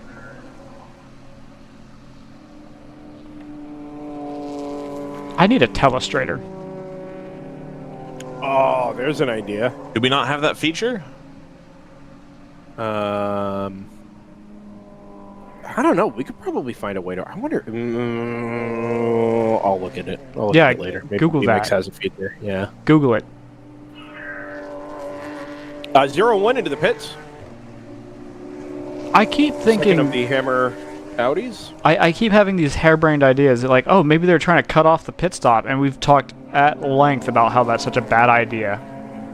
Pit expected 4 laps ago, so yeah, they ran a little short. They basically split the green flag stint at the middle, or not green flag stint, but you know what I mean. We'll call it the WRL sprint. At the Not the race. Yeah. Oh, you know what it is, guys? That's the BSI car. Oh. The BSI Racing MX-5. Wow. Which Okay. I wonder what's happened there. Yeah, Ryan said MX-5. I wasn't sure I was going to believe that, but it is the they have the ND this weekend.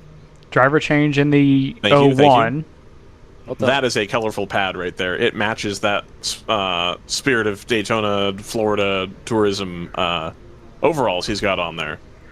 I want to know where They these have guys are quite the getting. collection of Oh, so from Spirit of Florida Spirit Racing for Daytona.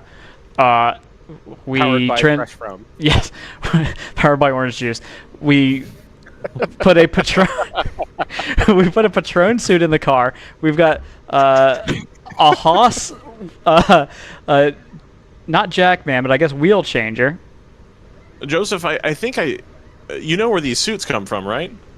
I assume they just come from like Salvation Army. Yeah. No, so I had sent links a while back. This was probably a couple months ago. There's a website where somebody buys all of the used NASCAR overalls and stuff. His name is and Rami. sells them for like no, it's not Rami. It's like a legitimate business, and they sell them for like 75% off.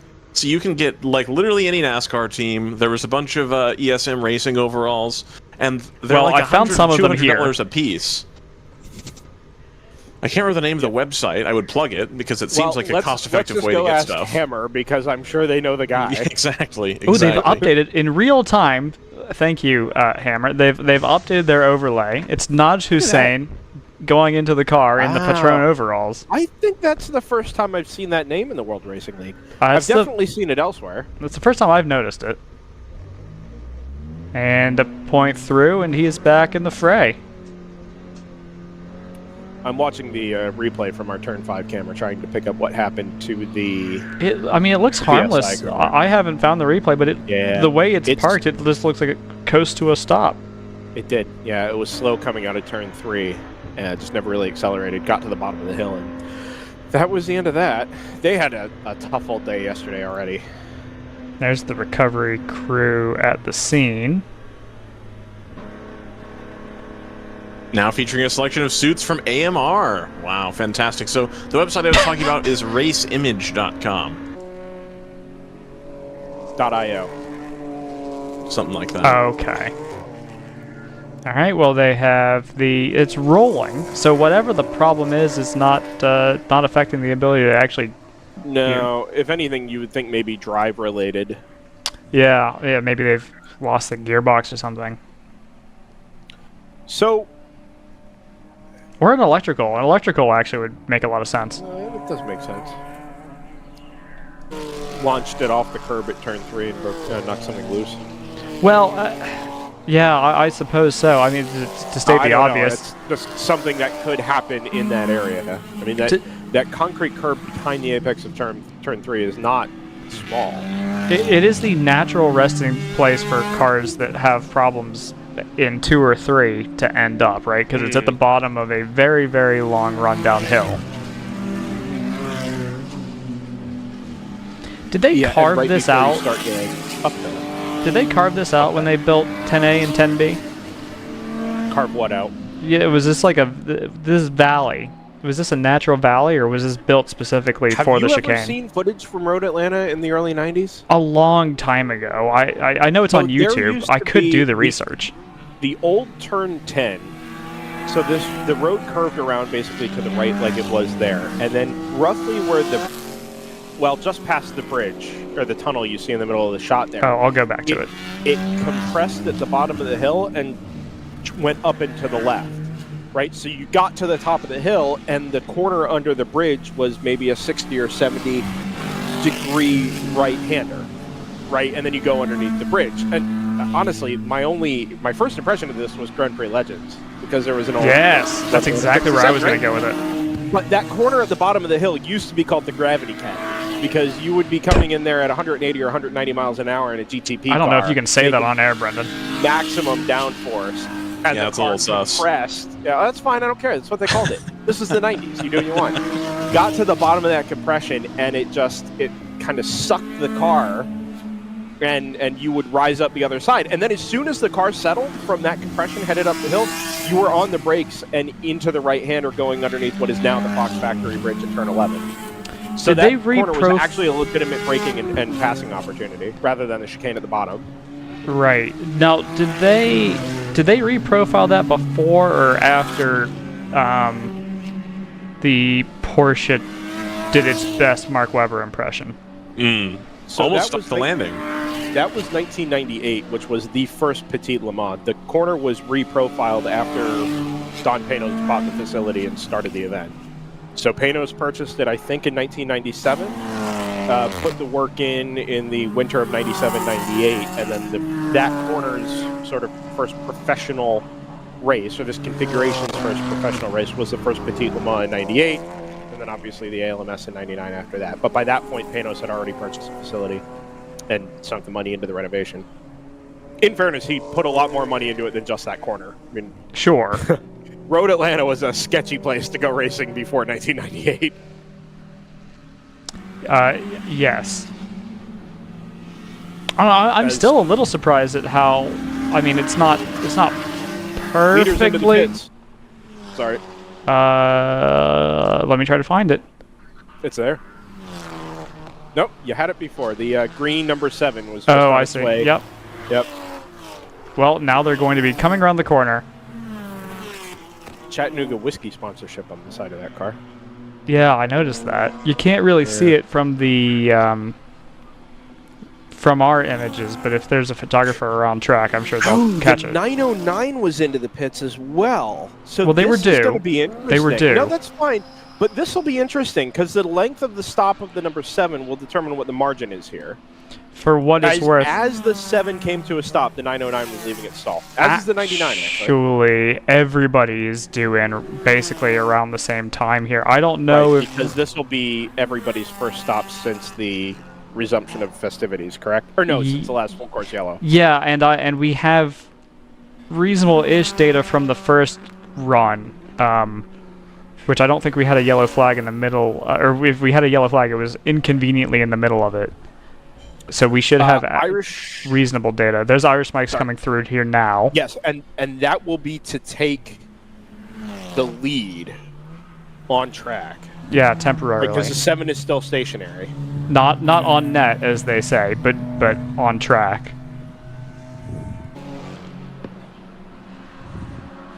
So we'll be following them to see when and where they pit. We know that they're somewhat, I guess they're building a reputation for being very stingy with their fuel in yellow flag situations. Well, we knew it yesterday. Just active fuel saving basically the entire day, but especially under yellow. Right. Which is odd because your theory about the alternator issues, cars running around in low revs, I think that would exacerbate that. And yet, not a problem.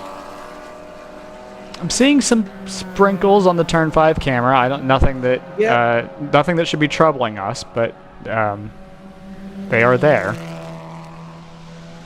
No, there's a little pocket of rain. Just, again, they develop and then they dissipate. But my impression is that this is just going to sort of go on throughout the day today, where we'll get some sprinkles, it'll pick up, it'll drop off, but never really affect proceedings. We're scrambling a flatbed. Do we know why? Or maybe we're just putting it back into position, having home. Yeah, Yep. having collected the 167. Yeah, this is the home for the flatbed and the EV associated with it. So on track here, the next car will the number 7's been sent, correct? It's no longer in the pit lane. It's not there, so I hope so. Yep. Okay. So the 02's come through, 11 seconds behind Irish Mike's. Both of these cars owe us a stop. The 7. Well, actually, we'll be looking for the 909, won't we? The 7 and the 909. The 7. The Oh, 7 right, they're had the together, lead right? on. The 7 had the lead when we began this rotation. Yeah, we're actually looking for both. There's the 7. What was that margin prior to the pit stops? Do we recall? It was a ways. I wouldn't have been shocked. I don't know, but I wouldn't have been shocked if it was 10 seconds or better. Don't see it yet. There's a 111. This feels like a long lap from the 909. There it is. It's right up in behind the 01 again. Albeit this time with a lap in hand. So how's that happened? Someone lost a lap? Yeah, the 01. I assume it happened while I was doing interviews or something else, but they I wonder if there's been a tied together penalty. basically all race, haven't they? It's shuffled the 909 had, well, the 909 had put quite a gap on them at one point. Remember too, guys, that we've got a no pending penalty on the 909. That still has not been resolved. Oh, so let's do a couple things here. Yeah, still under investigation, reported by Pit Road. 7 had a penalty overturned. I'm sure you guys have addressed that already. I actually wasn't aware of that. Yeah, so they had a pass under yellow penalty that was then investigated and overturned because it happened after the green came out. Okay, that's a good reason to not give them the penalty. Quite. Choice racing into the pits. Choice. I was really hoping I was going to be the first person to make that joke, but I wanted to wait a little longer. I'm That's confident okay. you've made it before. I meant for this race specifically. I've definitely made it before. Oh, okay. Should we just start calling our team, like our sim racing team, Mint Racing? That's Mint. Massive Mint. Okay. I really That's don't. right epic, isn't it? R4R Massive is still the move, I think. It is. We're one better than our 3R. That's right. Come at us. Renowned 3 Racing. Anyway. 3.5 hours to go. Hallowed grounds at Road Atlanta. Hell, you're not even here, Ryan. Although I You're will right, say, because there's nobody doing bad pit work, so you can tell I'm not there. it's... Oh, well, listen. If you need a guy, I can be the guy. I actually, in hindsight, I understand why we didn't do it, but in hindsight, we should have had you start the feature race from the pits.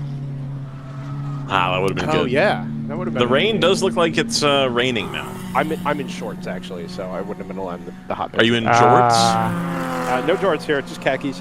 Well, okay. Ish. Khakis-ish. What are you wearing, Brendan from World Racing League? Layla literally just looked at me and said, "She sounds hideous." This was happening in stereo. It was very good. Let's go. The rain is definitely picking up again, and we could make an entire broadcast out of saying, "Oh, it's raining. Oh, it's not raining." But it is worth noting. I fully it's intend picking up to. here at 12. Yeah, let's do it. Let's do it. Stratus is one of back the out, by things the way, after 43 minutes in Assumption. That's brutal. That's brutal.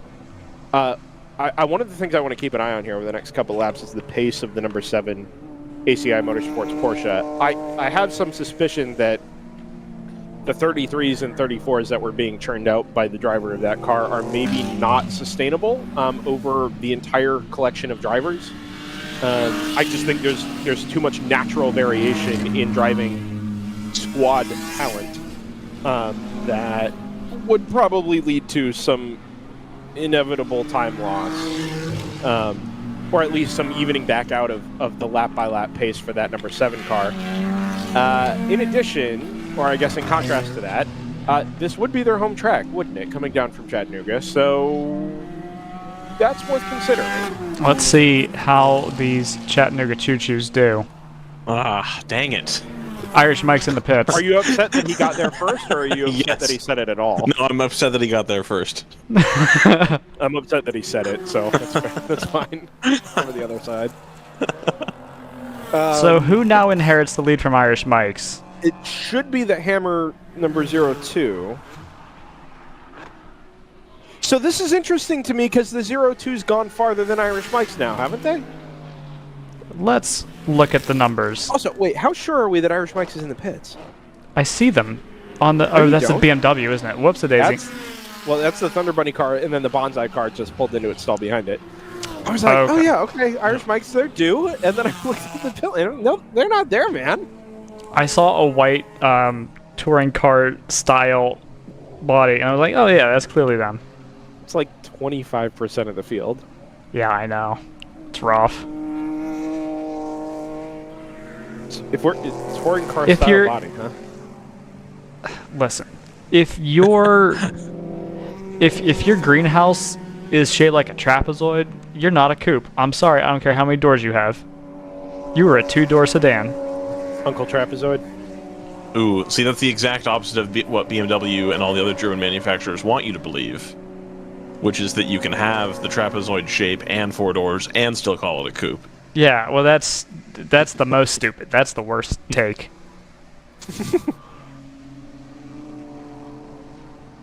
Bad Guys, Take Racing Broadcasting, LLC. Hold on, the 2 most important cars in the field are right next to each other. EMP01. What was that? The most amazing thing to me there is that the NP01 actually legs it down the straightaway. Isn't Yeah, that the Stratus passing a Stratus? Whoa. What? How have we missed out on this? Hell yeah. It is... Isn't there a leader you should be following? Oh yeah, I guess you're right. Yeah. Now we can watch this battle at the back. Did somebody just say that? No, I said it to me. Okay. Lap times for the 7, as it comes across the line here. That was a 39. It had been in the 38s before this, so that inevitable drop-off I thought was coming, I think has occurred.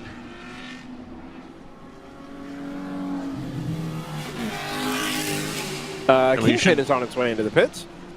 Are they relevant anymore? The 77? No. Well, I mean, I would say that they showed up to the track, and we should talk about them. There's that, I mean, but I meant they were relevant top. is, you know, They were. They were did a top good 5 job earlier, until now they are didn't. not. Thunder, that 110's back and it's been in the pits for a bit. that's unfortunate.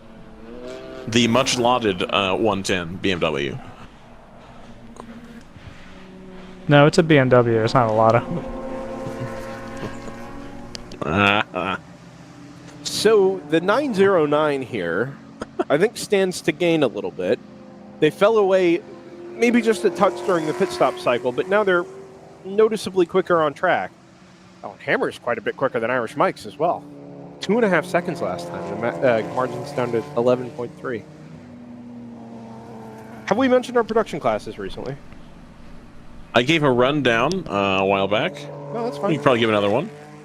Yeah, there's not much to say there. Moorhead leads PC Racing, which I think you could just, replay from this morning and replay from yesterday and yesterday morning. And the margin's a lap, so it's a little closer than it was at this point in proceedings on Saturday. But still, both of them are massively quicker than anybody else in class, including Ginger Racing. Although that Ginger car is still in third, so podium position for the number 46.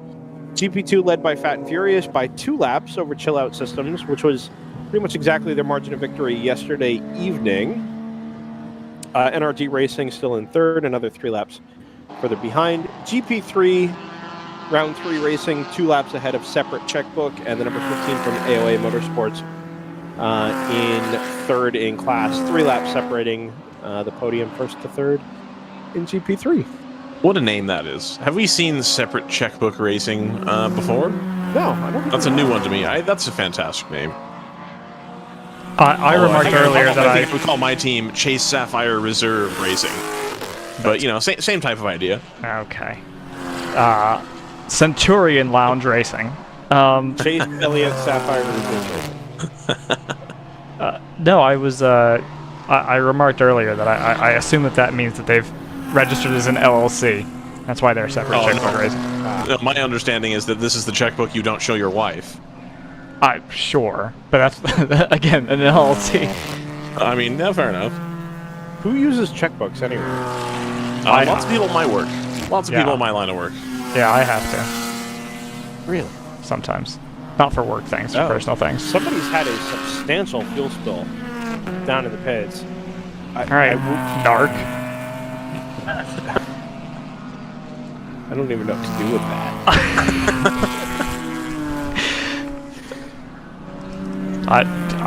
You tell me.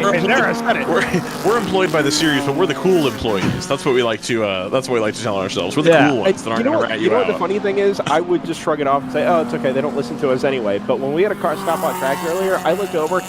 Every eye in that room was staring at the monitor that had our feed on it. So I'm certain they know exactly what we're saying and showing at any given point. Absolutely. Half because they don't trust us, and half because we're actually half because they don't trust us, and half because they do.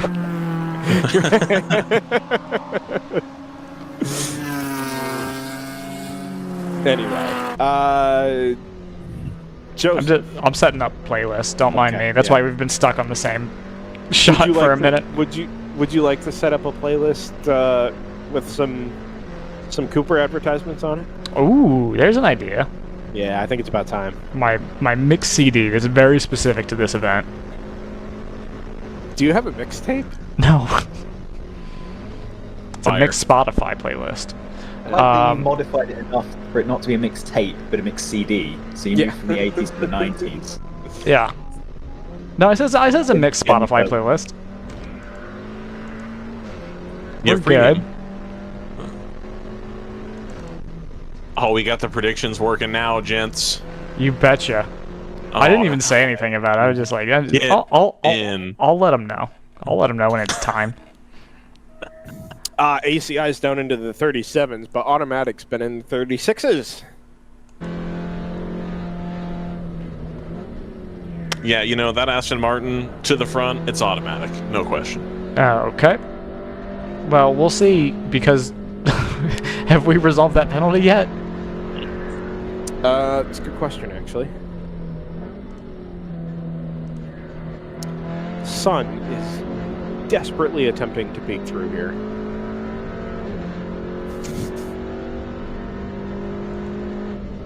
Under investigation, 0, 1, and 348, contacted turn 10. Don't think I have anything else of interest here. Let's go up to the 7. No, nothing there. 909.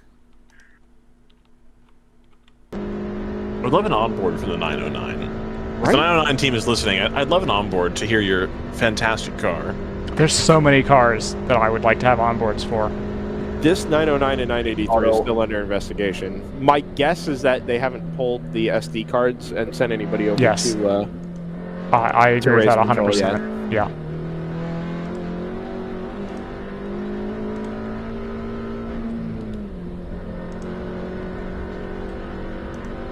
I'm expecting Cooper adverts. If not, I have just missed about 20 minutes, so I was going to ask for a quick recap, but... Okay, well, let's do the Cooper ads, and then that'll serve as our jumping off point for a recap of the last 20 minutes. Yeah, okay. Just curious about ACI. Presumably ACI have pitted. They have, Everybody yes, did, everybody except Irish Mike's and Hammer 02 have pitted. Cool. All right, let's do some ads. Turns out. Yep, be back in a minute.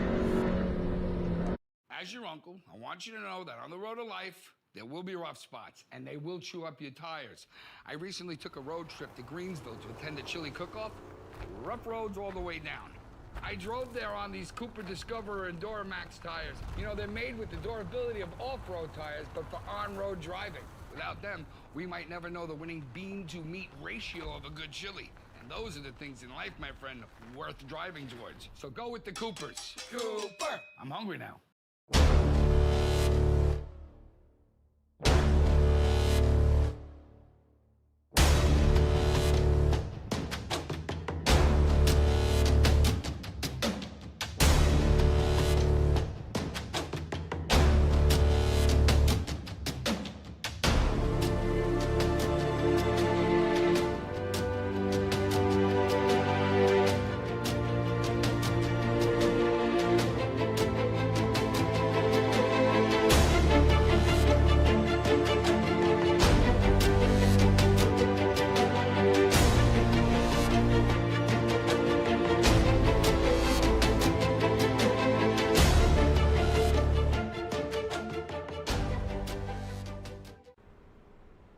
Hey, your Uncle Cooper here.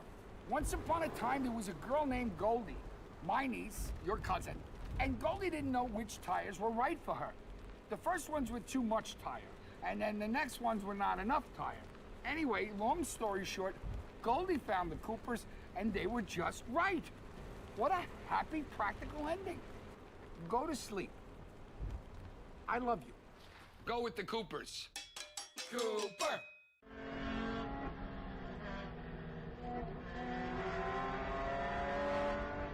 All right, enough of that. Back to Michelin Raceway Road Atlanta on DriverSeye Live. He seems like a nice guy. Including Uncle Cooper. We're happy to have his company, too. You think he watches this? Oh my Absolutely. god. Yeah, 100%. It's what This is the show. This is his what big he time. uses to put his nephew to sleep. Do you think he needed to get like a SAG card to do those commercials? No Probably. question. Yeah. Why don't we have SAG cards? Yeah. Brendan, I'd like to be able to vote. You gonna unionize?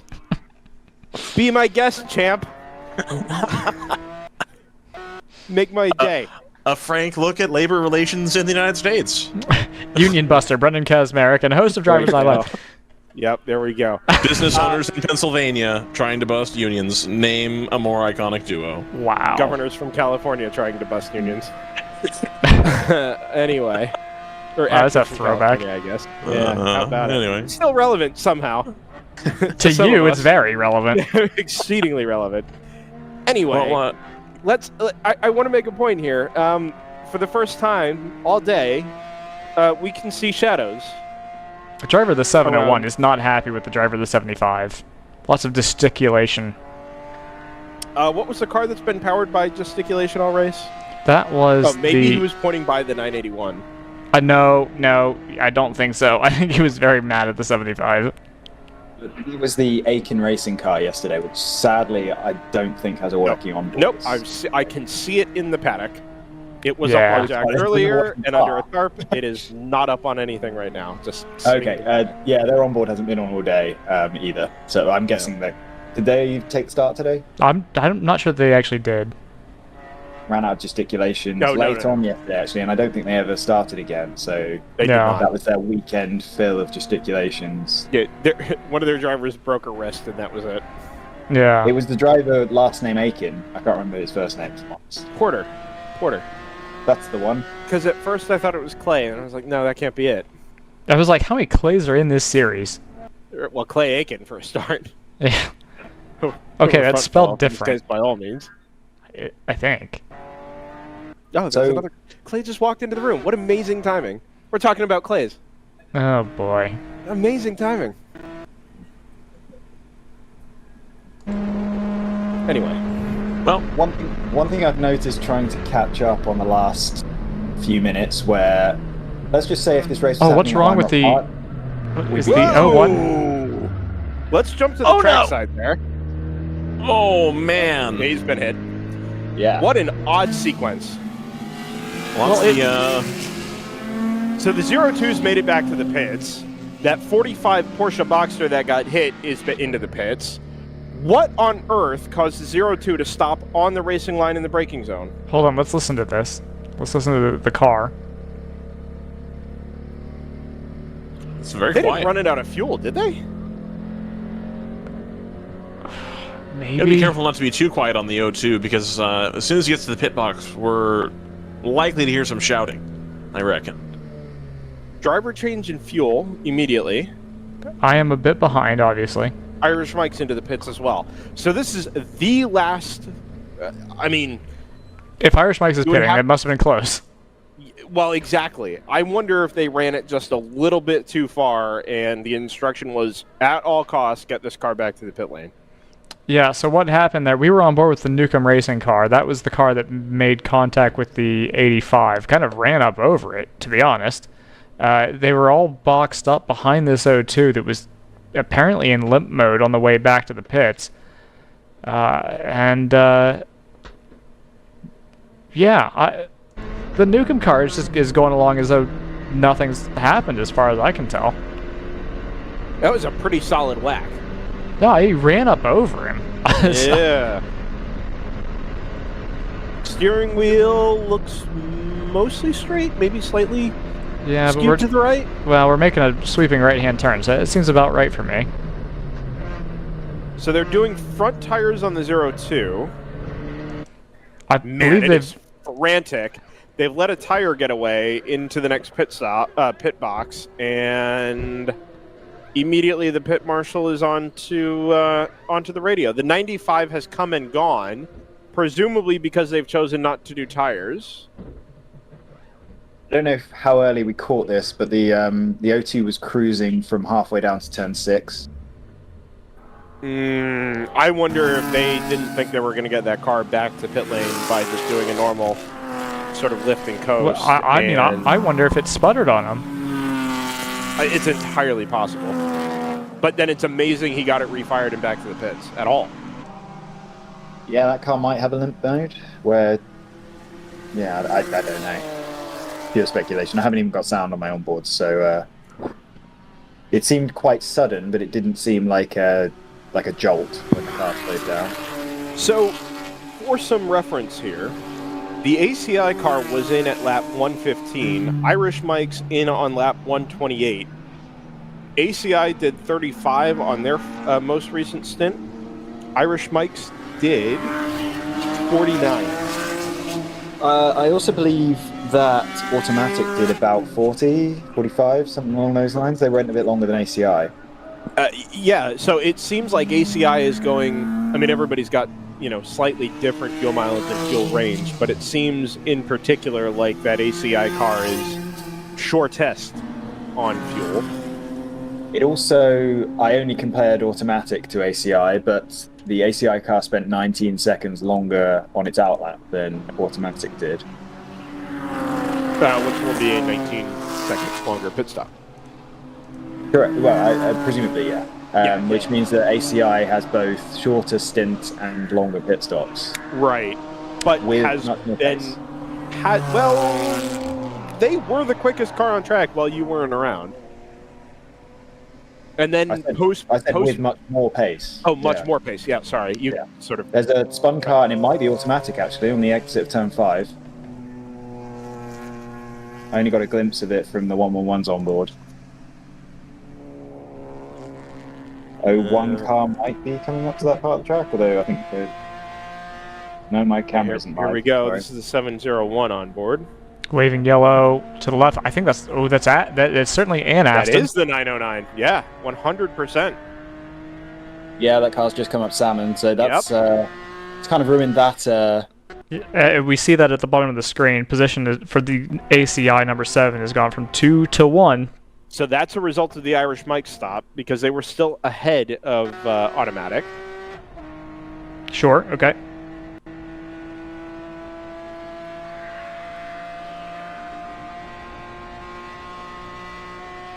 Sounds pretty good. I've got the number 7 ACI car right ahead of the 111 on board. For a moment there, it looked like the 111 was catching them really quickly, but I think it might just be a traffic situation. So this has the camera. 111 then exactly two laps down.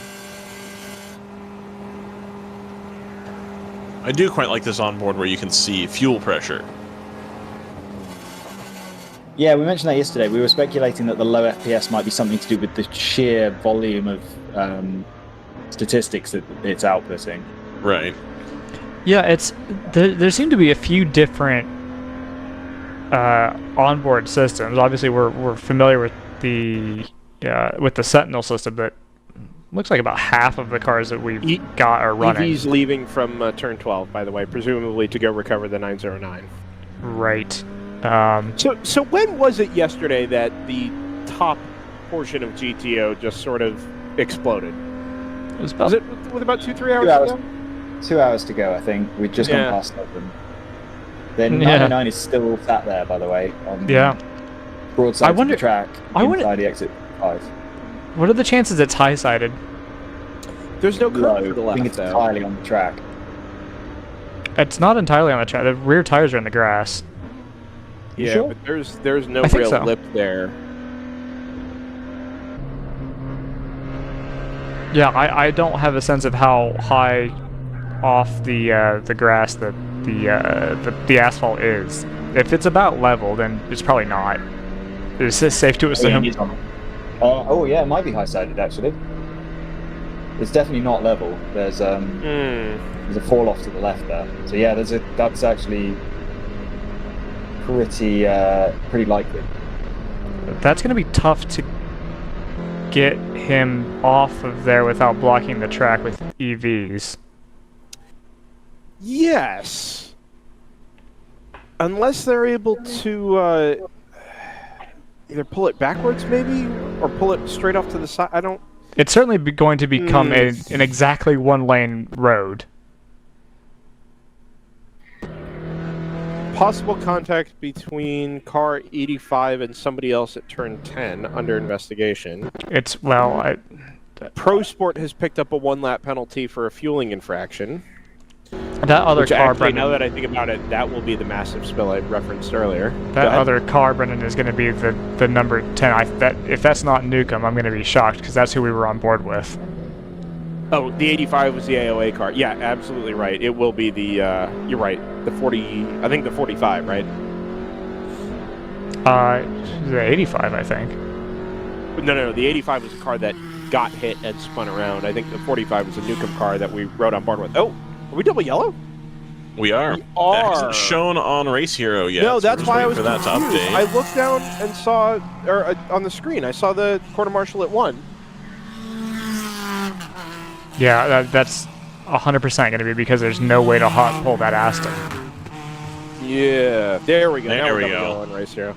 I was going to show them my tablet with the green flag, but Oh, you know why? got it resolved. You know why they had just sent it double yellow on Race Hero is because the pace car actually hadn't been scrambled yet. It was still waiting to pick up the leader. Oh, it is out there now with the leader. Well, it's definitely out there now. I don't know if the leader's in tow. Should be the 7. Should be the 7 that it's picked up. Is it? It says pit, but I actually don't see it. Well, they have not picked up the 7. They've picked up one of the W2W Caymans. So can you tell which one that is? Because the 983 is in 8th. But the 982 is in 16th. So that could have some implications for people. I would have told you it was the 983, but... Can you cut to the front straight camera? You stay right here real quick, though. I want to see the number. I can't see it. All right, never mind. Go ahead. There's the 7. Lo and behold. Yep, okay. It's right behind the bridge. The one car in the pit lane I can't actually see. So that car's done... Go ahead. Is this going to be another instance where they've thrown the safety car at a random time because the leader just happened to be in the pits? No, I think what's happened is they've thrown the safety car, and rather than the leader coming around on track to get behind the safety car, they've dove into the pits immediately and made the stop. Yeah, it's interesting. They're just at halfway into the run, 17 laps. Actually, Brendan, can you hear race control scrambling the safety car? No. Okay, because I was going to say, I wonder if they're looking at the leader coming through and saying safety car go or pace car go, and pace car's just going to go and get whoever, right? But no, they definitely do that. They have a communicator who's sat right up against the glass here. I can't hear it, but I saw him at the end of the race yesterday calling the leader around on the white flag lap and the final lap presumably he's doing the same thing with the safety car. Right. You know, telling it to stand up, you know, into position, and then, you know, next car, you know, whatever. The actual communication is there.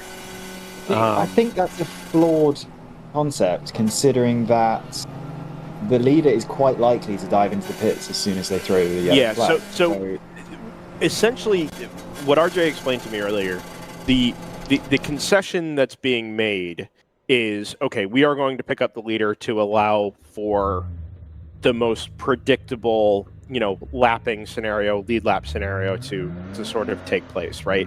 Where if you're on the tail end of the lead lap, you know you're going to come back around and you can base your strategy off that. But that's a concession that's being made rather than, you know, picking up the first car that comes around on track. If they can't pick up the leader, rather than futz around and try to, you know, pick up the second place car, the third place car that may or may not also have dove into the pits, they just pick up the next car.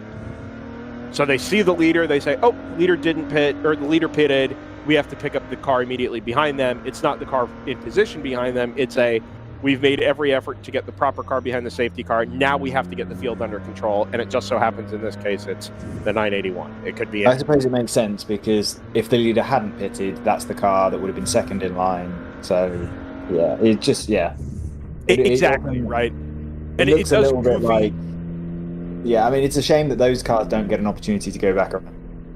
I agree, but again, this is, you know, some concessions have to be made for safety from the competition aspect. And it's not really even like, oh, we're putting, you know, throwing safety to the wind because we're trying to pick up the leader. It's just, okay, this is what we're going to try and do. If it doesn't work out, then we can't really mess around with it. We've got to get the field under control. And then you can do whatever you need to do after the incident's done, if you so choose as an organization. They just don't, you know? Because like we said, there's every chance those cars are going to pit anyway, so. Also, facilitating wave-bys can be challenging. The potential contact between the 909 and the 983 was investigated. There was no evidence of contact found, so that... Okay. That had no impact on us. Obviously, the 909 is being retrieved from the exit of turn 5. That's slightly academic. The number 9 is being investigated for passing under yellow. I don't know if you made that note on either the 44 or 525. It says the 143. No, that 525 could be significant though. That is the GP2 class leader, and the margin's only a lap. 143, which I almost called as the 147, and now I don't remember who the 143 is, excuse me, has been... That's Pro Sport, that's the Aston Martin. Oh, of course, okay. Yeah, they had the fueling infraction. They've already been docked their lap, I believe. That is still listed as being under investigation, so there's a possibility that could be overturned. I believe that was the massive fuel spill for which you called me a narc. Good job, Brendan. Do you feel like you've achieved justice? Joseph, if you're talking about the one at 140, it does say fueling infraction under investigation, but then next to it also says 1 lap. Yeah, so doesn't it... okay. I was kind of under the assumption that meant that they had given the lap, that they were open to overturning it. I actually don't know. It's down in 11th, so admittedly I haven't been following its situation terribly closely. Although it hasn't dropped positions without reason. Right. Last time it dropped any spots at all was a pit stop. So maybe that is the pending penalty. It's going to be a lap if they're found to have committed, you know, the crime of dumping a gallon of fuel onto their pit bay. Sure. It's a DEP mandated penalty, actually. Is that actually true? No. Okay. You could tell me anything, and I'd be like, we literally just had a 2-hour stoppage. You have known me entirely too long to just blindly trust things I say. Also, I have been doing things. I have been. So you would believe it just because you don't want to sink the energy into finding out whether it's actually true or not. 100%. 100%. That's fair. That's very fair. Like, sure, whatever. We've crested. Via con Dios, I don't care. we've made it to 2 o'clock. 3 hours remaining. Does anybody else feel like we've been stuck in sort of an opening stanza of the race since 8 o'clock this morning? Like we've just been waiting for things to find their natural rhythm. There hasn't really been a rhythm, so to say. Well, it just hasn't established itself yet, right? I know we had the 2-hour break, which won't have helped that feeling at all. In fact, it probably contributes more than anything to it. It just, to me, it feels a little like, okay, now we're finding out what the pit stop rotations are. Now we're finding out how these things are all going to cycle through. And then you move into the phase of the race where you watch it all unfold. But I feel like we've been waiting for that to happen. And now that we've gotten through about 2 pit cycles and we kind of understand it a little bit better, there's 3 hours left, and we're looking at maybe starting to count it back down from the end of the race. Yeah, I think that's just to do with you have your 2-hour sprint at the beginning, call it whatever you will, and then it usually does take a stint or two to find out, what the pattern is, and a stint or two, that's about 2 hours. So I think that's more to do with just the fact that we have this 2 + 5 split here. Yeah. That it was always going to feel like kind of a condensed race as far as strategy is concerned. If it had been a 2 + 9, then I don't think we're in this position. But okay, really quick, let's hit predictions before we get back to green. Yes, because I have questions. I don't necessarily believe everything that I see here. But I was going to step away, but now I want to test my knowledge. Oh yeah, okay. So who do you think I'm pegging for the overall? Any and all ACI. of you. ACI. Okay, Ryan? I think it has the O2. And Scott, if you're there. Oh, there he is. 95. Ooh, different ones for everybody. It's the O2. Yes, get in. Wow. It's funny, Ryan said that. I'm like, no, there's no way. I kind of thought there was no way. And I looked at it and I was like, oh. Ooh, back to green. Indeed. That was a quick one.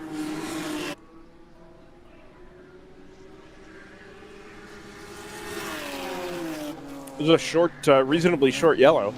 And I think that, just to put a cap on what you guys were saying earlier about, if we could do a wave around, maybe that'd work better or something like that. Wave arounds take forever.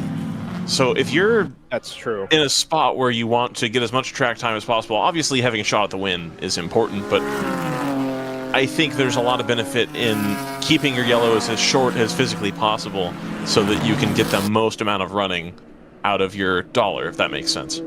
Yeah, wave around wouldn't be my solution. It would be the code 60 or code 30 or whatever we've been doing. Agreed. Personally. Well, I agree with that in theory, but I agree with that in theory, but at this level of investment in technology, it doesn't seem to be well enforced. Or easily enforceable, because everyone was talking about how easy it was to game at Barber, and because you only had certain checkpoints. Right. Okay. Well, I thought they were testing a solution to that at Road America. Were they? I mean, that'd be great if they wasn't that why TJ was there? I don't know. I might be speaking out of turn at this point, but yeah, it is what it is. I honestly couldn't tell you. It's not even me trying to be obtuse. I literally don't know. I mean, TJ had his whole thing set up there with his sensors and stuff all the way around the track, and I thought that was kind of the whole point, was that it makes it easier to enforce that sort of thing. It would. Something like that would. I don't know what that investment cost looks like. Genuinely don't know. Could be affordable, could be expensive. Maybe we'll have TJ on at some point to talk about it. I mean, I'm sure with racing it's not a cheap solution. It might be worthwhile, and it might be track by track. I don't know. Right. It might be one of those things where if they're testing it at Road America, maybe Road America is the only place on the schedule that uses it. Well, they had brought it in. Anyway, we're very in the weeds here. Let's look at the front of the field. How's that sound? Predictions. Predictions. That's right. We're doing predictions. So those predictions are actually older than half an hour old. So do we think that they hold up at all, or do we think in the light of day that they've just gone out the window? I think they've gone out the window. 100%. Okay. So we've just had a yellow even.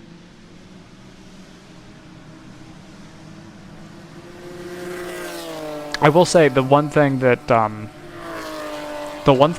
this model doesn't do well, that I really, or well, frankly, doesn't really do at all, is it doesn't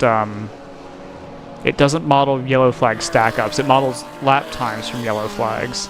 Oh boy, Right. this is too many cars in the same place. That's a lot of cars right there. Looks like everybody's being mostly respectful. So it basically runs every car's race independently. So it doesn't model, you know, it's stochastic, but even then it still doesn't model, okay, well, what if there were a caution at this period? What would that Let's do see to what's lap happening times? going into turn 10, and we're going to have 3 wide here. Looks like they keep it clean. Excellent. They're trying to wreck. And we're still 2 wide going into turn 12. One of the things that I noticed earlier, and I'll point it out at the turn 1 camera. Whoa, Nelly. In contrast to what you would see in a sprint race, these cars are actually just sweeping marbles away. They're not actually putting rubber down. It looks a little bit like Pirelli F1 rubber in the way that it doesn't tend to actually leave a lot of tire on the surface, but it does sweep up what's there. You know, it does. Right. The detritus does stick to the tires, and so we're cleaning up the racing line, but we're not rubbering it down. We're just kind of shoving dirt and whatnot and discarded rubber off the line. Right. Just making it very clean, very smooth, I if you feel will. like that's just what tires do. I saw that in NASCAR all the time. Just you run around a few cars, lay down some rubber, another car will run over exactly the same line, it will pick up that rubber, and then it will get laid down again. It 100% used to actually lay down rubber that would just stick to the racing surface. That can't be right, because the 10,000 times a car runs through a corner, you'd end up with 10,000 layers of rubber, and it would be like a meter thick. So that can't ever have been the case. I mean, I've been places at the Long Beach Grand Prix where the track is still rubbered in from the races having happened prior. Yeah, certainly from like Now, the that's drift that's events on and whatnot. concrete. Right. Well, no, this was the racing line, you know, coming through the final hairpin, that there was a fair amount of rubber laid down there on basically as it winds out onto the main straight. But that was on concrete more so than just like pavement. Sure. Yeah, So that I'm could sure be that has something to do with it as well. right. I would buy that. Oof. Chattanooga on the inside of one of the Civics. Not for position, just trying to find the ideal line through turn 1.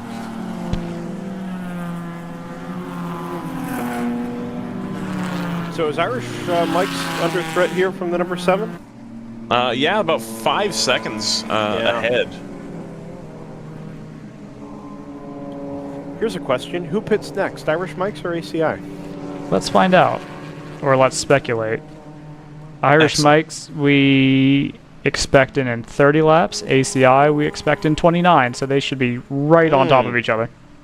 Even though ACI pitted, 10 laps after? No, about 4 laps after Irish Mike's? Yes. Yeah. Huh. Ooh, we've got a slow Oh, yeah, car. car. Yeah, That's a 147? It looks almost red. I think that's the GP1 class leader, Moorhead Speedworks.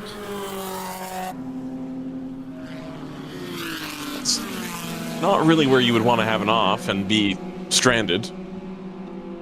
That's big news though, because that car's been totally dominant in GP1 Yeah. all Yep. weekend. Exactly, Scott. All weekend, not just today, but yesterday as well. Ludicrously quick and consistent. Yeah, it was 6 laps ahead. It finished. It didn't quite finish top 5 overall, did it? But it was running up there for a while. As they are very keen to remind us, looking at they the are screen. the former ART car. Well, I'm very keen to remind you because that's just the only point of No, they're very keen in chat as well. Oh, really? Yeah, okay, fair enough. I can confirm, guys. I had that covered yesterday. That used to be ART Racing, number 147. Yeah, I think they missed the start of the broadcast where we did mention that. Fair enough. NBC Nice. it. Look at that. Enhance. I wish this had an enhanced filter, and that would be very useful. Little AMD super resolution. Would that be an example of machine learning? It could be. It is the 147. It's 100% the 147. Yeah, PC Racing has already come through and put itself onto the same lap. It'll be difficult to pick that car out because it's a black BMW. Although it will have left front damage to the hood, so let's maybe we will be able to pick that car out. Wow, empty S's. This is the GP6 field. The lead's already changed hands. What do you think the power to weight on those trucks is? Not great. Yeah, PC Racing. This may be the first time all weekend somebody other than Moorhead Speedworks has led GP1. I don't know that with certainty, but I would believe it if you said it was true. It feels right, yeah. Tricky situation for these cars to be in, going around the EVs at the apex of turn 5. Oh yeah, it's single file there through there for sure.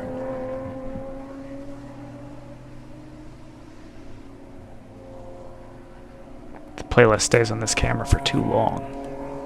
No. Wait, way too long. Is this your playlist? Yeah. Are you trying to time it so you can follow a car all the way around? Shh. Yeah, I knew it. Knew it. Your playlist was doing a really good job of that yesterday, so it's not unrealistic. Yeah.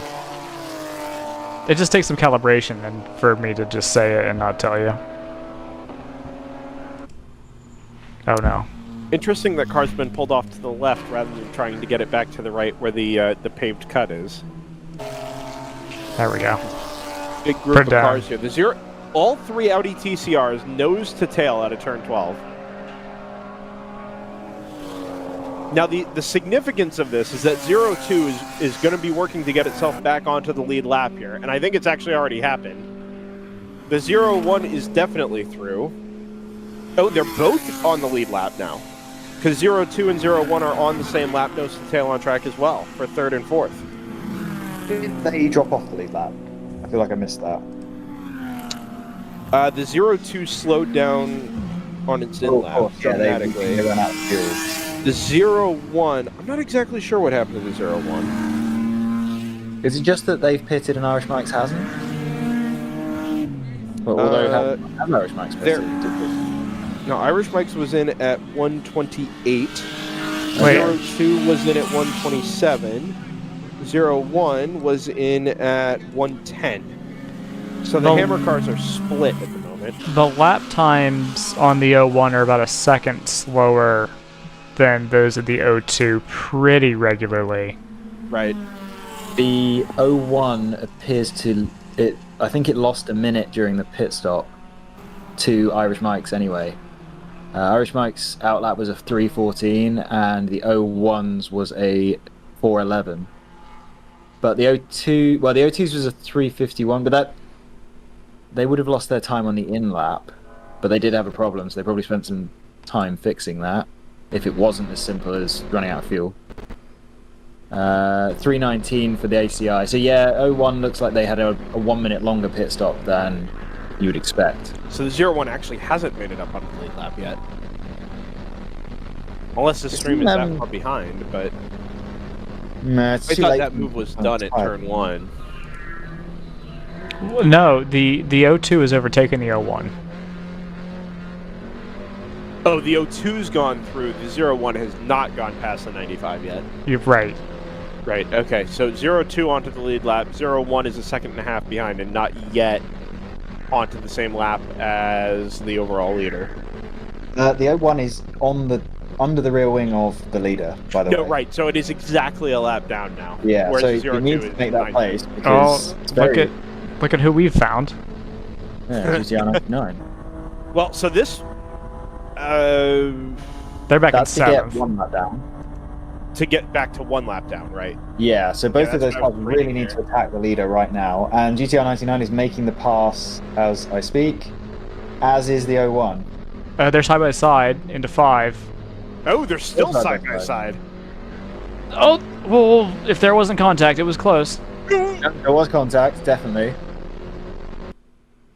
That's tough to judge from one car. I don't know if Naj pinched Man, him or... There's no business going side by side through the S's in similar class cars. Well, and it's also... You're not even... anybody. And you're not on the same lap. That's the... why fight that? I don't get it. Yeah. Unless the 95 was caught that off guard by the 01 attempting the pass there.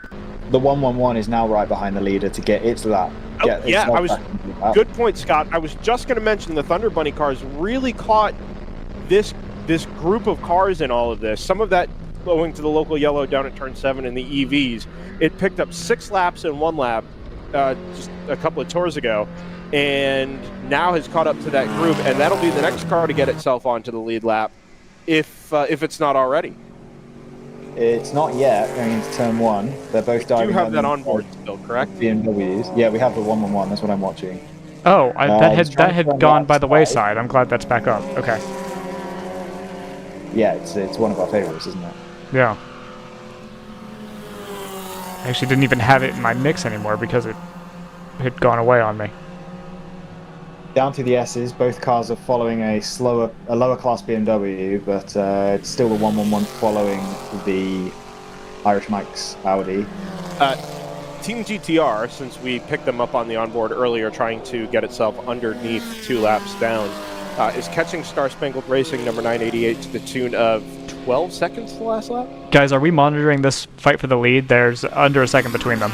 Oh, no, we haven't been. We've been so caught up in following the cars unlapping themselves while Irish Mike's pace has dropped off. The move's done. That was the green flash of the number 7 ACI Motorsports Porsche that's gone through ahead of the 95 at turn 9. And on lap 143, a change for the overall lead. It must have literally followed the 111 through, because the 111 was behind the 95 coming out. So the 111 is in a spot where it's just picked up, it's just got itself onto the lead lap, and now the leader is suddenly going a lot quicker because it's a different car. Okay. So now it'll be interesting to lose it again. Exactly. It'll be interesting to see how well he can defend here. So this is also, there's a lot happening in this little group, and I'm glad they're all together on track, because the 111 is now also in a battle for position with the 01 Audi. Trust me, so am I. 02, 01, yeah, I bet, and 111, all together within about 8 seconds on track, which is odd because about 2 laps ago it was within 2 seconds on track. But those have gone out a little bit. Still worth following because that 111's been pacey recently. The 02's been pacey as well, so maybe this is just a case of the 01 not being quite as quick at the moment. But we jump back on board with the 01 now, or the 111 now, excuse me, up in behind the number 01 Hammer TCR, and a good launch, really good launch out of turn 5 there. And he'll be able to make the move into 6 easily. Wow, nicely done by the Thunder Bunny 111. Through comes the 99. You see the Star Spangled car yet? He's already gone through. It's 22 seconds. Triple One's had to lift there. Not sure what the W2W is going to do. I think that's a 982 in front.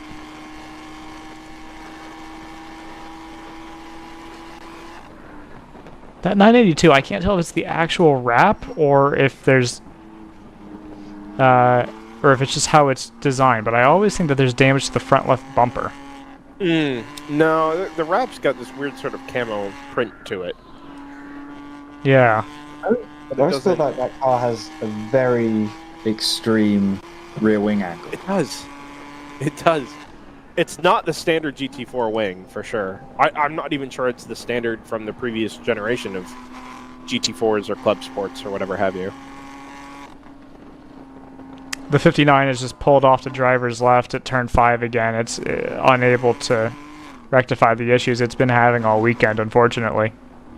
I wonder if these are continued electrical issues or... Ooh, that's smoke. Yeah, smoke coming out of it. That is different. If it's a mechanical, Oof. it's funny. That didn't actually bad show up on the spot. trackside. That's Oh, fire, bad you say? spot. All right, the 111's going to have him here. I don't see anything terribly. I'm watching the tracksides. I don't see anything terribly worrying at the moment. I think a slow Mazda going down into turn 10, although this is from the O2's camera, which is traditionally quite far behind.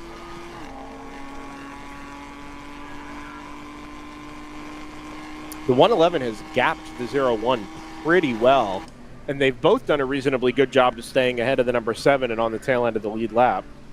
Yeah, the only reason that gap's formed is because the 982 is in between them, I think. Yeah, but the 111 was held up behind them as well. Sure. Well, in that case, it's not that big a gap. I love the telemetry on some of these because this 111, especially when they try to keep a little bit of temperature and some flex in the tire under caution, you can actually they pull half a G just weaving back and forth on the back straight. I just noticed the brake pressure sensor is working on the 111 now. I think it's the first time I've seen that all weekend. I'm surprised with this car quite how much time they spend off throttle, particularly in turn 12. I It's thought a the heavy throttle car, was broken Scott. at one point. Sure, yeah, absolutely. And this driver in particular does quite a lot of work on the throttle timing runs on cars as well, which is interesting to see. Well, that's how they're in fourth. I mean, this last is stint an from the outcome 111 has of been what quite good. slowly. So I think, anyway, maybe not. It was a Blue Master. That was a BSI car. Okay, well that would make sense if it was going slowly. That car's been in the wars all weekend.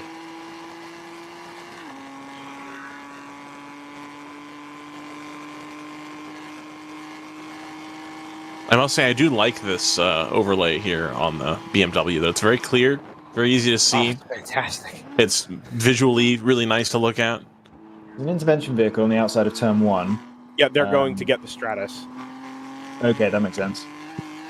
Last one? lap times for the 02, 136.7. For the 111, 136 flat. And that 36 flat is within 2/10 of that, or just about 2/10 of that Thunder Bunny's best lap of the race. The number 9, who is under investigation for passing under yellow, has been docked a lap apiece for passing the 44 and the 525. That is final. The number 9 is... I think it's well back. I think it's one of the Team ACP cars. Yeah, it is. ACP, yeah. Basically just a note of housekeeping. Yep, fair enough. So fastest car on the track at the moment appears to be GTR 99, which is in the 35s. The majority of the top 20 cars are above 140. So I don't Second know. quickest car on the track is the Thunder Bunny 111. Yes, that and Hammer Motorsports are the only 3 cars significantly below 1 minute 40. ACI can do it. Even with the current driver, they've been able to dip down into the 37s and the EK. I don't know if they've done a 36, but definitely the 37s. The car who's really struggling this stint is the 988 Star Spangled Racing Porsche, to the point that I'm not even convinced it's a driver issue. Ooh, sorry, the 02 dropped a wheel on the exit at 12 and had the car sideways under acceleration underneath the Michelin bridge. If you can cut to that on board, you might catch that in about, yeah, here we go. Tucked up behind the Pro Sport Aston Martin in front of it. It's not going to look as extreme as you think it is. I was just going to say that. I was just going to say there's no way it's going to be as dramatic as it looks out the window. Oh, no, that's not nothing. Oh, no. Oof. Front-wheel drive car, just keep it floored, you'll be fine. Sure, yeah. I'll tell you what, there really actually hasn't been a lot of dropped wheels behind the turn 12 curb. Don't get me wrong, there's a decent rut there and some of that red Georgia clay underneath it, but I would have expected more chaos here, I think. I just want to have a look at the weather real quick, because that's my lot in life, I suppose. it looks like we're going to have about a 4 to 5 minute light sprinkling here in about 10 minutes. Okay, so basically the moral of that story is don't get excited when we see raindrops. It's when you see rain, it's not supposed to be a big deal. Why is there a stationary yellow at turn 1? That's a thing that I saw, right? No, it's a surface flag, actually. Uh... Probably from the Stratus, if we were going to put 2 and 2 together. Maybe? I mean, it was smoking. Hmm.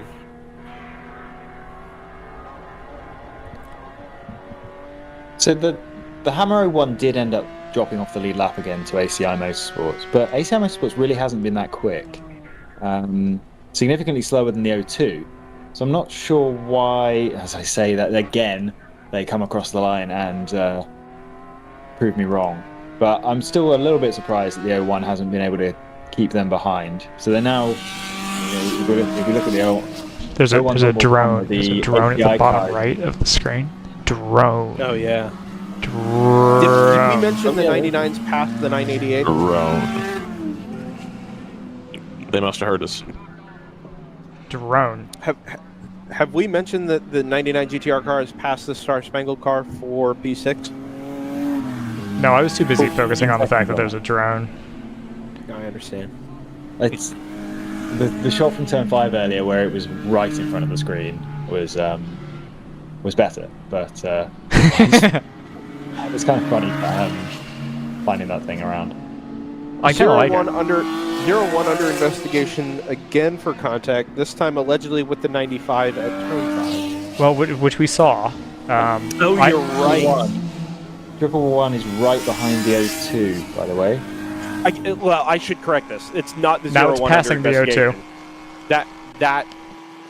That contact is under investigation. So they'll have to determine fault there, if any.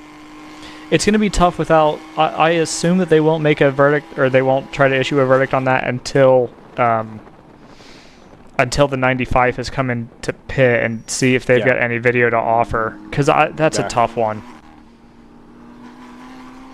Has the 95... Just now that I'm thinking about it, has the 95's pace fallen off since that happened? It's in the 140s, but it's tough to tell because we have the standing yellow down at turn 5. Sure. The waving yellow at turn 5. Well, it's not that tough to tell. Thunder Bunny are doing 36s, and the Oh, GCR guys, we've got a standing yellow at the exit of 1. Yeah, okay. I thought I saw that a lap ago. Is there a car up against the tires? It's not up against the looks like tires. an AOA car. I think it's an AOA car. I don't think it's against the tires. I don't think there's been contact. I think it's just dead stick. It's the yellow car with a black roof. It's just there. No, it's the 45. Well, which at is least the they've Newcomb car, I think, right? At least they've cleared one accident before this one started. But no, Brendan, I'm pretty confident what you saw was the surface flag, actually, and this is new. Okay.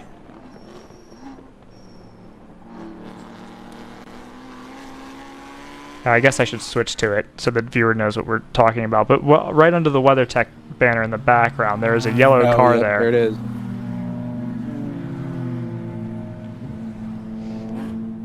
The EVs have already been scrambled. They're going down the back straightaway, occupying different sides of it. Very convenient.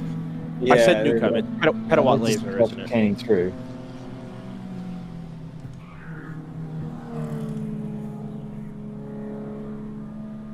Does this mean we have two Hey, cars? look at... Lo and behold, the rain has arrived. Wow. In some amounts. It's supposed to be a very small amount for 5 minutes. Yeah, we just talked about how we're not supposed to get excited, Brendan. And here you are getting excited. Getting all in a tizzy. I am, because this is definitely the heaviest it's been here by a margin. Okay. I'll keep an eye on things. We'll see if it catches anybody out. Oddly, it seems like it's only affecting the south end of the circuit. Where are you? Are you at the south end or north end? I always forget. North end. Okay, it's west end. It appears to only be affecting the north end of the circuit because I don't even see anything down by turn 5. Yeah. It's actually raining hard enough to make it onto the windows in front of me. The 01 car was held up by intervention vehicles through turn 10 that lap. Lost something around 5 seconds. Yeah, 145.9 last time around. Even Thunder Bunny was in the 41s. Irish Mike's was in that queue as well, hence they did a 145. Intervention vehicles on the scene, so please nobody else break down so we don't have to go full course yellow. So presumably we cleared the Stratus car. We have, yeah. That's done. That's done and dusted. Yeah, the EVs actually didn't even make it around back to their staging area. They did the full lap after dropping the Stratus car and then drove to turn 1 on track. All the way around 12 and then to 1 on track to go pick up the 45. And we've got some rain at the turn 5 camera now, so you cannot see the recovery from over the hill at turn 3, so I won't bother switching to that. Let's see, this is a little closer to where Brendan's stationed. It looks like rain. Yeah. How much rain? at this point, I feel like we're gonna need something of a deluge. Deluge. It's enough, but again, it's going to take this for some time for it to make a difference, and I just don't see that happening. Not according to our intrepid weather correspondent.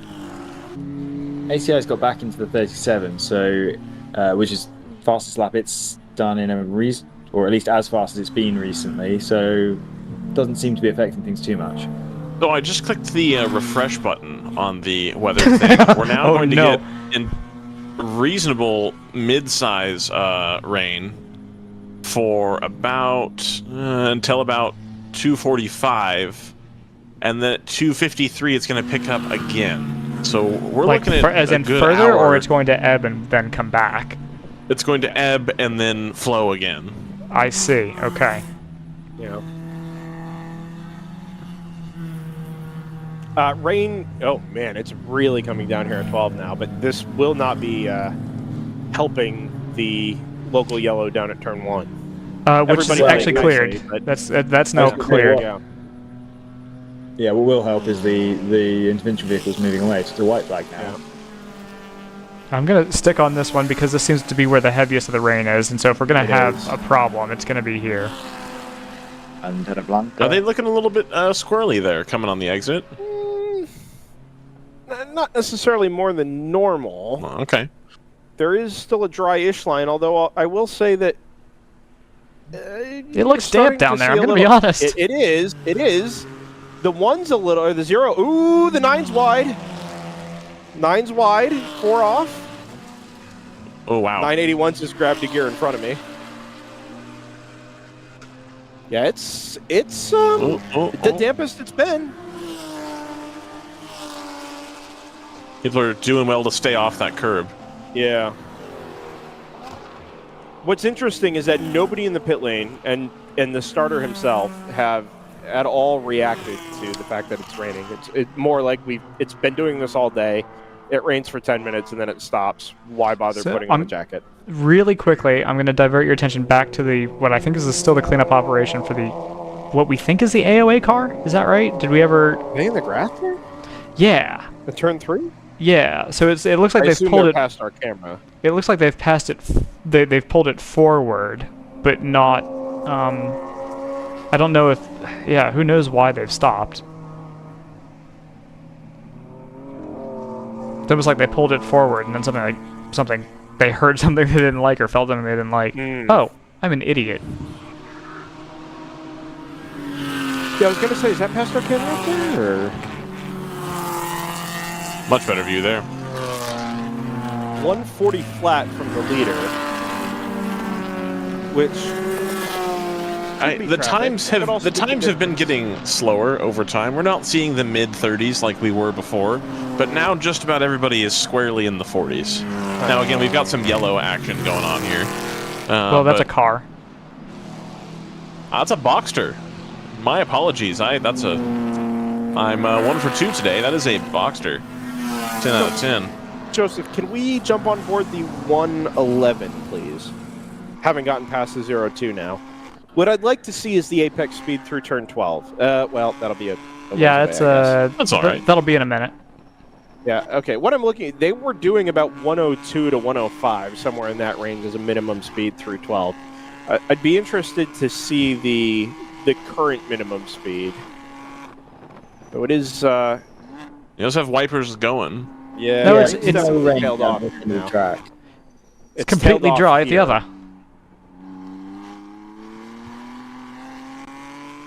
So this is this track map in the upper right, I believe, is oriented to cardinal direction, right? It is, yeah. So Or that's close to it. yeah. So that's pretty convenient for us, especially for me, who's very navigationally disinclined. Same. What do you do for a living, Brendan? He does trigonometry professionally. Yeah, I divide things by 3 in my head. Well, we're not There we going to get a go. clean run, are we? We might. Yep. 102. Checks up. Yeah. Yep, 102, yep. So, really not at all. It has stopped. Look at this. Look at stopped raining this. noticeably.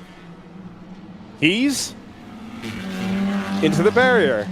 Well, he's not. He's Yeah. past the 95. Can we just get Scott to start quoting Murray Walker quotes from or lines from Formula 197? Honestly, I feel like I might do a better Murray Rocker impression than Scott. He'll take the Martin agree. Brundle side. Yeah.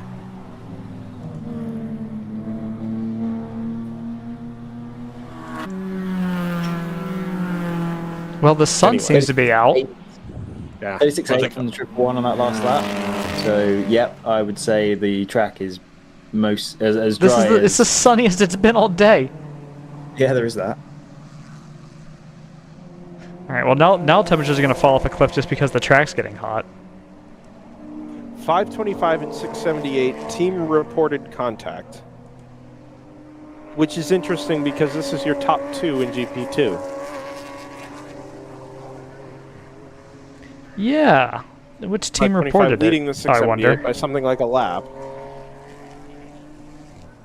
We do have the onboard. I believe this They're chill together out. on track, I think.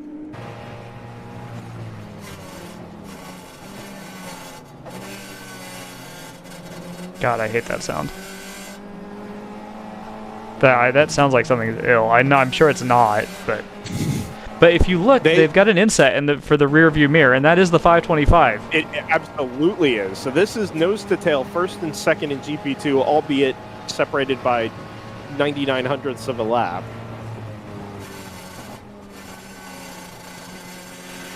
It's like the anti-lag from the Ford GT, but just So bad. abusive. Wait, is it anti-lag or is it? Is that No, I think that's the exhaust rattling around when it's not under load. On the GT, it's anti-lag. This is not anti-lag. Yeah, on the GT, it's Yeah. anti-lag. Yeah. Ooh, I hate to pull away from this. Wait, where's the... Oh, they've just pulled a gap. I almost pulled us back to the 111, but I don't think they're in a class fight. No, they're pretty solidly there in third, actually. They were about to overtake the 19 on track, and that 19 was doing everything in their power to wreck. Bonsai defending, huh? Or bonsai driving. So, Thunder Bunnies comes. So the lead trio are within a lap at the moment, actually.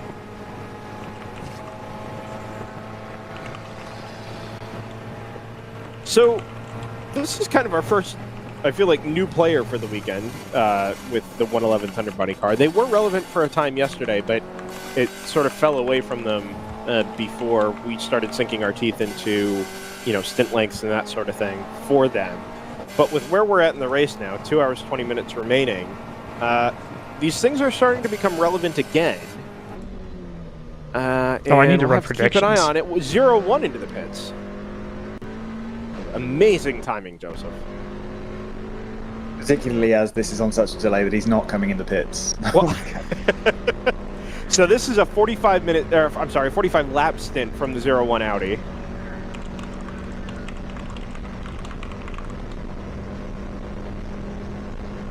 And the fresh from Florida crew member goes to work first. They uninstall Naj Hussein from the car. from the Tequila Patron car. Driver uninstalled. Yeah, and they're installing somebody else that doesn't have hammer overalls on. Do hammer overalls exist? I actually don't know. Probably not. Or is it just a grab bag of various IMSA/ALMS teams? Yeah. Oh, fastest lap. PB for Thunder Bunny. 35.4. So they had been dancing with that number for most of the last stint. It was right around a 36 flat. It was sort of where they had peaked their pace. But now being a little deeper into their stint, 157, they were in at 132. So a little over half a fuel run in. Oh, 678 into the pits as well. Also, can I just make the point, because it's just occurred to me, the 678 and the 525 possible contact, I would assume that it would be the 525 behind the 678, because when we picked it up, that's the order they were in. Oh, they have installed a driver. It's just been behind this definitely legitimate crew member for Kurt Busch. So once the driver is installed, is our system correctly configured for playing WAV files? Well, I think he's more likely to get pointed by rather than doing the wave. Sure. Update the graphic. Update the graphic. It'll be fun. Update the graphic. At what point does it stop becoming fun? When I run out of caffeine. Oh. Well. They haven't updated the graphic. If they don't update the graphic by the time he's off the limiter. Alright. Alright, I'll come back to you later. The 135 from Thunder Bunny has been backed up by a 35.8, and it's come on a lap where both of the cars ahead of it have been into the 39s. It's a 38.7 that time, 38.8 for all intents and purposes from the number 7 that time around. I feel like I need to preface this by saying this is not a leading question. Ryan, when did you say the rain was going to come back? So I'm glad you asked. I just hit refresh on that. It's now saying no rain for 120 minutes. Alrighty. But that was already proven to be inaccurate once, so we'll see. The rain does not stand to come through again anytime soon, at least. I'm kind of just picking things aimlessly. Do we want to follow any battles in particular? Yes. Could we try and find the number 99 car on track? I think found it. It might be quite. Hello. I think it might be quite close to the leader to get itself back on the lead lap. Yeah, and it's quite close. It could be 10 chunks seconds. of time out of the 0-2. Yeah, that's what I was looking at. Is that we're taking chunks of time out of the 7. I think the most important thing is to get back on the lead lap before the next caution. Right. Rather than trying to catch the 0-2, I don't think that particularly matters. What's going to make a bigger difference as Thunder Bunny goes and sets their fastest race at a 35.006. They've just taken another 4 tenths out of their PB.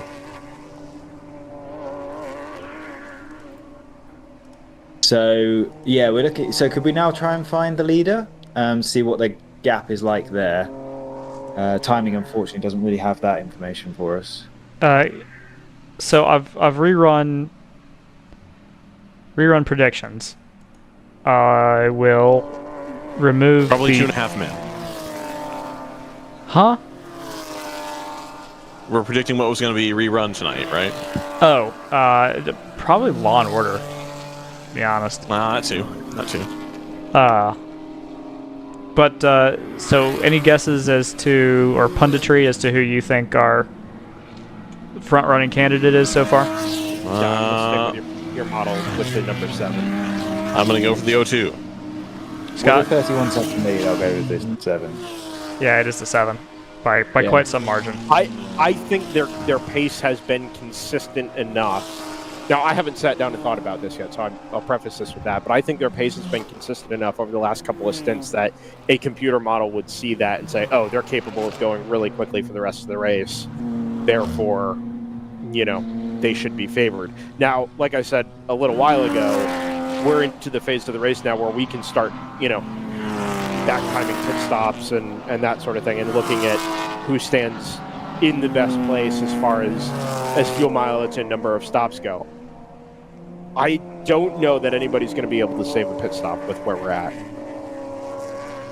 I think having only 5 hours to run and having the yellows fall where they did probably means that everybody has sort of reset at the same time, and those fuel mileage advantages aren't going to play out. 0-2 is into the pit lane, but very slowly. Same similar looking problem again. Yeah, and this time he's not done a full stint. He was in at 127. This is 159. 37. This sounds worse. Hold round. on. There's a judder here. Something's up. You can actually see is that the emergency or parking brake? No, that's an iPad down there, I believe.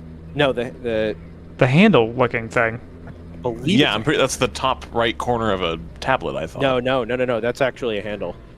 I think it's actually a sequential, a backup to the paddle.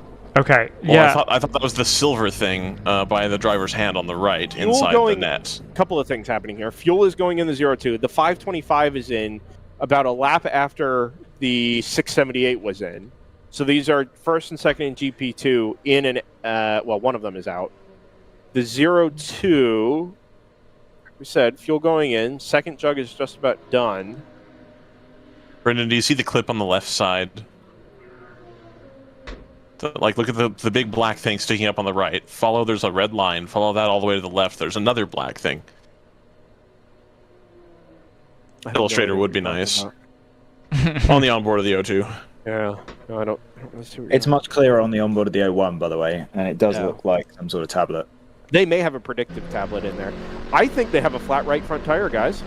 Yeah, that sounds like there was definitely a visible judder on their way in. Yeah, or at worst, or at best, a very bad vibration. It's my least favorite Beach Boys cover. I think they've only jacked the front of the car up, which I didn't know you could do on an air jack system. 34.9 for Thunder Bunny that lap. A full 2 seconds quicker than ACI in the lead. So GTR will have gone through into fourth then as a result of this. Well, we're watching them now, so it might be now that they do that. Also, let's take this opportunity with the 0-2. This may not be an issue if they can make it to the end of the race on one more stop. They're moving again. Yep.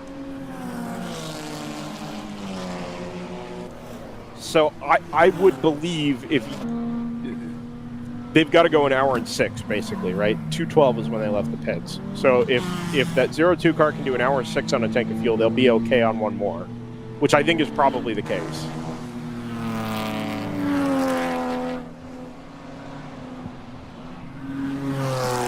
And it's gone into the garage. Oh! So forget all that.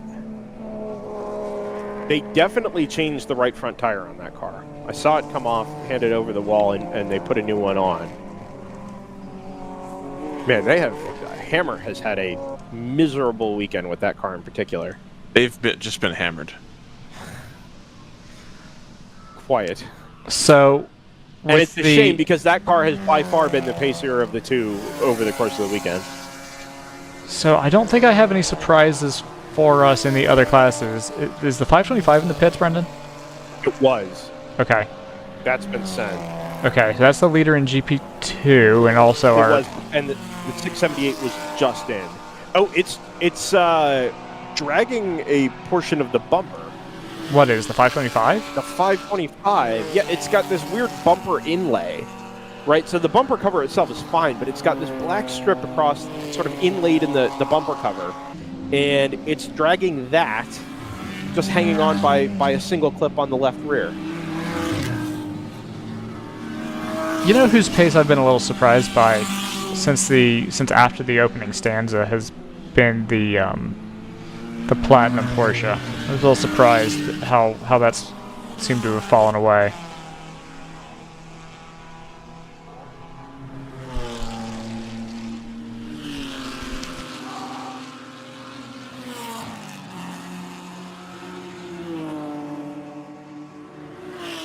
Yeah, I think I speculated earlier in the race that car yesterday and today appears to have one driver they like to put in at the start who's Oh, very contact. quick. Big contact. Oh, And that's the Lexus. that's in the wall. That is... Fortunately, hit pretty soft. Yeah, the other car that was involved is slowing to a stop. I can tell you... Is that an AP BMW? I'm not sure. I would say that's a smaller BMW, yeah.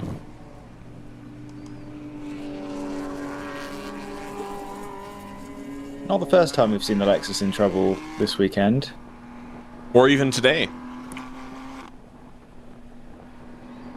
This is immediately after. Place your bets on who you think that is. Sorry, which class is this? I just stepped away. Well, we've had a collision. Oh, between? That's what we're trying to figure out, Brendan. The Lexus and possibly one of the ACP BMWs. I thought we were doing predictions still. Fair enough. No, we're predicting 9 and who's in the wall. 84. 9 But and 84 Alright. at turn 4. Oh, wow. Have we covered that our GP1 leader just had a 7-minute lap? No, I was just about to try to figure out what was going on in No, we the got a different full classes. Yeah, we've got 2 cars, so that's not a surprise. It is a shame. I was looking forward to seeing GTR 99 have a go at getting back on the lead lap. Although this actually might help them because they weren't that close, I think, to ACI. Despite travelling at 4 seconds a lap faster for the last 20 minutes or so.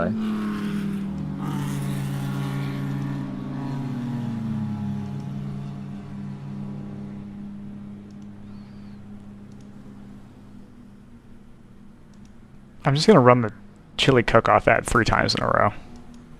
Please don't. Oh, okay. Well, we still need to throw to ads. Yeah, we can do that here. Let's do that now. While we're all processing stuff, let's give ourselves time to do that. The pace car's going to end up picking up... Ooh, yeah, let's wait and see who the pace car picks up before we do this. Sorry, I've just found the replay of the 9 and the 84. Yeah, it was just a clumsy little thing. That's very dull. Okay, Sorry. so the pace car has correctly picked up the 7. Very good. And with yeah. This puts I think just about everybody within range of doing this on one more. Oh, the 99's in, but and the rain is back. And not able to find its pit stall. You said the 99 is in. Rain under a yellow flag so far in the race. No, it's always been under green with cars at speed. Yeah, so I'm wondering if we have slow cars and big gaps between the field, whether that's going to give the rain more chance to settle and cool the track and actually affect the grip levels when we go back to green.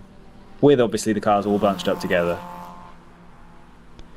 Okay, so while we collect our thoughts on what we think is happening or in the process of happening, I'm gonna run some ads. Okay, we can do that. And then we will discuss. Not the ads, the race. We can discuss the ads if you want.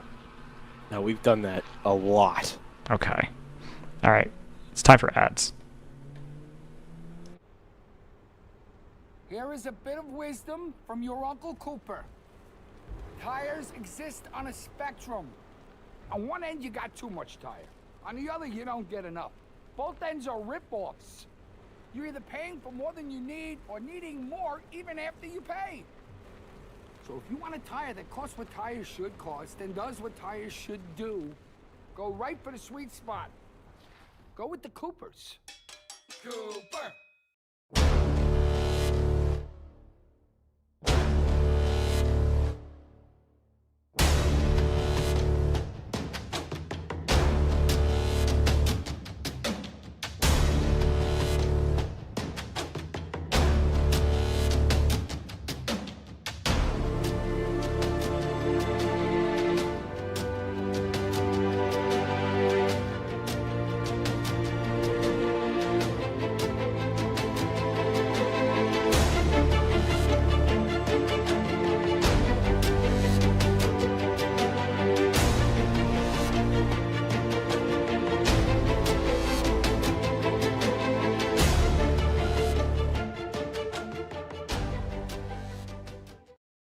uncle, I want you to know that on the road of life, there will be rough spots, and they will chew up your tires. I recently took a road trip to Greensville to attend a chili cook-off. Rough roads all the way down. I drove there on these Cooper Discoverer and Duramax tires. You know, they're made with the durability of off-road tires, but for on-road driving. Without them, we might never know the winning bean-to-meat ratio of a good chili. And those are the things in life, my friend, worth driving towards. So go with the Coopers. Cooper! I'm hungry now.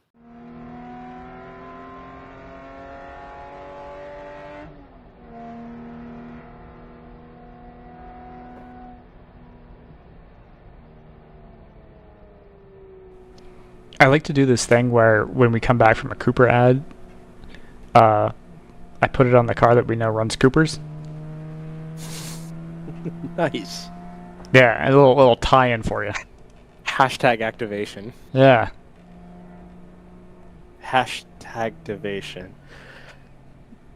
Well, you can't win them all.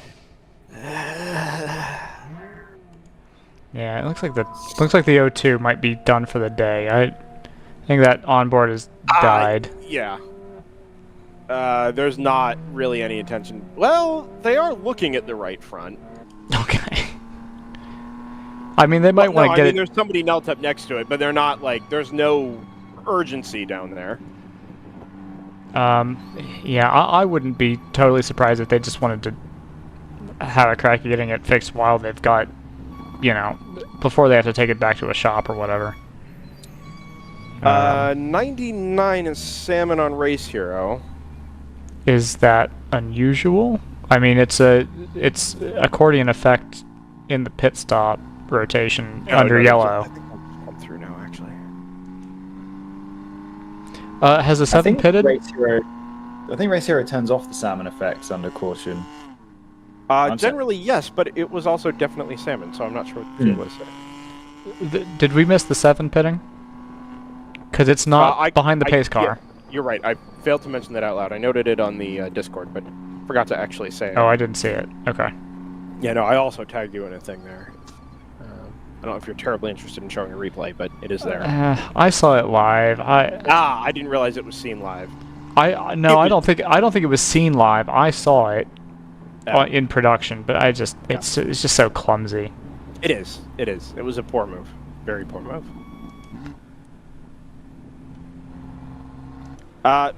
Well, so next point of interest here is to see how the pit stop from the 7 shakes out. Also very interesting that Irish Mikes haven't pitted here. Let me see when they're due. I'm not entirely sure what the thought is, other than maybe they were concerned about not staying on the lead lap. Although if the 7 was it, here they come. Now they come in. They will, of course, filter to the back. Yeah, have we noted that this caution is happening with 2 hours to go, which probably means that every car can go from here, one more stop. As soon as it came out, that was my comment. Right. So this puts just about everybody in range of being, well, it should put everybody in range of being able to make it on one more. It's actually, if anybody's close, it'd be the 7. It's actually perfect timing for Irish Mikes. They were doing 2 laps time. This couldn't have fallen any better for them. So we'll see if this has any implications for later on in the race. ACI's longest stint was 35. My point being, Scott, I think it might have saved them a little bit of green flag. I know that this means everyone will just need to do one more stop, but it's a stop that they would have needed to do. The 7 might have been close too, so maybe it comes out in the wash. No, yeah, I think you're right. I was thinking in terms of they've got the most flexibility because they run longest, but if they were going to have to pit in 2 laps, then yeah, you're right. This was perfectly timed for them. Yeah, I think it might have actually just saved the top 2 anyway. Really top 3. This came at a perfect... Yeah. Because that would have got a couple more cars back on the lead lap if... But... Did we note the 01's? Did we note the 01's been handed a 2-lap penalty for contact? Is this on the 95? It is. Interesting. Do we know why it's a 2-lap? Is it their second offense of the weekend? Because that honestly didn't seem that egregious to me. It was not only not egregious, I wasn't even able to tell when it happened live who was in fault. It looked like somebody decided to hang tough on the outside going through the S's, and contact was inevitable at the bottom of the hill. Yeah, I was going to say, I don't remember when this happened, but that was just, that's very... Yeah, I understand WRL's a no contact, Well, but it was very hard to apportion blame just from watching happening live. And it looked like racing. I would be tempted to say, if you're in a no contact league and it's a 50-50 accident, then okay, I have... I guess the unlapping car is probably automatically at fault if it's 50-50. Yeah, but they got hit in the rear. I think it was more side to side, but they were the car making the move. Yeah, I mean, side to side. It wasn't rear. Right, it wasn't a fender bender, but yeah. The 525 and 678 also under investigation for contact. We had mentioned that earlier because they were the GP2 first and second place runners. That contact was deemed unavoidable and there's no action. Okay. Lights are off on the pace car, by the way. Good. Why is the second car in line just stopped? Is that the 366? It could be toast. I mean, I would buy that for that car. Safety car better turn its lights back on here. What are you trying to say? That is dead in the middle of the corner. They are going to go back green. Do not go green. They've done they're going green. Okay. Yeah. I mean, the timing was such that it was going to be tough to get everything organized. Oh, no. Oh, no. Yeah. Who was that along the driver's right? That's the stupidest thing I've seen. Is that the Thunder Bunny car? Is that the one? Thunder Bunny are a long way back. That is the 111. Oh, wow. There's multiple cars stopped. Oh, yeah. Yeah, this is chaos. They went because it was green. Yeah, I assume there was a yellow flag at the top of the hill. There's a yellow flag there. Right? So the question is, did they go because they heard green, not realizing that there was going to be a local yellow at turn 9 and 10? And hilariously, that car is now back moving again. Well, Scott says through a mouthful of food.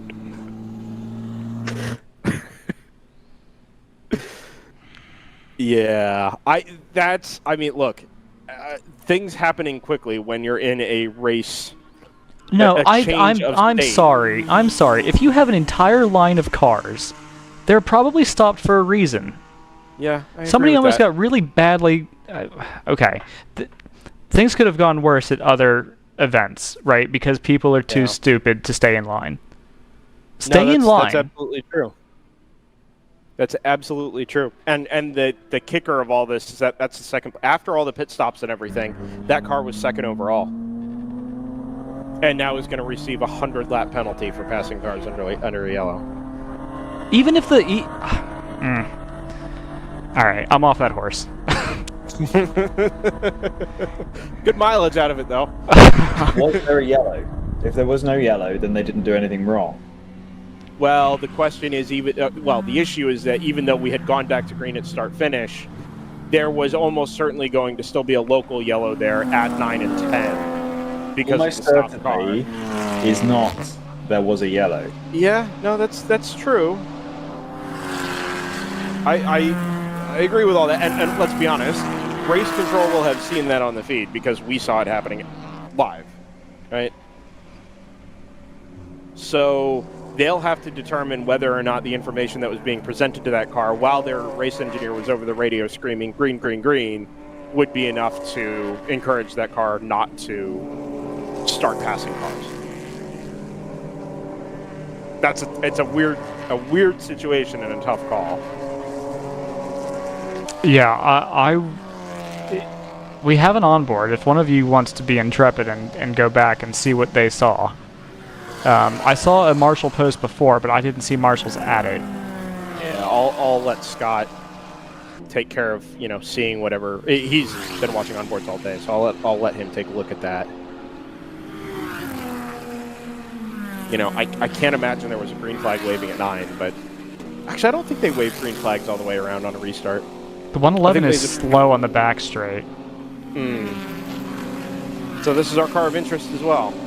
Yeah. His ears must have been burning. Yeah, I wonder if they're insisting he give up, basically just fall to the back of the line as a matter of self-penalizing, but that won't make a difference if he passed, 20 cars under yellow. Well, we'll see. We'll see. He may have a legitimate problem here. I don't want to make assumptions. Yeah, no, that's true. Just theorizing here. The NP01's back into the pit lane.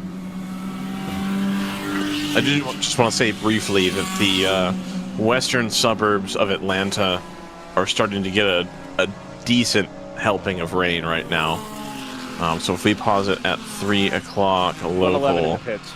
Yeah, I see that. Yeah, so this will actually be a legitimate problem here. Which this is all a big shame. Yeah, that was the post I saw, Scott, but I don't see a person there. Yeah, that was my question. Is that a marshal's post? Yeah, there's been somebody there all weekend. Because there was a double yellow the post before, and there's a waving yellow the post after, but at that marshal's post, there's nothing. Yeah, I suspect it's either because I can't imagine that post isn't staffed, but my guess is he will have pulled the flags in because they said green flag, and 10 was the next actual waving spot. Anyway, we'll let race control sort this one out because there's going to be a call of judgment here.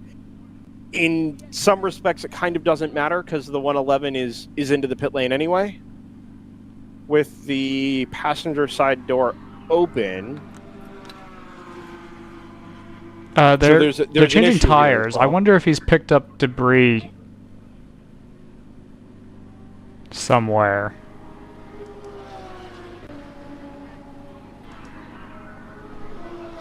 So this promotes Irish Mike's into second, and somewhat unbelievably, the 99 GTR BMW into third.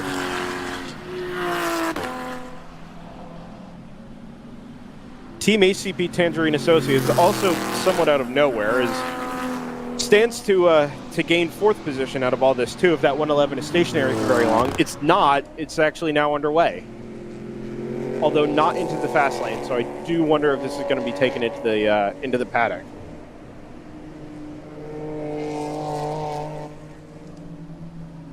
It is. So at least temporarily, this is a bump in the road for the number 111 Thunder Bunny M2. The lead margin, meanwhile, is 7.5 seconds. It just... I have to make this point. Which is... You can't... You do silly stuff like that, and then the car breaks down, and so, what have you gained? Well, I'm not saying it's not all related. They're not, but it's just what is the? No, I don't know. It wasn't silly. You can't obey a flag that wasn't waving. Yeah, What was the last flag that he had seen? No flag. The last marshal's post he passed had no flag. Okay, Yeah. What about before then? Because it was a full course yellow. And no flag, and an engineer is screaming green, green, green over the radio. What was the last course signal he had? Because it would have been a full course yellow before then. It doesn't The last matter constant if your he had engineer was is no telling you signal. green.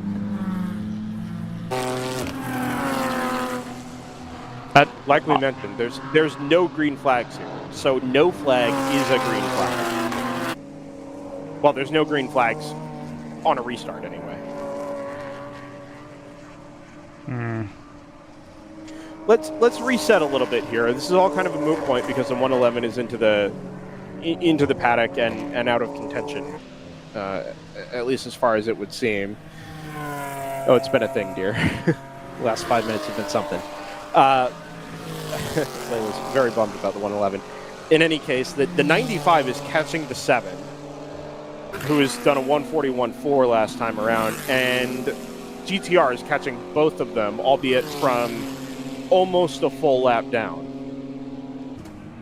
So in the next hour and 50 minutes, the 99 GTR BMW it's within striking distance, but it's going to have to claw back a lap on track. The Irish Mike's car still very much in contention, being under 5 seconds now behind the number 7 Porsche Cayman. Star Spangled Racing has not really had the pace over the last stint to, believe that they would be in contention moving forward here, but I suppose it's possible if something happens at the top. And based on what we've seen over the last 2 hours or so, I would believe that something else could happen between now and then. But I think there's every chance that this one is actually going to be fought out on track over the next hour and a half or so. And, between now and the end of the race. Yeah, if we do a little bit of rudimentary maths, we can work out if GTR 99 is gaining at, I think it's been averaging about 4 seconds a lap. Let's say it's exactly a lap behind, because that's easy maths. It's about 100 seconds. That's 25 laps, which is well under 1 hour, and we've got an hour and 48 minutes to go. So it's completely realistic that they could catch the leader from here. Yeah, absolutely, and especially if the ACI car isn't as quick as it was over the middle portion of the race, whether it's a driver change or whatever. We haven't, this last lap, the 38.6, is the first time it's been out of the 40s since the restart. And I assume some of that will be traffic. But the GTR car is a couple of car lengths out in front of it, doing considerably quicker than that. I will say that every single time in WRL that I've mentioned the car has a chance to catch and take the leader, it immediately breaks down. Yeah, but that's happened once to the 99 already today. Yep. That sort of stop it happening twice. I know, but it has sort of had that, cars had a bulletproof run, maybe, can it make it to the end without a problem? It's already had a problem. Maybe that was its sort of standard hiccup. 39-1 from ACI and a 38 flat from Irish Mike's, and we're going to have an on-track battle for the lead here momentarily. Bigger issue for the 678 Chill Out Systems MX-5, who is being pushed up the pit lane out of its pit stall in an attempt to restart, but it's headed straight to the back paddock. Yep, that was the point I was about to try and make, because we have an onboard with that car. The driver's quite frantic, so this doesn't feel like a car that they've given up on. Yeah. The 02's back out, by the way. So it is. The 111 looks like it's not really being worked on. It's certainly not at the front. There are some people standing around the front of the car acting very casual, so that might be game over.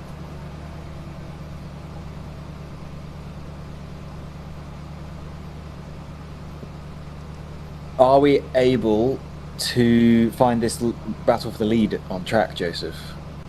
I've been tracking the 99. We should be tracking the 7 and the 95. As soon as I figure out where they are. 10 right now. 10 and 12, somewhere in there. Let's look at 12, actually. 99 is actually on the lead lap. Yeah. They're a minute and two back. Oh, okay, yeah. But that's all happened even since the last time we talked about them. They're pulling out 3-4 seconds a lap.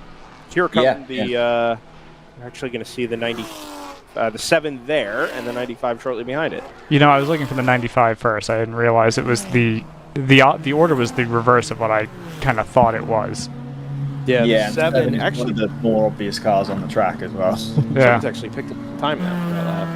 Yeah, they did. I was about to mention that. They were only 2 seconds off GTR 99 that lap.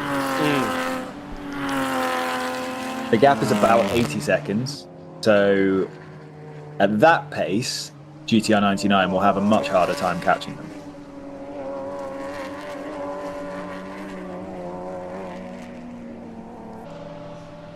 But for now, we do have a really good on-track battle for the lead. I don't know why we're ignoring Irish Mike's at the moment.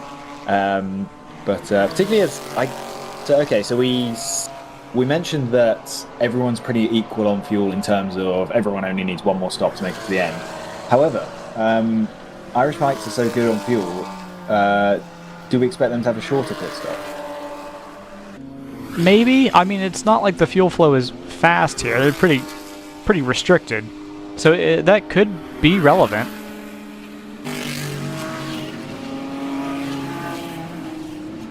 Yeah, because they could, in theory, go until about half an hour to go in the race, and then just put half an hour's worth of fuel in, which is not a huge amount. We know they've got the stock fuel tank in there, so it's not like the reason they're going so long is because they have enormously long pit stops where they put twice as much fuel in as anyone else. So yeah, they could have an advantage there. We know that ACI are relatively short on fuel. They're actually, presumably they just pitted as well. I don't see any reason. Yeah, they pitted on the last yellow. So they may even have not a hard time getting to the finish. I'm sure they'll make it, but it'll probably be a full tank pit stop. Got a car in between the 7 and the 95, which is going to arrest that progress somewhat. Yeah, I haven't got much of a read on how 99 is on fuel, whether they are going long or not. Let me try to give you some information as they pass under us. Yeah, so that's they've got quite a big gap on ACI Motorsports at this point. But where is ACI? So they're all more or less... Oh, all the way back there, the turn 7. Yeah, they're all more or less in the same boat. The 95 is due to pit in 32 laps, so they'll go about 7 or 8 laps longer than the 7.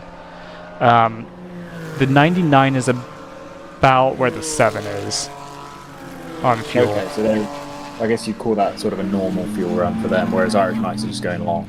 Right, yeah.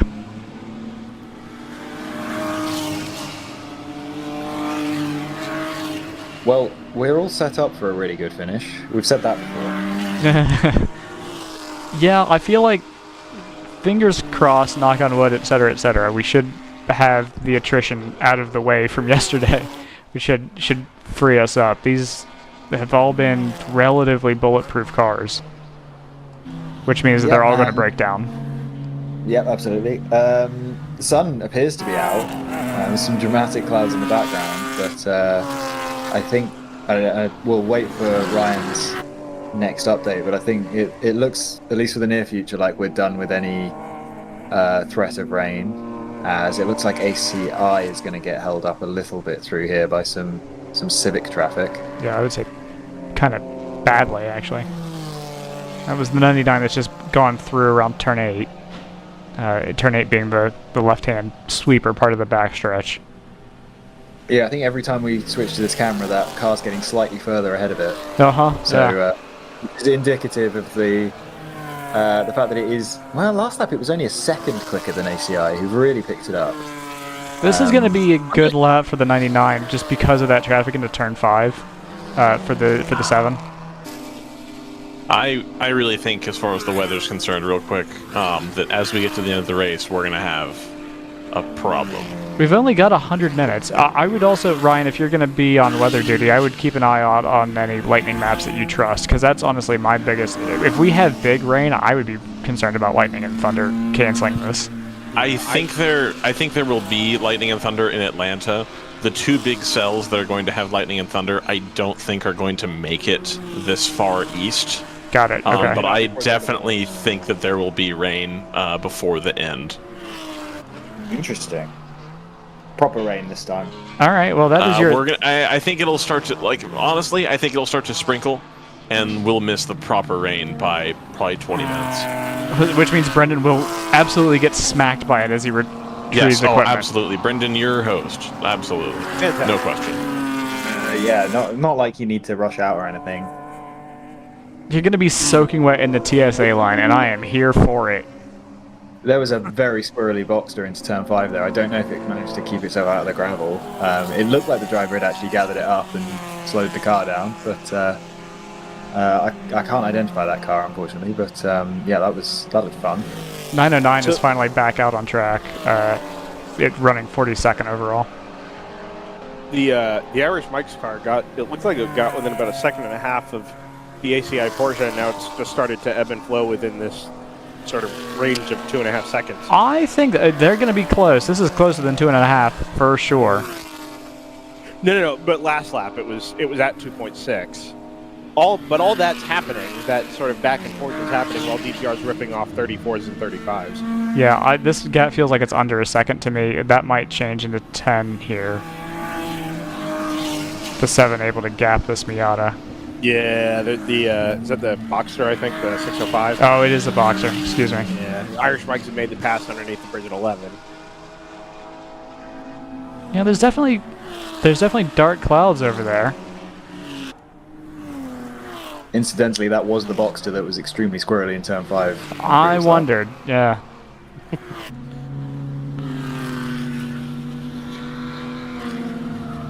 Lap time check.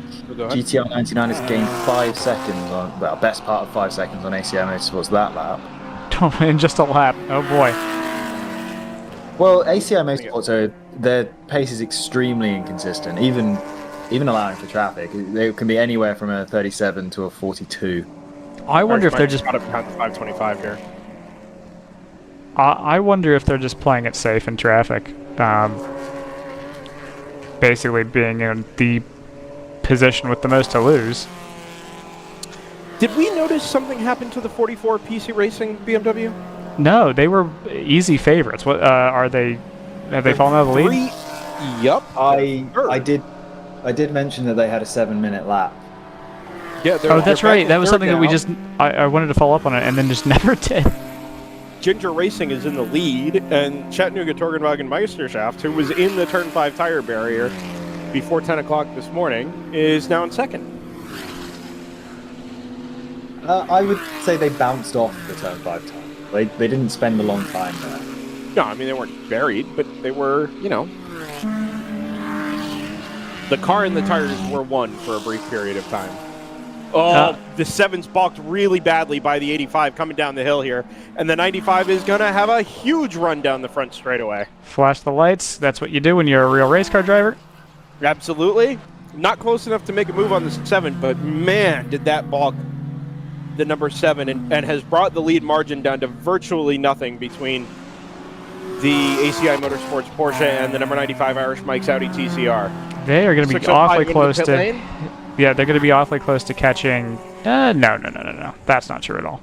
They're not close. They'll be clean here probably until turn 10.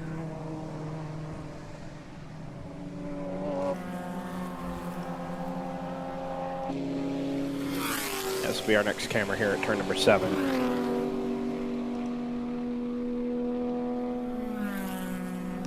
Aston echoes from a mile away. GTR 99 car isn't even on the next camera along anymore. No, so it's Scott. It's coming across start finish now. Yeah, it's. Well, it'll be interesting to see. There we go. Within a minute now, indeed. It almost smells like these two have kind of lost track of the 99, and they're just kind of monitoring each other. Well, I don't know that either of them are faster than the other, faster enough than the other to really make a big difference. They just sort of hang in this range, you know, within a couple of seconds of each other, and that's fine, but the 99 is quicker than each of them. And yeah, no, it become a problem within, you know, 30 to 45 minutes, maybe? Yeah, it just feels like they're playing to each other in terms of pace, and the 99 is on the way.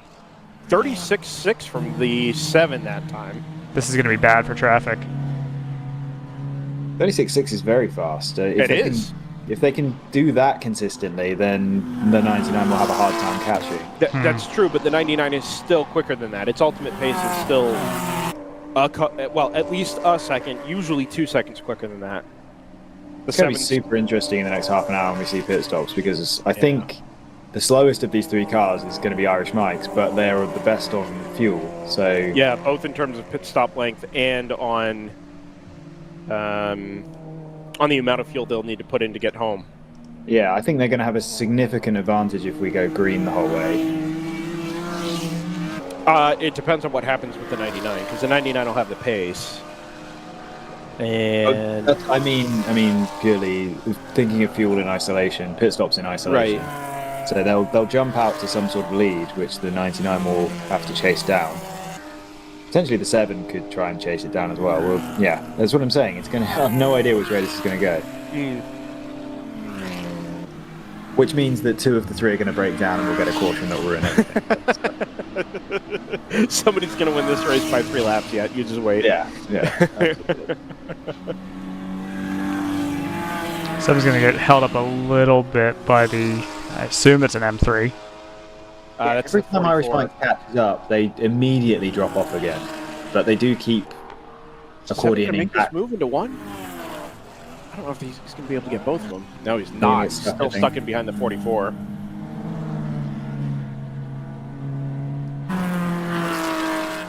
They're not going to clear the 44 before turn 3 either. No, 2 wheels off from the 981, I think. At turn 12. He's going to be stuck behind him all the way down the S's. I'm actually amazed he wasn't able to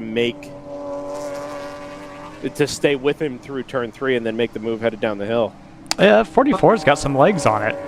It's a GT1 car. That car is not far off of GTO pace. No, that's true. Here's your 99 coming through 10B. Yellow here? I think we've got a car to recover. The flashing lights are on in the EVs here at turn 12. I don't see. Why is that? I don't see local yellows.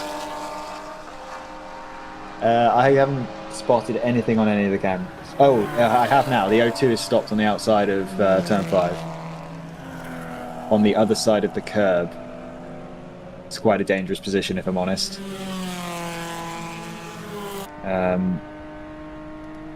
Driver, it looks in no rush to achieve anything. I wonder if that car's had another issue with the right front. Being off in the gravel at turn 5. We'll have a replay of that if the onboard is still up. I feel like they can drag that car backwards quite quickly into a safe area. So that's a really odd. In fact, I feel like if you just put it in neutral, it would roll back to a safe area. It's steep enough that you could probably move in the gravel that direction.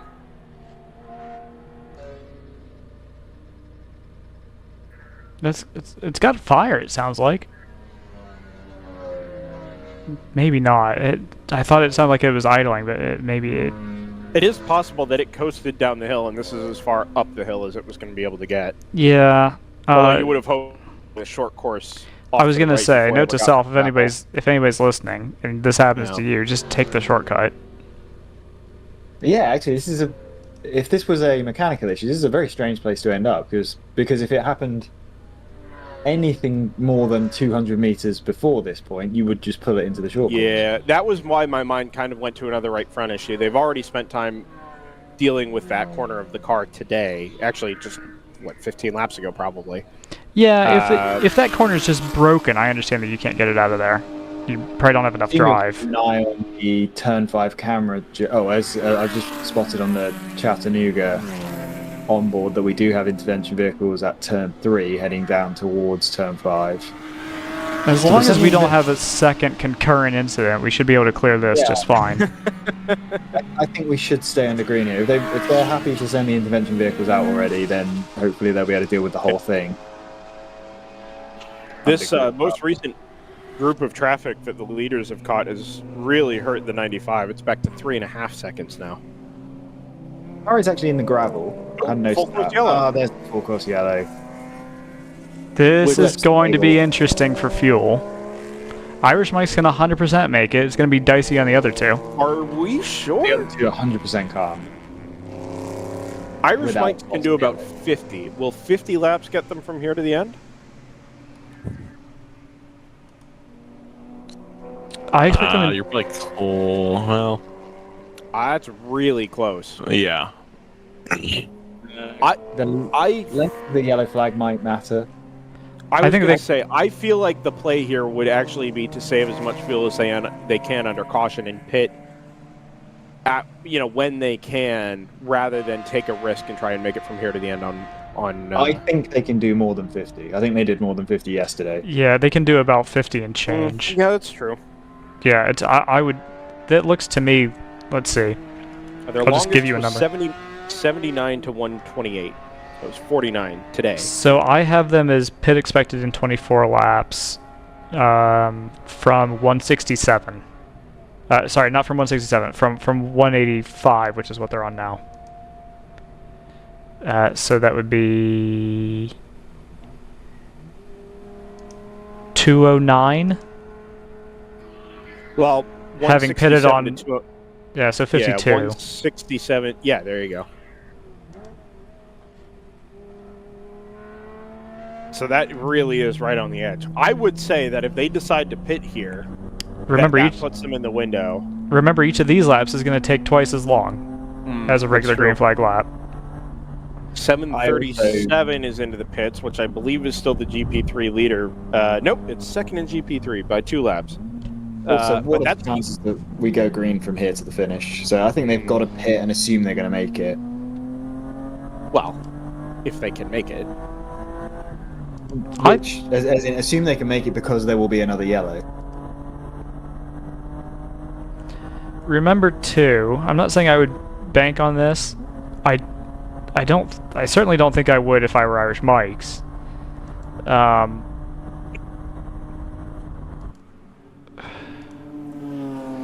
Remember that there's a threat of lightning at the end here, and the rain doesn't have to get to us if the lightning does first. I think the rain is more likely than the lightning at this point. Just the few maps that I've looked at and stuff, the rain is coming. Again, I think it'll be hit or miss whether it's anything more than a sprinkle here at the end. But the lightning seems unlikely at this point. Okay. I think that's good news for everybody. Well. So the other thing this does, which we haven't really mentioned, is this considerably reduces the amount of ground that the 99 is going to have to make up before the end of the race. Yes, 100%. Oh, yeah, it ruins the race for sure. Go ahead, Scott. Tell it like it is. It's every time, man. Well, it ruins the chase, right? Well, okay. It thwarts the chase a little bit, or it makes it less interesting. But that 99 is still going to be more or less at the tail end of the queue, so it will have 30 plus cars to pick through to try and catch up to the 7. Yeah, and it's got to make a pit stop that Irish Mike's potentially doesn't. So it's just a new race. It's a completely different. And you're talking about the 99 being by some margin the quickest of the 3, and Irish Mike's being the least quick of the 3. Yeah, it it just negates all the work we did working out where exactly we stood in the race, because we now have a brand new one that's not necessarily any worse. It's just totally different. Interesting that Joseph's predictor here shows a 7 with a 91% chance to win, and 95 and 99 with 0. I know. Definitely say the team that has been totally destroyed by this is ACI. Yeah, I'd agree with that. Yeah, but what card do they hold? They're not the quickest, and they can't go far on fuel. Well, they were quick early. The card that they hold is that right now they're in the lead, but I think they probably won't pit now because they can't make it.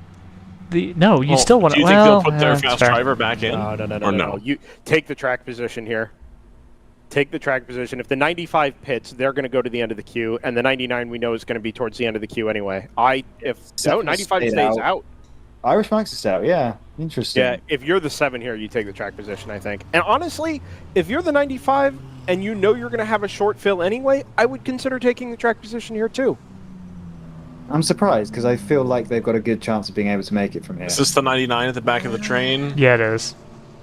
Oh, you know what? They're actually not as deep as I thought they were. No, that's not far at all. Like 10, 15 cars. Taking the track position as well. I thought they were a lot further back than that. Wow.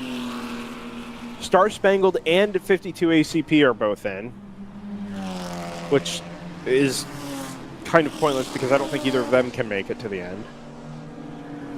Yeah, if Irish Mike's can't make it from here and therefore don't pit, then that really kind of hands the race to the 99. Whoa. Let's back up a minute here. I think Irish Mike's have been handed a penalty. There you go. Oh, I think so too, yep. So it just puts the 99 up into second. More in command. Oh, they've dealt a Overturned. 1-lap penalty each to the 95 and the 01. I think that's correct. Honestly, it's exactly. I think that's exactly correct. It was a racing incident, but a needless racing incident. I agree. And that was the point that I was going to make, and I didn't want to. I didn't basically want to nudge race control into giving somebody a penalty. But I 100% agree with that. It was it was corner to Yeah. corner at the apex of turn 5. It's a no contact league. Neither one of you should have been doing that. Okay, penalty to each. I think that's right. Yeah, that's saying that nobody was necessarily to blame, but don't hit each other. Like, Right. Don't put yourself in a position where you could hit each other. Right. No one's to blame, but you both have equal responsibility to not hit each other. Yeah.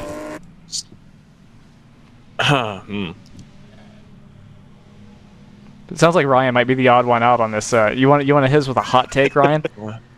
No comment. Okay. All right. So Ryan says, You'll text me later. No comment. okay.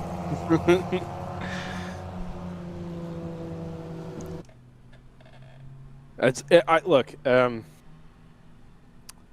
Race control has a responsibility to enforce the rules here, and if the word is don't put yourself in dumb situations where you're going to hit each other, then, being side by side through the S's trying to unlap yourself, or, fighting against somebody trying to unlap themselves is probably not.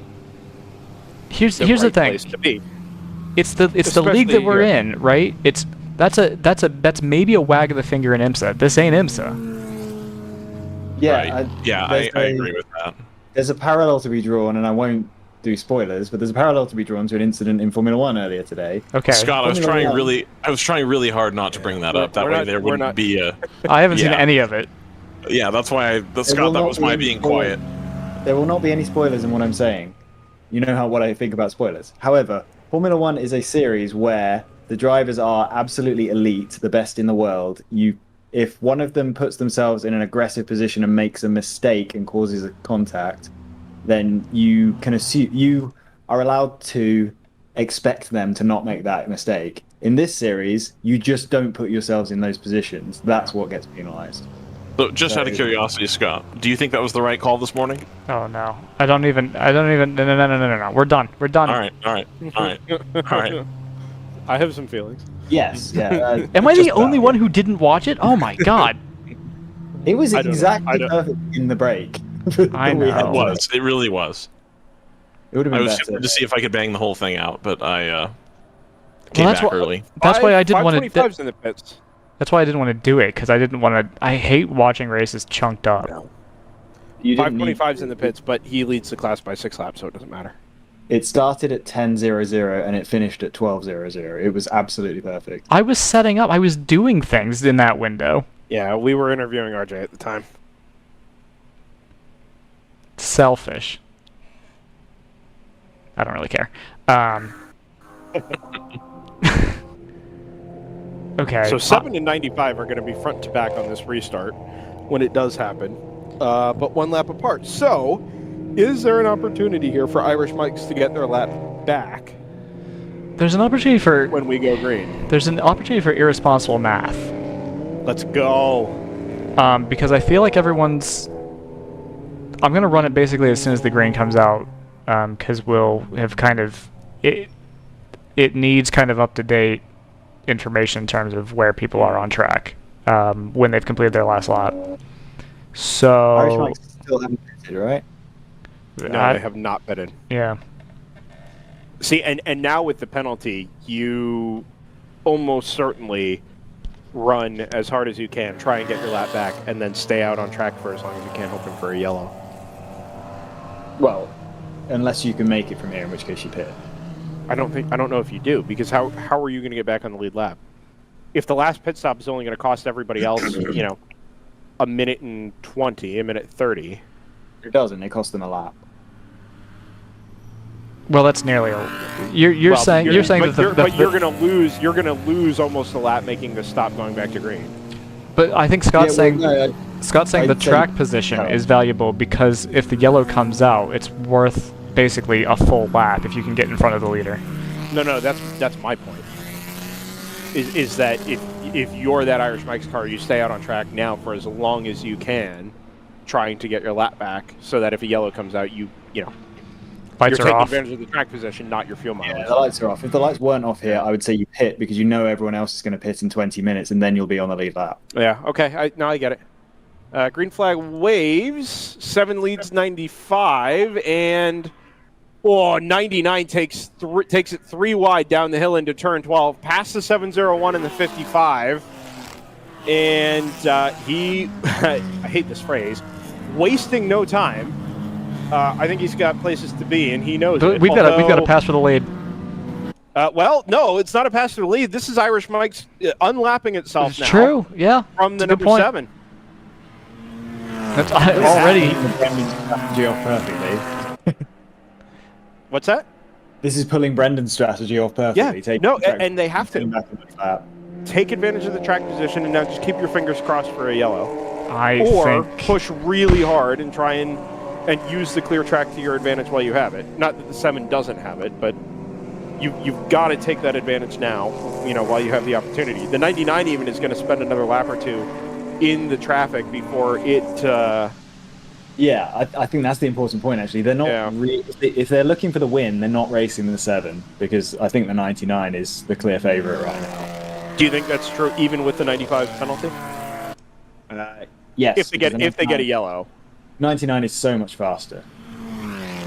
Right, but is Irish Mike's faster enough relative to the number 7 to make this ground up? I'm not sure that he is. And I'm not sure the pit stop will be shorter.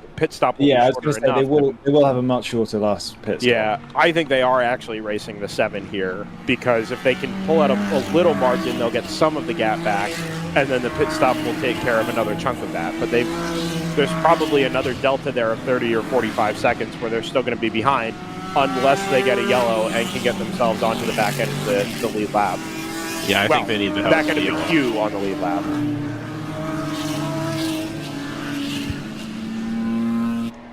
525 went missing on us, but I see them for a long time.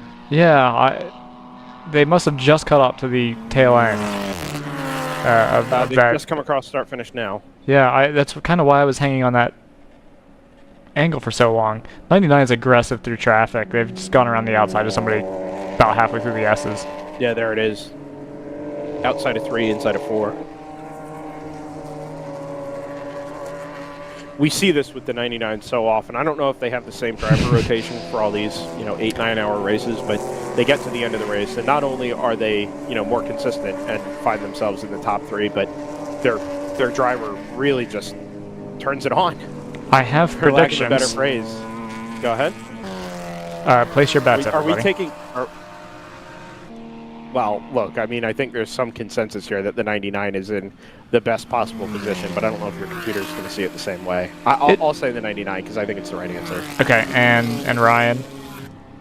I also think the 99 will come out victorious, but I also bet it will say that the 7 has the victory right now. Okay, and Scott? Same answer. 99. Nice. Really? Wow, look at that. What's the confidence level there? 96%. Yeah. Wow. It's been too quick over the last hour and a half or so. And now the predictions will take into account the pit situation, which is everybody is going to have to make one more stop. Yeah, it's kind of basically we need a very specifically timed yellow flag in order for this to switch around. Well, and so here's the other issue, right? There's a sweet spot here for a yellow flag if you're Irish Mike's, because the 99 is eventually going to catch and pass the 7 and then catch and pass you. Yes. At which point the whole thing kind of getting a yellow anyway or finding a full course yellow becomes moot because you're a lap down again. Yeah, I think the sweet spot is like right now. No, absolutely. Absolutely is right now. Yeah, the longer it goes, the worse it's going to be for Irish Mike's because they can pit now and make it from the lead lap. Right, but I don't think it's going to matter either way, frankly, because even if they get to the back of the line, they're not going to catch the 99. The only position change that might be slightly counterintuitive here is going to be GP1 podium position. We're expecting PC Racing to re-overtake the Chattanooga car. It'll be the 44 overtaking the 348. Well, it was 5 seconds last time around, 5.5 seconds last time around, so that actually kind of makes sense. Okay, well, maybe I'll follow that and see. We'll see the overtake. We haven't had anything terribly interesting happen in the general production classes today, other than the attrition for there it is cars actually that mattered. Yeah. There's Chattanooga. Do we see the 44 come through there as well?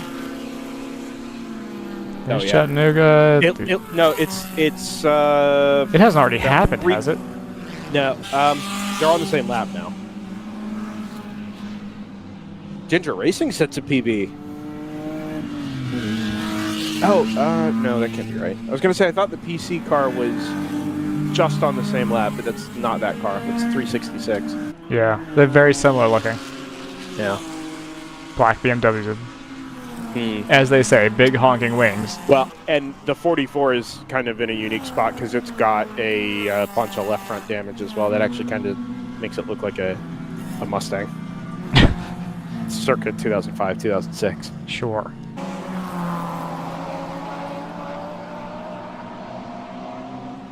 Speaking of which, I haven't seen the Core Motorsports car. No, they're not today. here this weekend, and they were lamenting that in the YouTube chat a little earlier. It's too bad. Interesting. Guys, look at this. Look at this. Oh, 1, 2, and 3 change for the lead. Wow. Is what the most significant thing that's happened there. It's actually all happened in one straightaway. It's also significant that Irish Max is now off the lead lap. Nope, it's Yep. happened. Yep, you're exactly right, Scott. It's happened at the same time, same That- straightaway. That car They got feels the a bit lead. slow. Maybe it's just the way that it drives off of 10B. It's really... Yeah, this is, all else being equal, this is basically race over. Because that GTR 99 car is so much faster. It's actually really impressive how quickly it's happened. I know they were fortunate with the yellow, but Yeah. to go from but hunting them down from a full lap behind. 3.3 seconds faster on the last lap.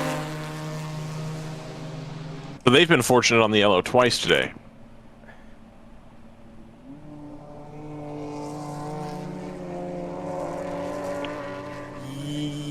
Well, what was the other It's one? that first one, or towards the beginning, I guess. Yeah, because they... Oh yeah, Yeah. they They just timed their stopped, pit right? stop. They had already stopped, and Yeah. the leaders stopped at the same time as the pits. So they then shot themselves in the foot with whatever issue it was they had, but they've come back again, so the yellows have fallen correctly for the 99 today. Now, that being said, they had to make a monumental drive back through the field for at least part of it. You know, they've put in the pace to do it, so they've done everything they've been asked to do. So it's not entirely luck-based. You have to... If you're lucky enough to be in the right position, you still have to be able to execute what they've been able to do. You make your own luck, so to speak. Right.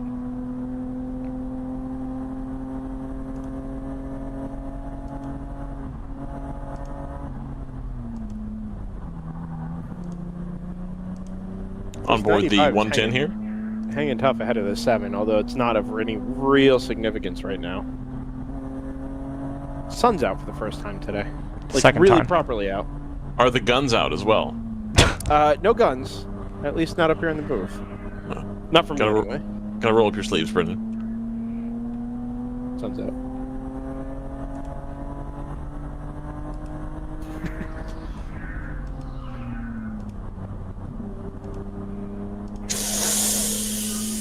Sharp intake of breath. 701. The 701 has darted up the inside of the 197 at turn 12 from kind of farther back than it needed to be. Yeah, here we go. Look at how far back. He's side by side at the apex. That's a lot of delta V, though. That honestly doesn't look that bad. I don't know No, if but the this- Boxer would agree with that. No, the 197 didn't see it until much later than I think the 701 had committed to the move. There is a battle know. here for third place in GP3. Looks like the 75 and the 93 got a pretty... Or no, I'm sorry, it's the... Well, let's wait for the time to update. Yeah, so for second, third, and fourth in GP3, you have the 737, the 75, and the 93 all trying to shuffle themselves about to get on the podium. You're looking at 12 seconds separate the two and the 12 seconds separate the 737 and the 75, and 7 seconds separate the 75 and the 93. ACI's gone back past the Irish Mike's Audi. Yeah, I feel like that car lost pace all of a sudden. It wasn't terribly quick to begin with. It was just really advantageous on the restart. Well, but wasn't it pulling before the yellow came out too? Not really. I mean, they were within 1 to 3 seconds for most Has of that someone blown sort up? of phase of the race. Oh! That looks... Is that tire smoke? Well, It is, It's a will-to-win car. It is. It's in the pits now. The 983 yeah, that was comes to the attention of its crew right that in was a front of me. heck of a lockup. And the first thing they do is put fuel in it. Okay. Well, I don't think the fuel is gonna. Okay. You do whatever process you need. So they've moved the rain window by about 30 minutes in the last 5 minutes. So Toward it was us or more away than from 100 us? Towards us. Oh So no. as it stands right now, it says rain may form in the area in 108 minutes, but it has moved closer and closer each time I've hit refresh. So, Okay. Well, that's what happens as time marches on. well, it's quicker than that, obviously. So we have a 40-minute buffer at the moment. Remember that number. Right. Yep. Brendan has Brendan will be just on time right now. just getting it done. Oh, getting the cameras in before it rains. Yeah, exactly. Yeah. Yeah, I feel bad because part of me is like, I hope it pours in the last 10 minutes, and then I'm like, that's Right. gonna be kind of miserable for a lot of people, isn't it? Yeah. People setting up their taking down their tents and all that kind of stuff. Yeah, Yeah. But it would be fun to watch. it would. Who's this The coming margin that in? GTR has, Is that it's the 525 pitting? No, it's the 420. Oh, excuse me. The margin GTR's built up over the last couple of laps since the green flag is now up to 8 seconds ahead of the number 7.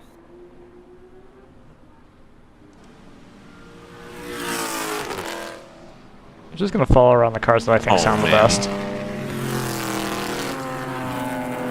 Just isolate that Aston engine note and make that your ringtone. Who uses ringtones? Jordan Worth uses the NFL on Fox.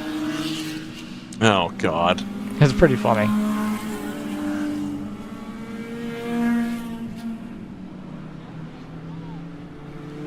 So here's the 99, and there's the 7. This is this is looking a little cut and dry. Yeah, I'd say so. We're just gonna make sure the reliability and/or accident bug doesn't get to anybody. We've only got about an hour and 10 or so. Which means that we've only had 6 hours of running. Do we have a battle on our hands for 4th between the 01 and the 143? And the 52? Well, we definitely have a battle for 3rd and GP3. And the 988, actually. We've got 4 cars right in a row here. Here's the 01 at start-finish, the 143 behind it, the 52, and then where's the 988 gone? Oh, that 988 has dropped a ton of pace. It's 6 seconds behind. It has been for a few laps. Oh, it's a bit further back. You're right. But it has picked up pace. That car for a while was stuck in the 42s.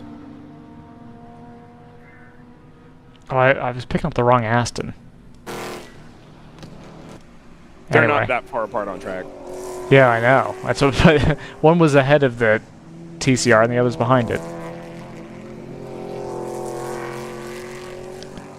Yeah, so there's a margin, and then the second car in the next chain is the 52. The first of the ACP Tangerine Associates cars.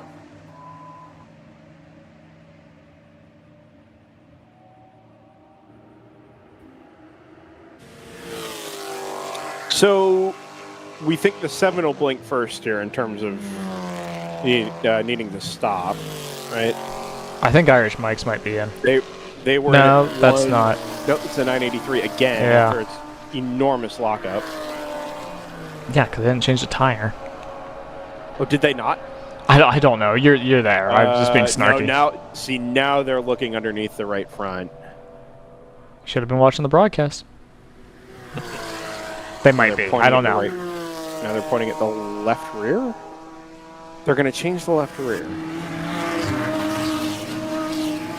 I don't think that car locked up a rear tire. No, that wasn't a rear. That was definitely a right front lockup. There's no question about it. We got a camera frozen. It really threw me for a loop. I was like, oh no, there's a TCR right in the middle of the track. Oops. Oh no, is that camera dead? That's alright. Slightly redundant Which anyway. one? The one at the... basically right at track out for turn 12. I'm amazed it made it that far. I couldn't get that camera to work at all yesterday because it had a kind of a bum cable, and I was able to get it kind of working. So I set it up this morning, and it started plugged in right away and started charging. So Is that the same cable? amazing it's made it this far. Is that the same cable that I took the one out of the rental car at Road Atlanta to chart? No, okay. No, this is one that got was a casualty of the rain at Daytona. Okay. Ah, Because somebody doesn't use electrical tape. is it you? Maybe. Why did Irish Mike's do a 148 flat? TSD rally? Trying to hit that number? It's like bracket racing? WRL TSD rallies. That's an idea. RJ, Yeah. you know where to find me. A time class would be really interesting to like mix in with this, you know? Oh, like you declare your distance? Yeah. No, declare your distance or just declare your average lap time. Or your Well, speed, bracket yeah. racing. Yeah. GTP lights breakout time? Yeah. Yeah, that's a reference that everyone will get. Nobody will get. Someone's dipped a wheel at the exit of 12 here. Have we just ended up in a situation where everybody's retired the car, or is the field just clustered in certain parts of the track? I think they're clustered at this point. We're still settling in from the end of that yellow, so they're kind of trying to figure stuff out. I think I found a cluster.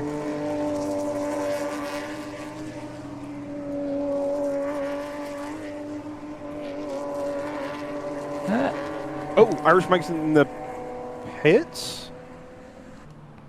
Actually, already. Oh, you know why their lap was a 148? Because that was that their lap. in lap? Yeah, okay. Yeah. Found him. No, I Out didn't. was a 238 flat. Is that all the fuel they needed to get home? Well, that would have been... Oh, there they are. Found him. Right ahead of the GP2 leader. Quite quick.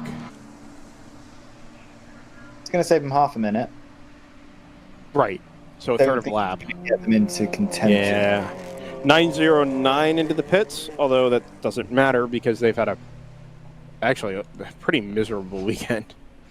And Yeah, I know it's a we haven't shame. really we haven't really talked about the points, but they had such a strong weekend at Road America. I think they had a third and a first, right? And a really strong weekend at Daytona as well. And now all of a sudden it was a DNF yesterday, and they'll be more or less out of the points today. Currently sitting third in the National GTO Championship, so kind of a shame there. Yeah, and unsurprisingly, they've had a lot of pace. Yeah. Just I wonder if they cooked something when it was high-sided, because it was in contention up until then. There wasn't anything obvious that that broke the car. Yeah. Maybe, you know, I don't know. It seems like you could explain anything with the clutch is busted or the alternator's busted at this point. All on their own, Team GTR. Yeah, and almost 2 full laps in Hanover Irish Mike's now.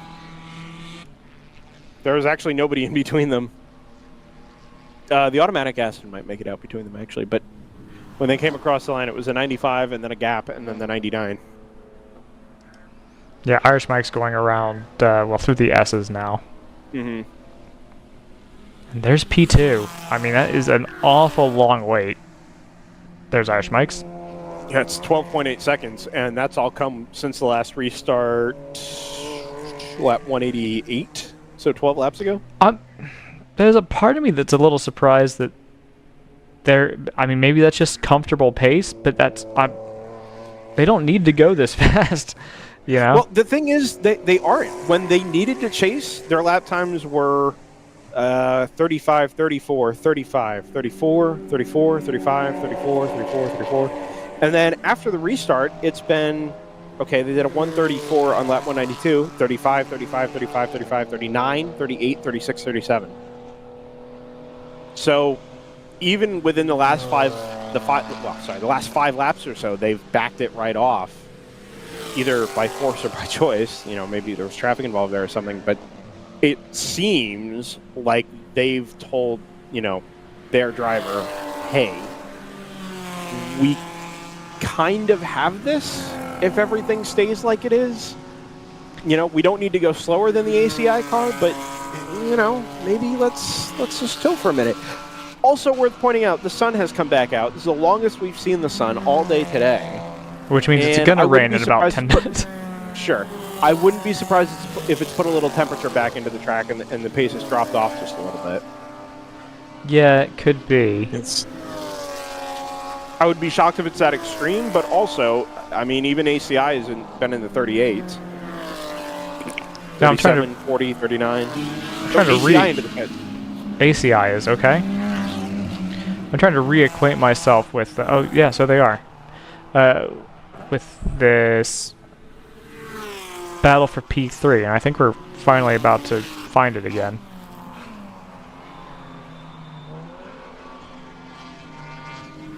Yeah, there's the Aston that's trailing. Who all is in this one again? Remind me. Hammer, Pro Sport, ACT, Star Spangled Racing. It's not the battle for third, it's the battle for fourth. Got it, okay. Oh, of course, because Irish Mike's is in third. Yeah, I mean, yeah, Irish Mike's are 45 seconds ahead, but everyone else owes a pit stop. Right.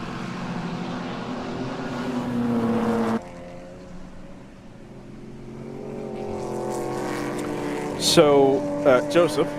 Brendan. We're into the final hour. You queuing me for an ad? It could be. Okay. Are you prepared for that? Follow your heart on that, Joseph. Hold on, I gotta rearrange them so the Sebring ad is in the middle. I don't remember what order I ran last time. So you'll get what you get, you know? On the road to life. The road to Atlanta of life? Yes. Okay. I'm certain they don't care. Ooh, EVs, before we do that, EVs are being dispatched to turn 12. Irish Mike's is back. Oh, there it is.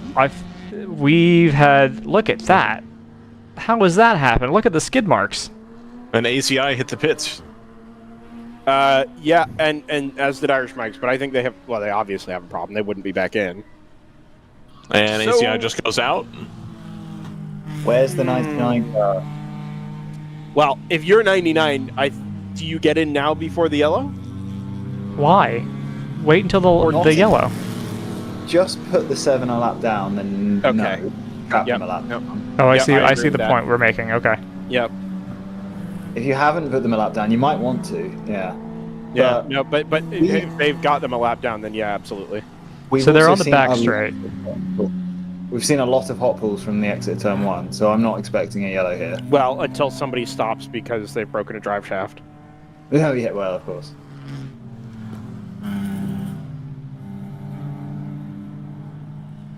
So here, it's the center of your screen in 10A is the 99. Kind of all on their lonesome. I think they have put the 7 a lap down. I think 99's due in the pits really soon, isn't it? Possibly right now. Nope, not this lap. They've I got to thought- be careful here not to pass under yellow. And I'll tell you what, the 909 has just blown past 2 cars at start. The 99 was heads up enough and backed right off, coming up behind one of the general production cars at start finish. And it's a standing. Really heads up. It's a standing yellow that's turned into a waving yellow. So, Yeah, again because of the EVs. well, as in the flagger at start finish was just holding yellow, and now he's started waving it. I could have sworn I just saw Irish Mike's coming out of the pits there. They were. Yeah, they came back in. I'm not sure why, but Yeah, that's very, very unscheduled. watching a replay of the turn 1 camera to see if we can pick up what happened to the 197, I think it is. It's in the gravel trap there. So that extra pit stop for Irish Mike's is going, and it has already dropped them out of third place. So now the 01 versus 143 versus 52 versus 988 is the race for the final step on the podium. Yeah, we lost track of that 01, 143, 52 battle a little bit, but they are right together within 4 seconds. Then don't skip out on the 737 versus 75 for second place in GP3 battle. They're 2 seconds apart now. So, while this is taking place, and this recovery is being facilitated here, is this a good time, Joseph? Sure, it's as good a time as any. 99's just gone through, so it won't be in this lap. So let's go ahead and do an ad breaker, a final one of the day from Sunday at Road Atlanta. We'll say hi to Cooper Tires again and be back on the other side of about 90 seconds here to go through to the checkered flag this afternoon in our final 7-hour race here from Michelin Raceway Road Atlanta.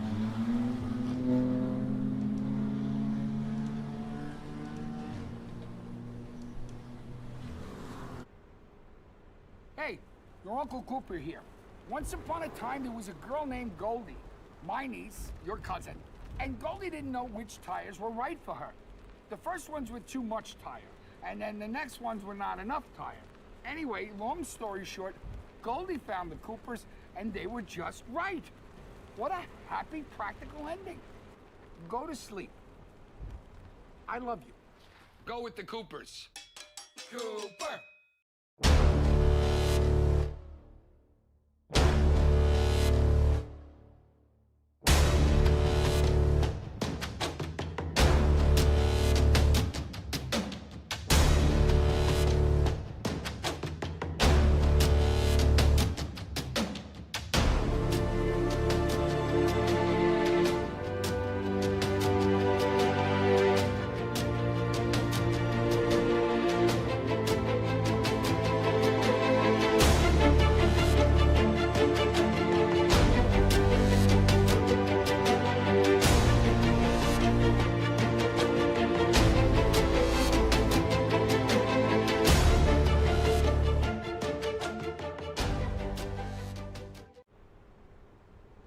Here is a bit of wisdom from your Uncle Cooper.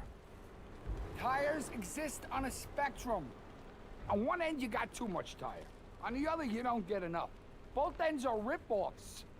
You're either paying for more than you need or needing more even after you pay. So if you want a tire that costs what tires should cost and does what tires should do, go right for the sweet spot. Go with the Coopers. Cooper!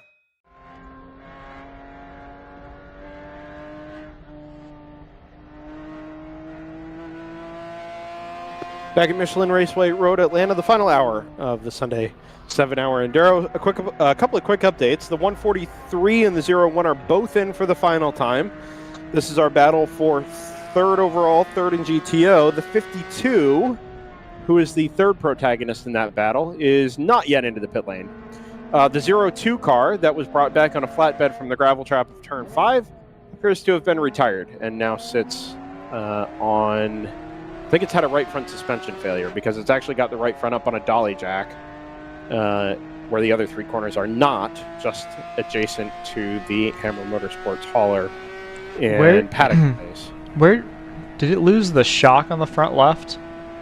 Well, they've had shock failures before. Yeah, okay. It was the left front that we think may have just been a nasty curb strike at turn 10, or at least that was the one thing that precipitated the failure. The last thing that precipitated the failure. Oof. Somebody's just jumped off the pit wall to go check the front left of the 01. He gives a thumbs up, so no issues there. So this is head-to-head now between Hammer and Pro Sport. The 01 is sent. The Pro Sport car is still receiving fuel. The 01's going to... Well, it won't be a jump here, will it? But the margin was about a second when this all started, and it's going to be considerably more than that when this cycle of pit stops is all through. I think the 9 just exited the pits.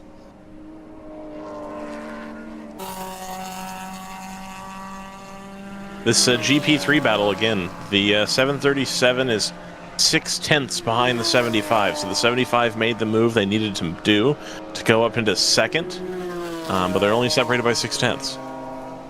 Sorry, Irish Mike's back in. Yeah, This will be the end of their fight, I think. Yeah, Not that they were really. And on the Chattanooga's on board. Oh yeah, and Joseph had just made that point actually. He's just made it back into the pits, think and I he's going straight into the paddock. Yeah, I think that might be a second attempt after Yeah. Joseph's.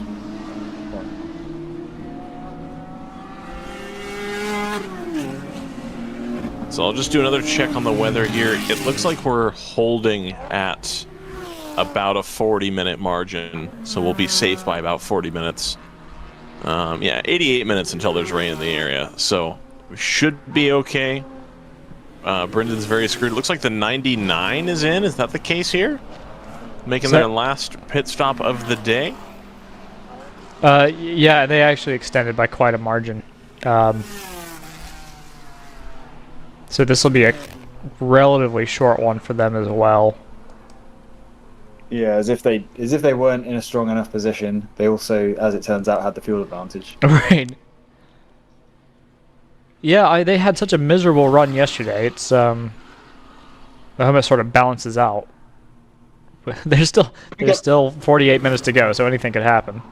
Yeah, well, Irish Mike's just proved that. Did we get to the bottom of what their issues were yesterday? The 99s? No, I don't know if we actually know. Yeah, we just saw a few 8-minute pit stops from them. If I remember right, they still finished in the late teens or something along those lines. Oh, sorry, watching from the Chattanooga on board, one of the Astons made a really late lunge on the Chattanooga car and a Cayman, and then almost lost it on the apex. It means I need to refresh the Chattanooga stream because it was dead to me.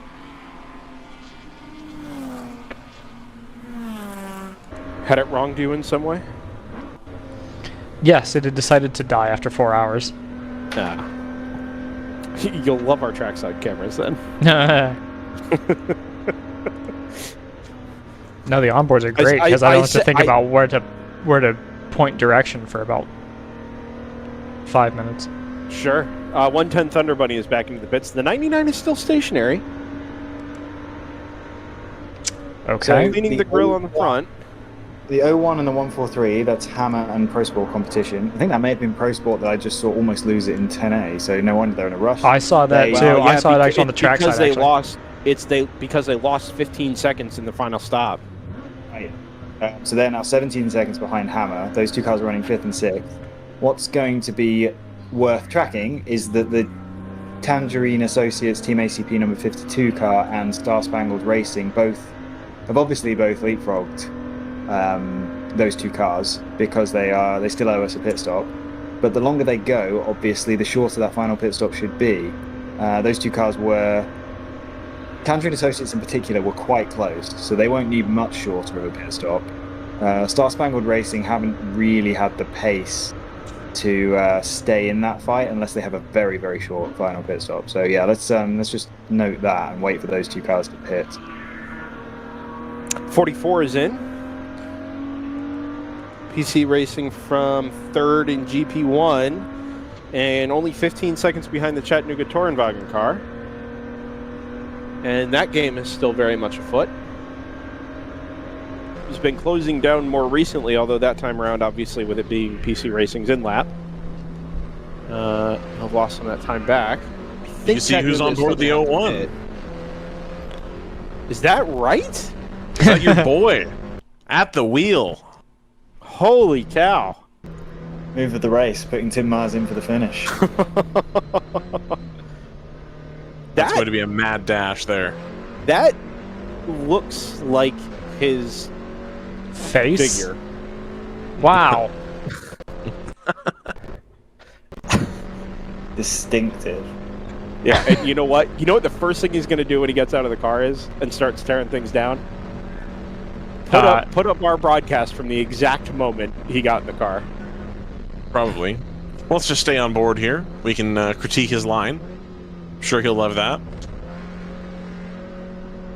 Oh, beautiful. I like the. Oh, yes. I like the teal G meter that's on the dashboard. I like the remote control that's velcroed to the dashboard. It almost looks like it's for an RGB light system. Like, yeah. I was looking at that earlier. Changing color on the RAM. What could that possibly be? It's well out of the reach of the driver. I'm wondering if it could be like a light bar. My first thought was maybe like an RFID thing? That is not an RFID thing. No.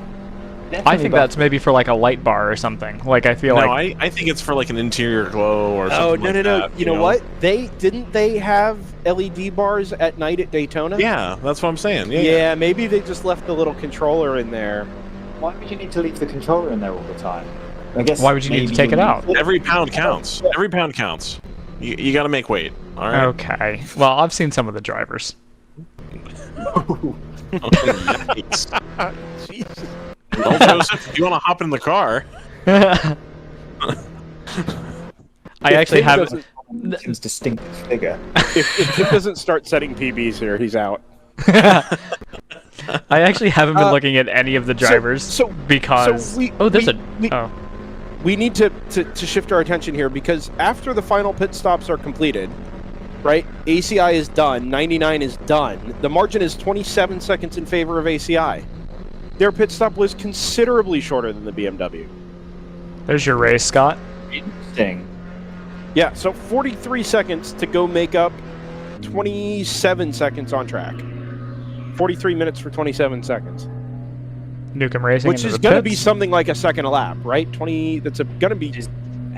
Have you noticed how much quicker GTR was last lap? It was almost exactly a second a lap, wasn't it? Exactly. Yeah. Well, so it's interesting because they were capable of 34s and 35s, but I'm not sure the track is going to give that to them right now. I think we've put enough heat into the track that we haven't had for most of the day that I wouldn't be shocked if the pace comes out a little bit. It's interesting for everybody. I think Joseph mentioned earlier that while they were chasing ACI earlier, that's when they were saying a couple of 34s, and the moment they got through, they dropped it back to 36s and 37s. Yeah. Very interesting. You would think that they would know that their stop was going to be, somebody would have done the research down there and said, hey, we're going to give 40 seconds up in the final pit stop. We are going to kind of have to keep the push, keep the pace up here and push on to build up this margin. Because if not, they're going to be sweating it out to the end, and that's exactly where they're at now. I have 39.7. Yeah, that's not going to cut it. I have done some more irresponsible math. 'Tis the season. And now it wants the 7 to win. Yeah. They've lost it on. I mean, they've gone behind the 8 ball purely on this pit stop, on the length of that pit stop. Was that a particularly long pit stop for them? For GTR? Yes. The outlap was a 42.9. Their only other green flag stop was a 3:57.6. So no, so not really. No. And we're confident that ACI can make it to the end? Yeah, that shouldn't be an issue. They were in at 2:01. So here is the 7 for reference.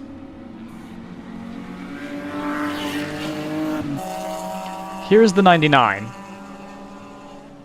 Oh, wow.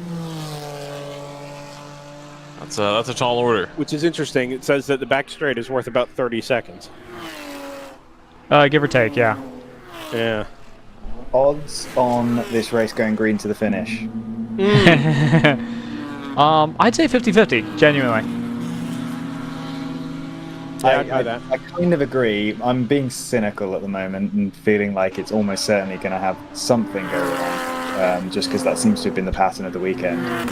As the 7 gets horrendously held up. Oh, but the 99's done a 35.4, making up for its past transgression. Having done a 39 the previous lap. Claws in 2.5 seconds, and it might be even more the next lap. And I'll tell you what, the driver of the 99 is hustling that car. He was up on the curb at turn 12. Yeah, like so the inside curb. They've realised now they're in chase mode and gone straight back into the 34s. I don't understand why they came out of chase mode. You would have Do to you think assume- they didn't realize they'd been passed? Well, no, they quote unquote. It looks like they came out of chase mode as soon as they made the pass. They just didn't realise they were going to get leapfrogged. ACI's we're working on. ACI's longest green flag pit stop lap was a 3:19. Okay, so they really should have known. Yeah, I mean we should have known. We really should have. That is so like us, sitting here smack talking the 99 for not knowing they were going to give up 30 seconds on a pit stop. We had no idea.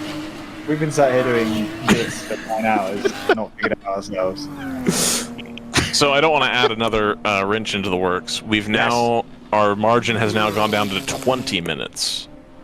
So the rain, it was originally going to arrive way after, doesn't count, whatever, and then it was 80, and then it was 40, and now we're down to 20 minutes after the race end. The rain is supposed to come.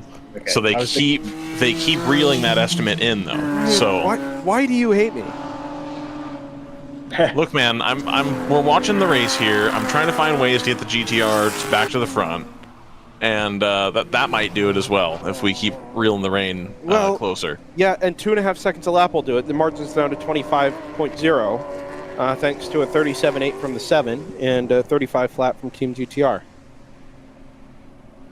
Still waiting on those pit stops in the battle for third as well, which is interesting. Well, it's you got the 988 and the 52 are due, right? Yeah. Do you have an estimate, Joseph, on when those two cars are due? Which two cars? 52 and 988. 52 in 6 laps. They definitely need. 988 in 8 laps. Also definitely need. Right. So those are going to be very short pit stops because that puts them like within 25 minutes to go in the race, I think.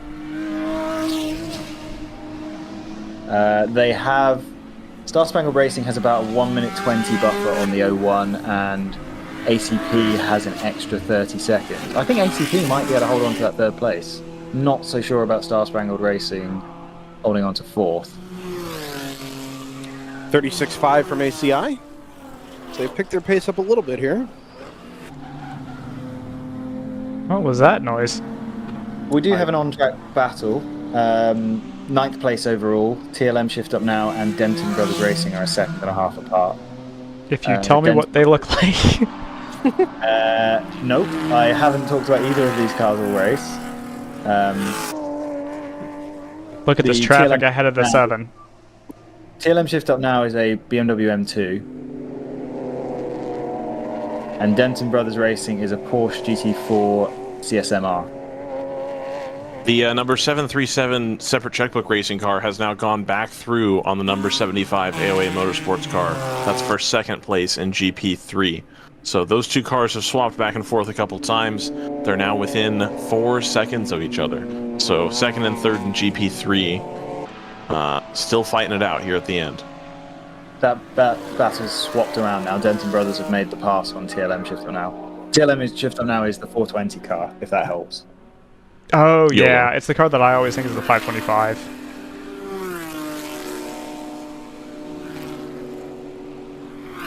Per down.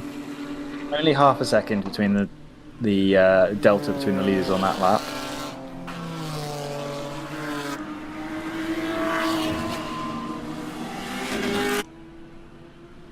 Hammer Motorsports number 01, which is the car that's in danger of being leapfrogged on the final pit stop by Tangerine Associates. They haven't really been...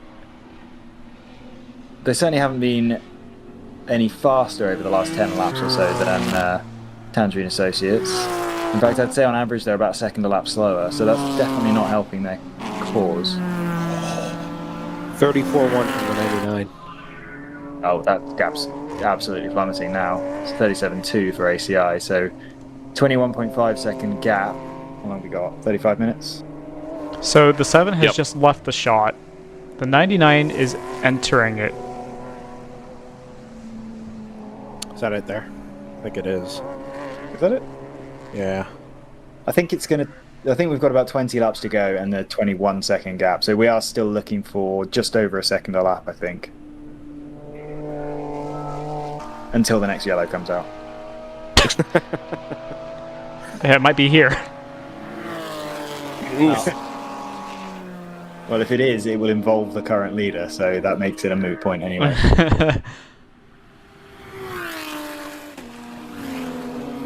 You know what I miss?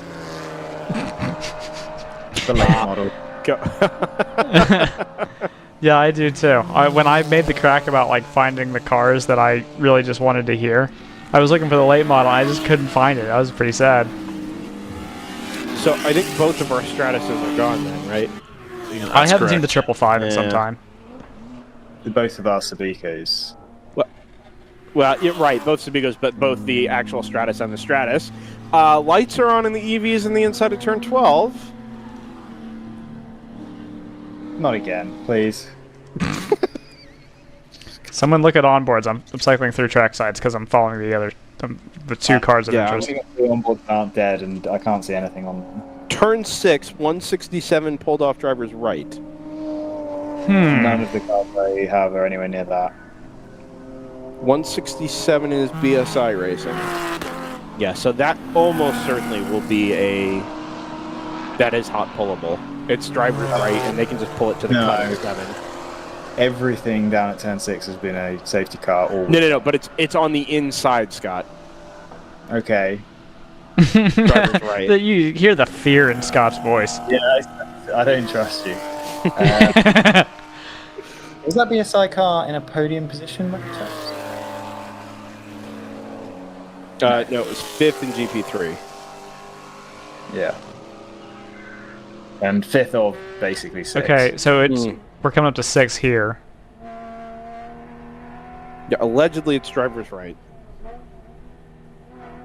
What's at the apex of 7, really? No, it's at 7. Yeah, 6 was the one that reported it in. I assume it's in their, Right. jurisdiction there. Their If wheelhouse. If the outside of turn 1 is considered safe and that isn't, then I'll be very surprised. So yeah, hopefully we'll stay green here. Oh, hello. Okay. Are they not service? Another 34 from Team GTR.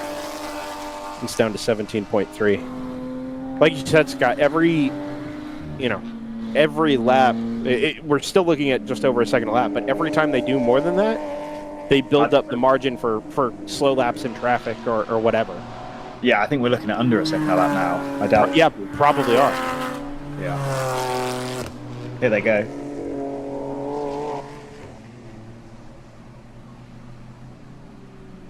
A little bit of a lockup from, I think, the 701.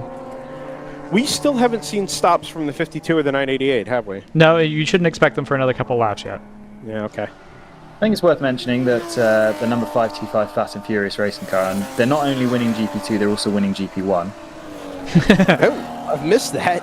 After the 147 retired. Yeah. Yeah, I always like calling that out when that happens. That's an extra little bit of credit for winning a race. You get to win if you manage Two to win. classes. Win somebody else's class as well. Yeah, win the class better than you, in theory.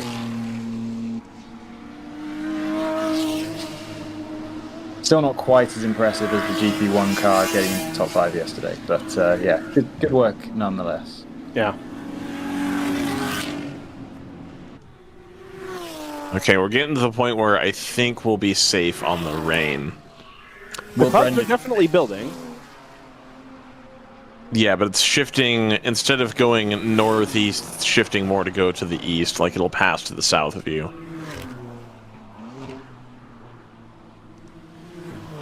.3 seconds.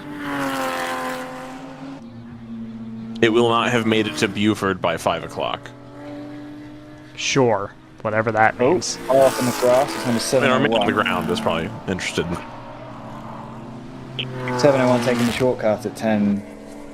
Don't know which one of the 10s you would call that, but it just ran straight through the grass there. Seems fine. We've seen that car take shortcuts already in this race. Wow. Call them out. Well, the last one really didn't work out. I believe they've removed the stricken car from 6-7. Yeah, it looks like the intervention vehicles came off to the inside of the circuit there. Yeah, so that should be clear. We should be green all around. We've got Platinum and Denton Brothers Racing in the pits. Platinum have kind of stealthily worked their way back into the top 10. I don't remember seeing them anywhere near that. No, they weren't there for a while. Yeah, they were very competitive early on, and I've got them dropping down as far as outside the top 20 midway through the race. We've got them in 7th at the moment, although they're in the pits apparently.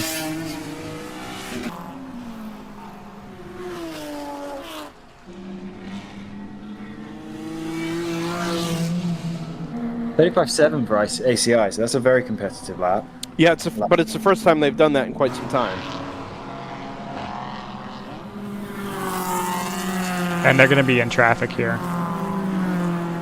Behind another Cayman, so it might not hurt them too badly.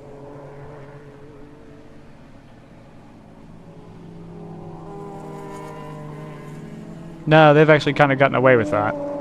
Yeah, not bad at all. They're up behind, it's a Kingpin car in front of it. GTR 99 gained less than a tenth that lap, so that's not going to help the average gain. Yeah, but that was kind of the point. Is now they have a little margin to play with. If they can keep doing 2.5 seconds every few laps, then that's probably still enough.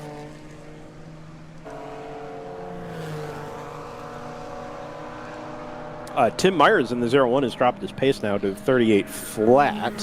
Wow. Well, he's had to actually, because I think the Pro Sport car. Has been catching over the last couple laps. Layla looked very confused because she didn't realize Tim had gotten in the car.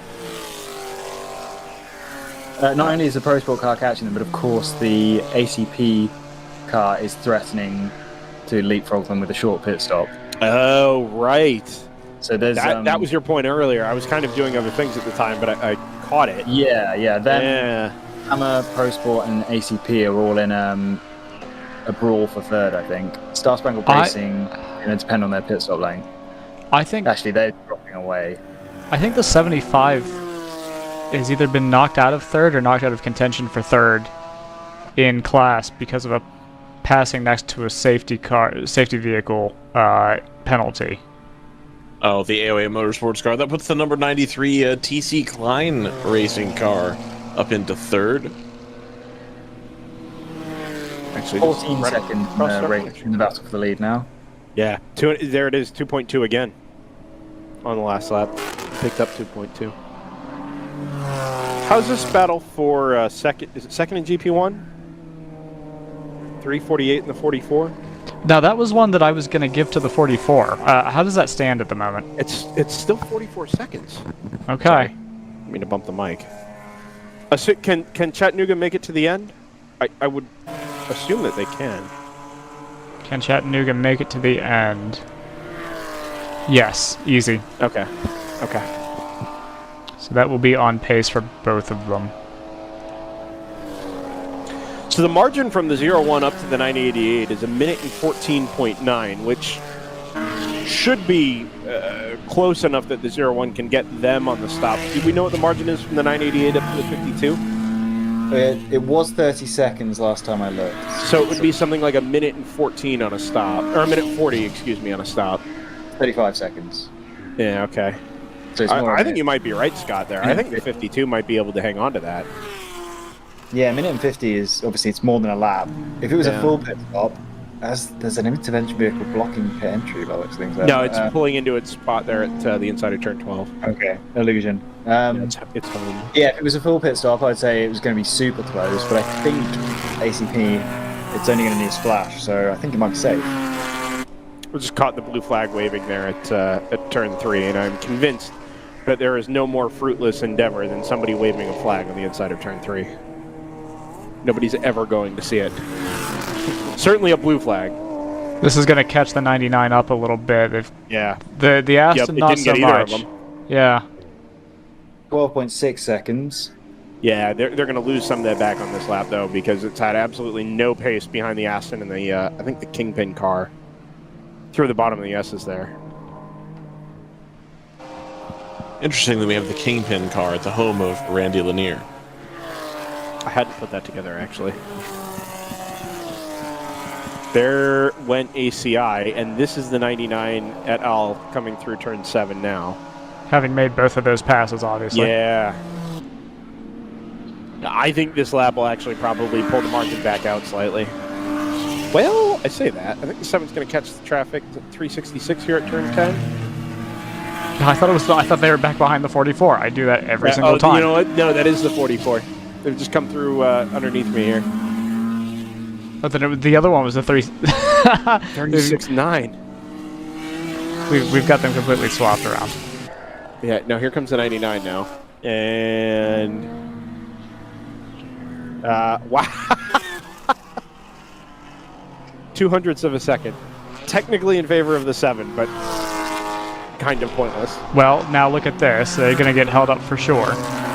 Is the 7. Yeah, this is going to be bad for them.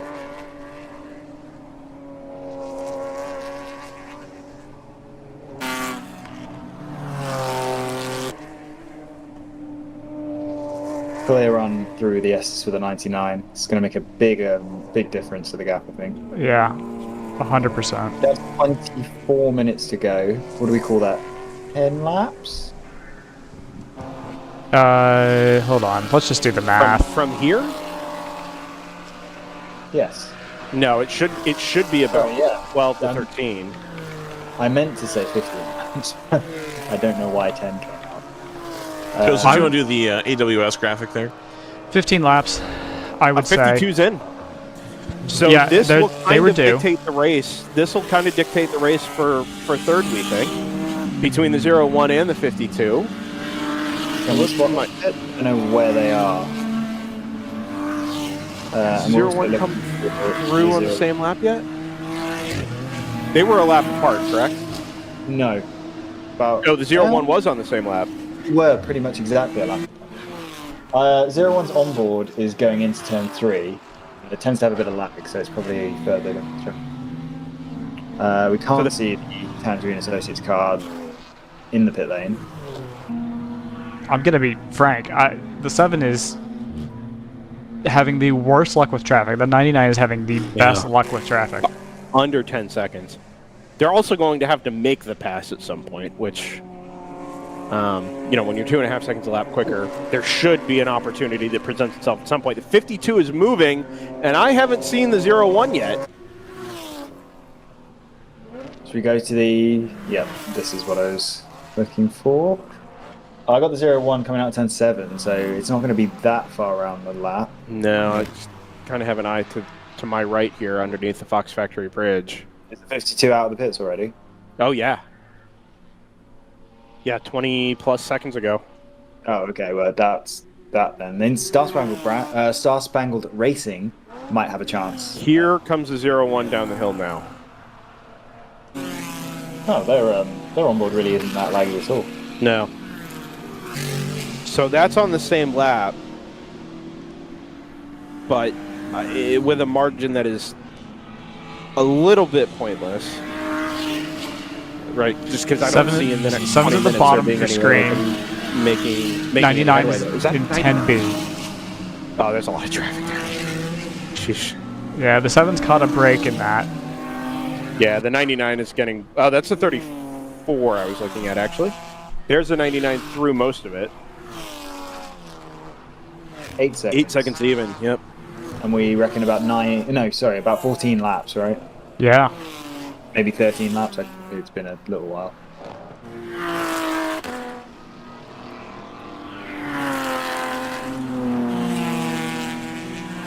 Yeah, they're way ahead of schedule, and I don't think there's a lot of cars in between them now.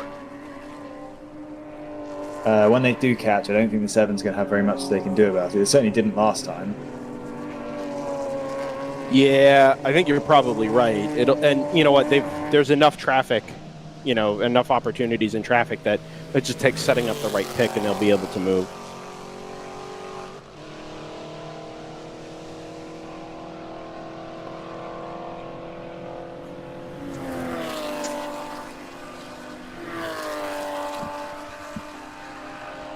I would talk, but I don't know. There's not a whole lot to say. I mean, we're spectators at this point. Yeah, I don't feel like there's a ton we can really add. It's going to be a close one. I think the 420 is in this. Even the battle for third in GP1 has kind of Why did I even open my mouth? The 348's into the pits, dragging something off the left or the left front. Way to go. It's peeled back. It's peeled back. The side skirt just behind the left front tire.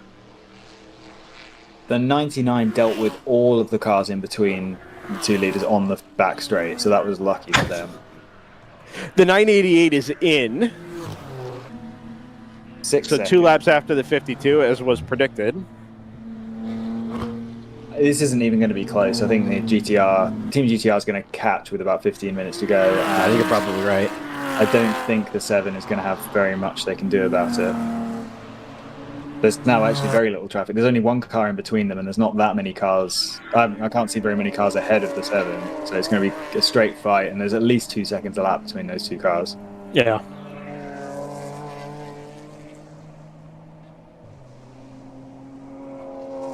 Chattanooga Tourenwagen are in the pits. So that's what you were just talking about, wasn't it? Yep. Yeah, so And you said before that they should easily be able to make. I was literally mid-sentence saying that battle had fizzled out and was going to amount to nothing. And they pulled it. But I think they had an off somewhere to create that. It was a long lap even for an in-lap. It was a 2:09, whereas normally we'd see about a 1:50 to 2-minute flat even for a GP1 car. Very much 348, 4 off drivers left, and continued at turn 4. So he may have actually caught even the end of one of the tire barriers there headed down the hill. Yeah. Here's your 7. Star Spangled Racing's in the pits now, so this will settle our race for 4th, I guess. I think they've actually already come and gone. It was a short enough stop. ACP is 45 seconds ahead of the 01, so that really wasn't close in the end. Under 4 seconds now for the lead. Yeah, 2 it's laps. 2 seconds. Oh, that's frozen. It'll be 2 laps. This is frozen. Don't mind this. There was a car stuck in the middle. I was like, that's alarming. The 909 is in the pits. I wonder if this is the end of their day. Hitman Racing in the pits from the back end of the top 10. It's another car that's sort of stealthily working its way. Yeah. Races featured a lot of the cars that we wrote off for one reason or another within the first half of the race. Team ACP has retaken 3rd, so Star Spangled Racing's pit stop wasn't short enough to jump them at least. Right, so now the question will be, with as short as the 988 stop was, is the 01 really even in play for P4? No, the answer is no. The 988's in front of me now. Okay, yeah. The 01 should be just coming down to turn 10 at this point. Hammer time, Tim. Hammer time. I don't think there's much Hammer to do about it. Tim. It's going to be it's going to be 20 seconds minimum with 17 minutes to go. Yeah, it's Apex at turn 12 now from the 01 Audi.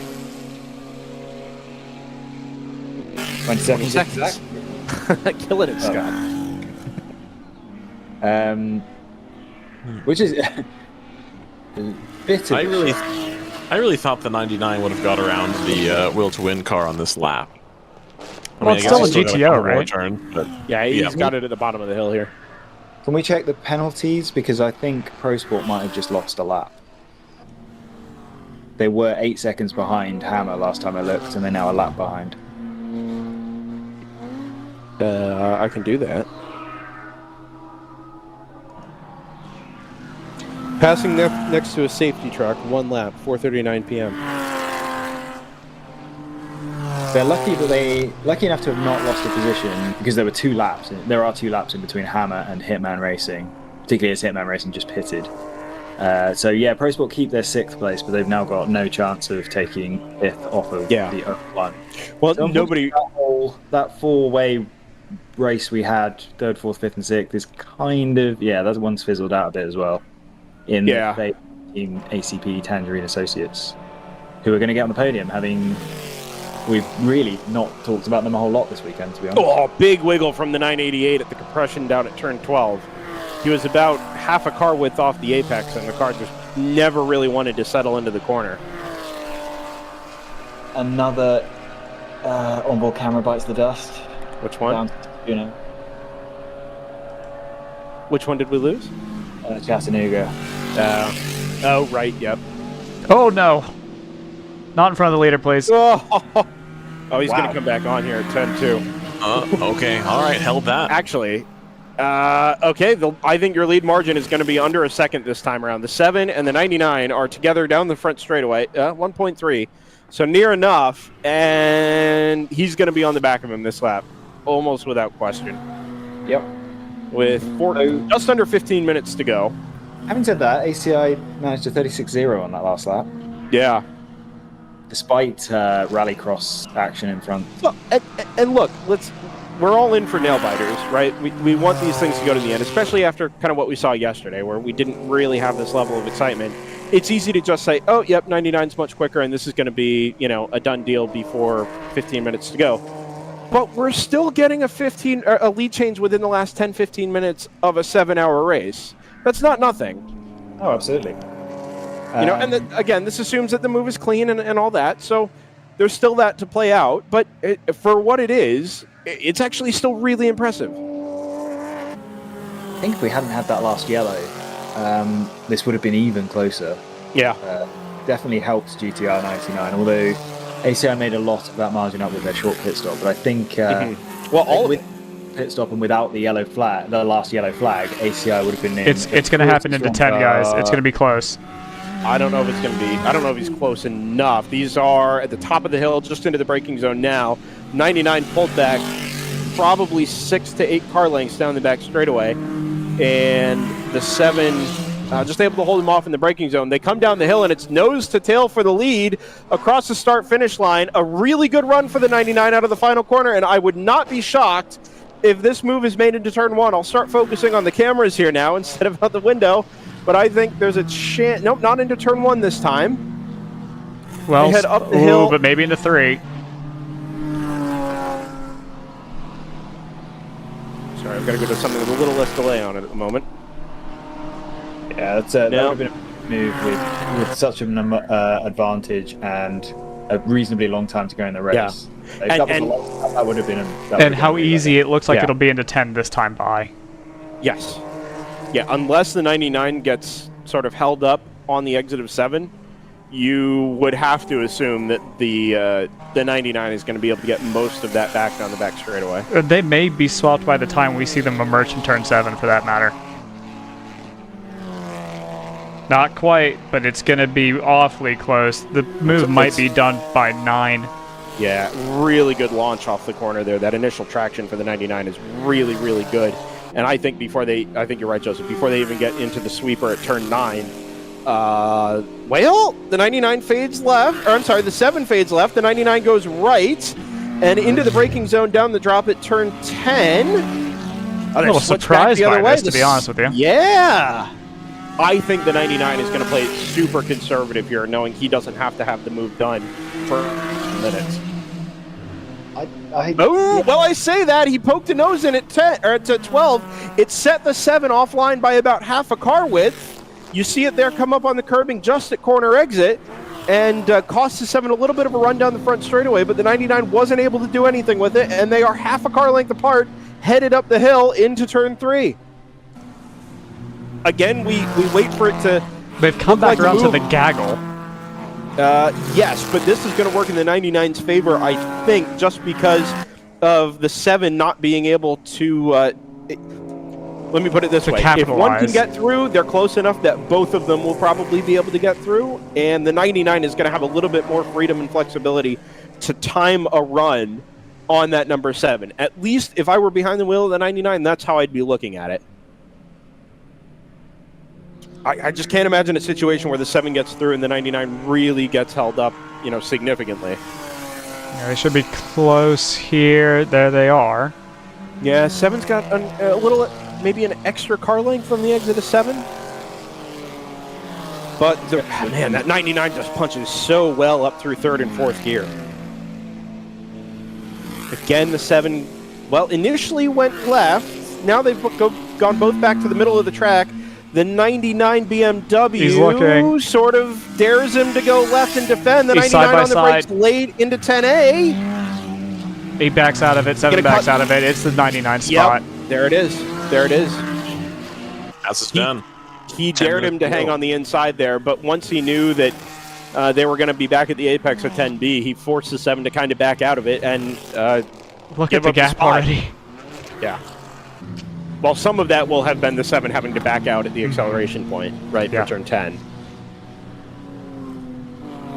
So the 7's shot here, and really in practice, the 99 is quick enough that it's probably not of significance. But now the 99 is going to have to run through traffic. So the 7 should keep the pace up here if he can, because you never know how this is going to go. They jump to the inside of one of the ACP cars at turn 4. And it's a relatively decent run there for the number 7 back up the hill into 5.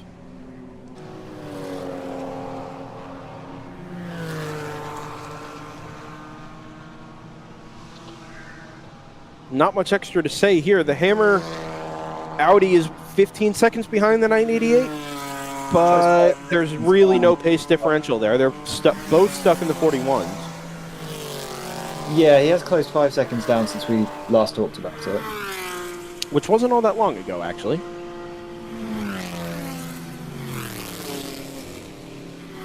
So we're under 10 minutes to go now in the Sunday race from Michelin Raceway Road Atlanta, 7th racing weekend of the 2021 World Racing League season. You've been following all weekend long on DriversEye Live here. Thanks everybody for your company. Are they slow to let somebody by? Or are they slow because they're slow? Into the pits. What? They should have been able to get that car home. We're on board with it. Oh wow, you've got a massive. Oh no, they were not expecting this. Nobody was ready. No fire suits, no fuel jugs, no drip pans. I think they're trying to get the car jacked into the. Yes, they are. There's no tires ready. Oh, it looks really, really sketchy. That was a very late minute move. It looks like something's gone down, like a corner's gone down. They've immediately looked under the rear end of the car. First to the left and then to the right. Now they're looking at the left front. They do have a 1 lap margin over Pro Sport if this can be quick. I don't think so. Unless the tire's gone down. Quick would have... No, they don't even have a tire ready. Quick would have to be, we're going to send this car back out to limp home. Not, we can fix this and send it back out with enough time to take the checkered flag. Yeah, that wouldn't be safe to send back out. That looked like a teeter-totter. I wonder if they had another shock collapse or something. Maybe. They just dropped it real low at a corner. On the maybe on the left rear, because it didn't seem, it sounded just fine, and then it was coming out of 10B that they you just looked like it was seesawing, and he pulled it over to driver's right and ducked into the pits. Slightly humorous display on the bottom right corner of the Sentinel data feed there that says that the last pit lap is actually a lap later than its current lap. Yes. It's like it knew. The margin for the lead, now that the move has been made, is stuck right around 1.5 seconds. I would imagine some of that is the 99 just backing off the pace a little bit. Or at least being a little more conservative. Yeah, he doesn't have to push, and also the 7's got a little bit of slipstream, which will help. That's true, yeah. There they come now. Yeah, this is the 99, the blue BMW, just making a left-hand turn into turn 5, and the ACI car right behind it. God, that is gutting to... It's raining. Is it really? It is raining, yeah. Ryan? Hey, man, it's not supposed to be there. I don't know what to tell you on that. If we want to battle on the says track, 30 minutes away. If we could go to the move that. If we could go to the turn 3 camera, there's a battle for 10th. It's round 2 between number 420 and 540. So 420 is. Oh yeah. I'm gonna guess it's these cars. That's the 540. I'm sorry, yeah, the 540 in front, the 420 behind it. Oh, that's already. Porsche Cayman leaves BMW Club Sport, and you're telling me, Scott, that this has already changed hands? Yeah, 420 was ahead at the line.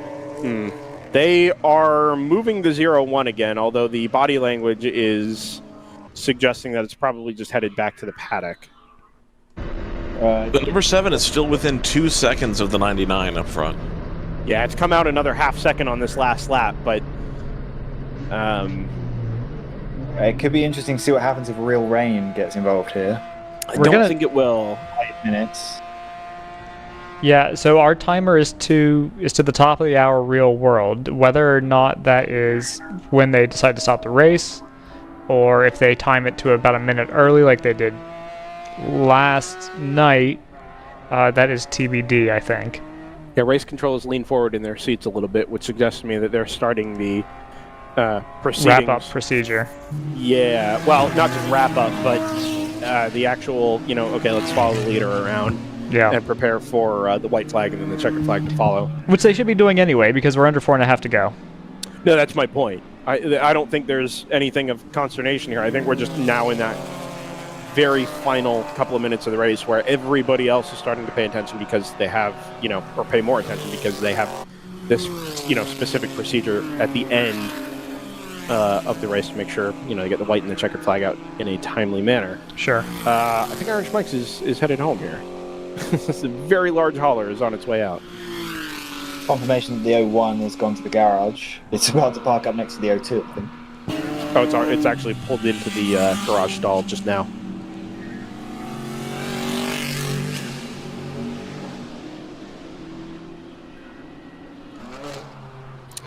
So, dear viewer, and feel free to interrupt any of you if something catches your eye here, but with the lead battle reasonably settled, although still only 2.2 seconds apart with 3.5 minutes to go, it's going to be a short wrap-up from us here today. I've got to go collect cameras and then catch a flight tonight out of Atlanta, which is an hour away still, so I'm not going to waste any time up here, but I will take this opportunity to thank everybody for all their support this weekend. As always, your kind words, your viewership, and your interaction with us is very much appreciated. My thanks, of course, to Joseph, Ryan, Scott, and Layla, who's been at DriversEye Live on Instagram all weekend and on Facebook as well. It's been fantastic having, something very much resembling a full crew again. And it's been a good weekend for us. Technically, it's been, yesterday was a little dull, okay, but 2.2 seconds at the end of a 7-hour race is still something, and I've enjoyed it every step of the way here. And with now under 3 minutes to go, we get to kind of ride this one home and see if the number 7's got anything left for that number 99. Common knowledge would say probably not at the moment. Yeah, traffic's being. You still got to run the last two or three laps here. The traffic's being pretty courteous, which sometimes can be more of a hindrance than a help. It'll be 2 laps to go here, by the way, with 2:12, 2:10 left. That's on the right, clock. because they're just crossing the line and they have not shown the white flag. Correct. There's another race on track for 12th place. If we want to find the Banzai and 981 W2W cars, if we wanted to show a little race. I would if I wasn't afraid of losing the lead battle. I was just gonna say. We can track them on Race Hero anyway. There's also 6 seconds. Well, that's between Denton Brothers and TLM up now. We saw that. We almost saw that position change. There were quite a few races where after a full 7 hours. 7 hours of racing, we got multiple cars on the lead lap, on the same lap. What am I talking about? But we've ended up with quite, I guess it's going to be indicative of having quite a few safety cars. Oh, sorry. The 181 Platinum GT4 put 2 wheels up on the curb and had the car about 20 degrees coming off the final corner, pointed at the inside wall. He got it back, but holy cow. Yeah, we know how dangerous that turn can be if you get it wrong. We lost a car to that earlier in the weekend. The second Denton Brothers car, actually, the 542 was in the inside wall. This will be white flag, as you mentioned. Yep, the 99 GTR BMW. There's no cars between them, and the margin is still right around 2 seconds there. Yeah, they've gone straight out. 1.8. Haven't they? Decided they're very confident. Yes, and you would have thought maybe, okay, it's worth trying to get a car between you and them, but the traffic really hasn't fallen that way. And, the opportunity then would be to use the clear track to your advantage, but that hasn't really, they haven't really taken advantage of that. So, within the final lap here. I'm sure the 7 is going to keep pushing as hard as they can, but that 99 has just had so much pace in reserve when they back out of it and can really push when they need to that you just don't feel like they're actually threatening here. But with that being said, we've got the 2 leaders in the same camera shot within the last 15, 20 minutes of the race, and been thoroughly enjoying this for what it is. Team ACP Tangerine Associates, the number 52, is going to come home third, 3 laps off the win after our battle for the final podium spot kind of fizzled out. But as far as I'm concerned, the lead battle has pretty well delivered in this case. 99 is off the final corner. He's got 2 cars now. I'm sorry, off the turn 7 for the final time. I was like, he better not be. No. 2 cars between the 99 and the 7 now. And the legs down the back straightaway on that BMW, as has been the case all day, are just padding that margin on the final lap headed towards the checkered flag. Team GTR debuted this car back at Road America, had a pretty torrid time getting it up to speed and getting the reliability issues figured out. Absolutely. But in its 4th race since debut, Team GTR 99 is a winner again in the World Racing League. The Sunday 7-hour race goes to BMW, goes to an M4, and goes to Team GTR 99 back in the winner's circle. ACI Motorsports, a fantastic weekend for the number 7. Really, after not being not tremendously in contention through any other race this season, has absolutely delivered around Michelin Raceway Road Atlanta. 2 really good results for that car. So congratulations to everybody at ACI Motorsports. And, of course, Team ACP, the Tangerine Associates number 52, onto the podium as well. GP1, a shame we haven't given them as much credit as we could have, although not much to talk about there. Ginger Racing is going to come home first after a class that was utterly dominated by Moorhead Speedworks.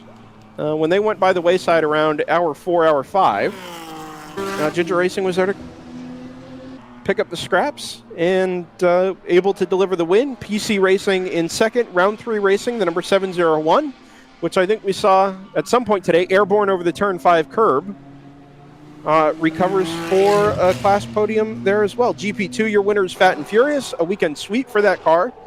This time they get the bigger margin, 6 laps over the number 67 NRG Racing Scion FRS. A good run for that NRG car. And the number 55 AOA Motorsports MX-5 in third. GP3, round 3 racing, leads home TC Klein, who was, I think they passed the separate checkbook car within the last couple of minutes there. Yeah, we absolutely missed that. They were third, yeah, 100%. I thought I saw the 737 into the pits, but I didn't think anything of it because I assumed the margin was enough. But in the closing minutes here at Road Atlanta, TC Klein Racing, the number 93, picks up second in the GP3 class. Separate checkbook racing falls to third, but round 3 racing pretty much utterly dominant in GP3 this weekend. Congratulations to everybody down there. So with that being said, I'm not even going to give the opportunity for closing thoughts today, but I will say a tremendous thank you again to Scott Michaels, Joseph Mudrock, and Ryan West. Joseph filling in sort of last minute on production duties this weekend. Did a fantastic job. Had a great time following the race on the screens and, of course, out my window here at start finish. Thanks to RJ Till, who finally joined us on the microphones for an interview. If you weren't with us for that before we went back to green at noon, please go back and watch it around 11:30. So half an hour before we went back to green on YouTube. Go back and take a look. And we'll try and get that clipped as well and put up somewhere. It was a good chat with RJ.